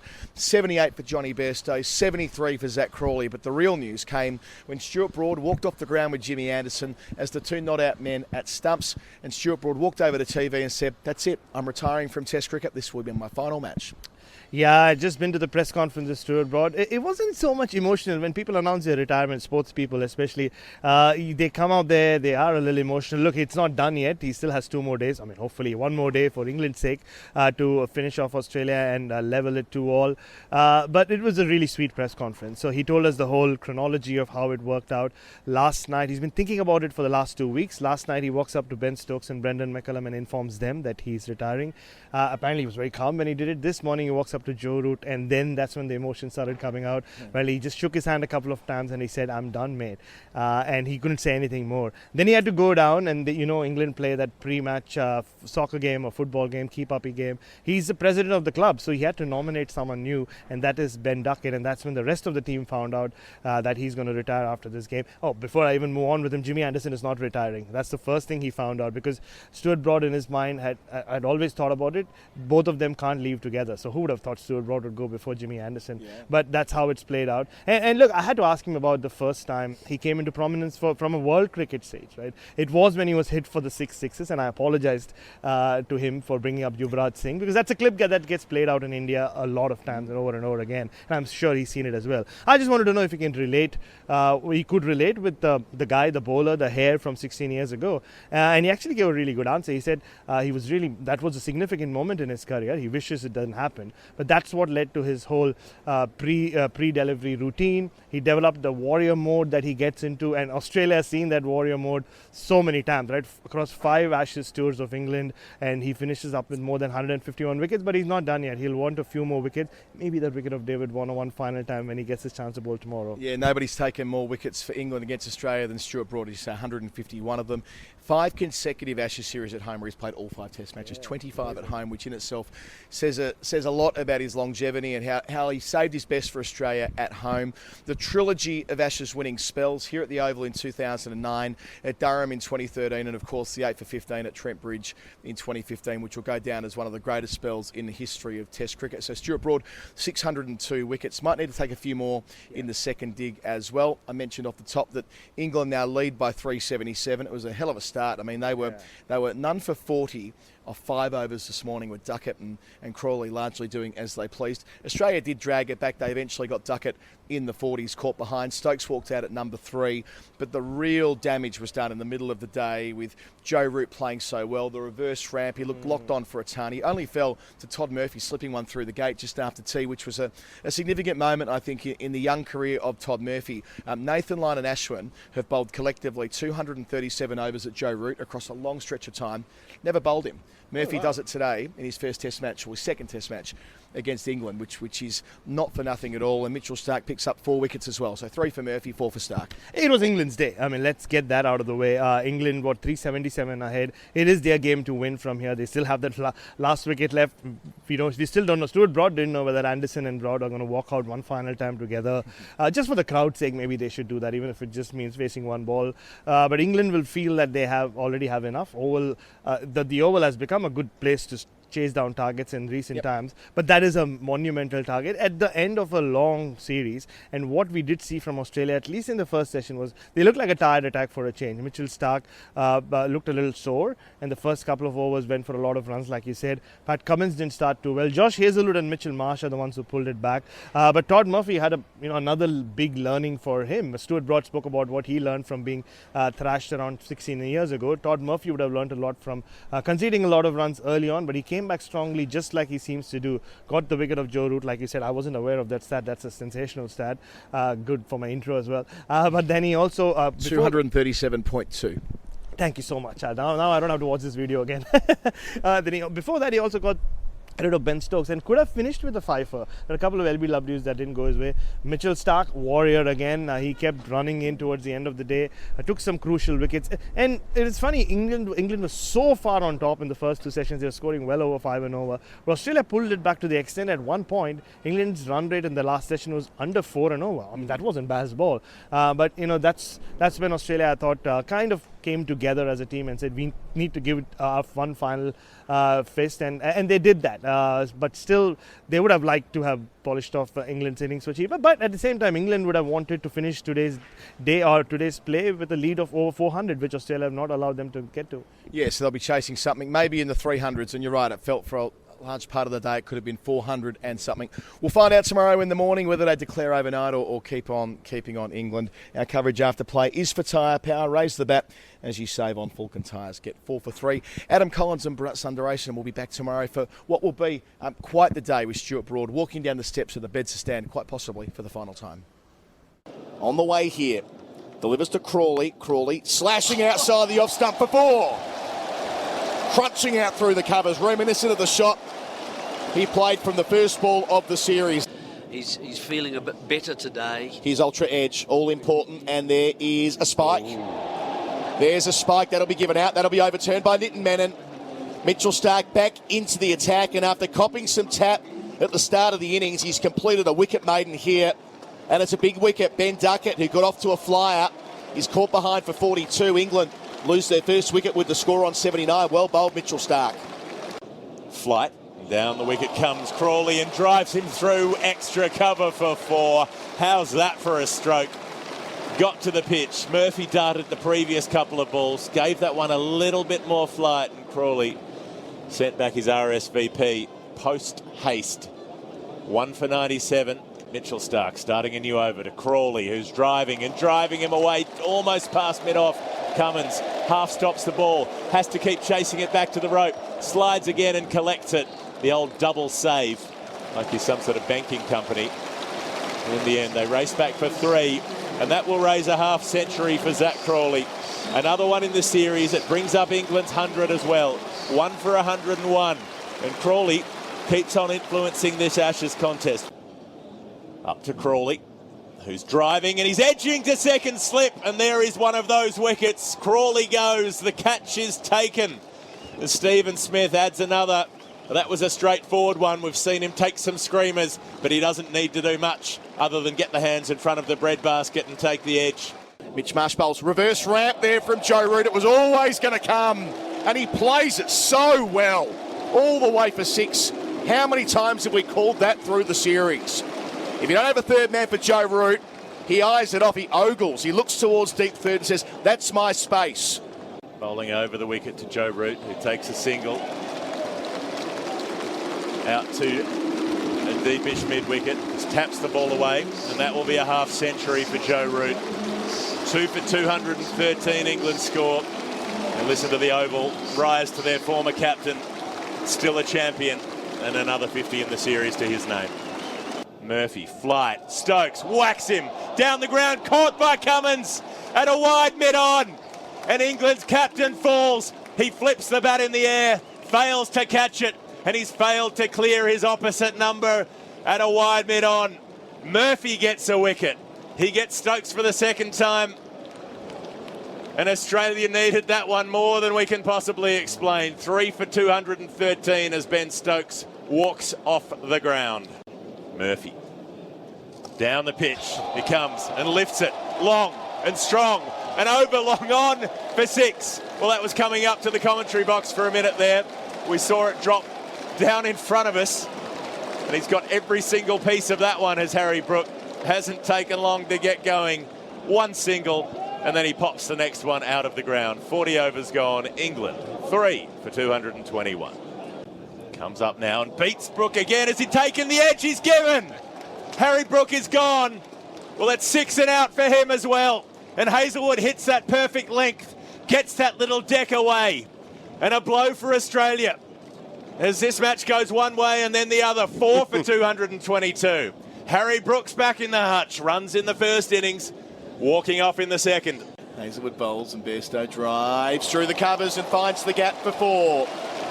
Across the practice pitches, out towards the Archbishop Tennyson School, and that takes Bairstow to another half century, back-to-back 50s. It was 99 not out last week at Old Trafford, and that is the 38th time in Test cricket he's passed 50. It's a fine performance, Bumble. He's only been out there for 60 balls, 7 boundaries, and a partnership now that's up to 72 with Joe Root, taking the game away from Australia. Root facing Murphy. Full of delivery, and it's gone through him, bowls him. It was always going to take something special to get Root in this kind of form. And that is a fine piece of bowling from Todd Murphy. Gets a second wicket. Root falls 9 short of another test ton against Australia. And watching it back, that's just gone through the gate. Kept a little bit low via an inside edge as well, and it's hit the bottom half of the middle stump. And Joe Root, he's frustrated for not reaching another milestone, but boy, how well he's played today. Joe Root, 91 of the best. England, 5 for 332. Up to Bairstow, who's driving and almost edging as he nicked it. He's walking off. Mitchell Stark's got the breakthrough. Well, it might be much too late for Australia. They trail by 348, but there will be no revenge 100 for Johnny Bairstow against the Australians. He was 99 not out at Old Trafford, and he's out for 78 here. Reward for Mitchell Stark. 2 balls after being denied. Bairstow flashing a cut at a wider ball, and he gets the edge through to Alex Carey. 6 down now, England for 360. Wokes facing Stark. He's got a couple. Round the wicket pavilion end, bowls here. Lifts up towards mid-off, and he's taken by Usman Khawaja. It was an unconvincing stay from Wokes. Nearly run out, nearly given out leg before. But Stark gets a third, and Australia, to their credit, have stuck to their task. That's their 3rd wicket of the session.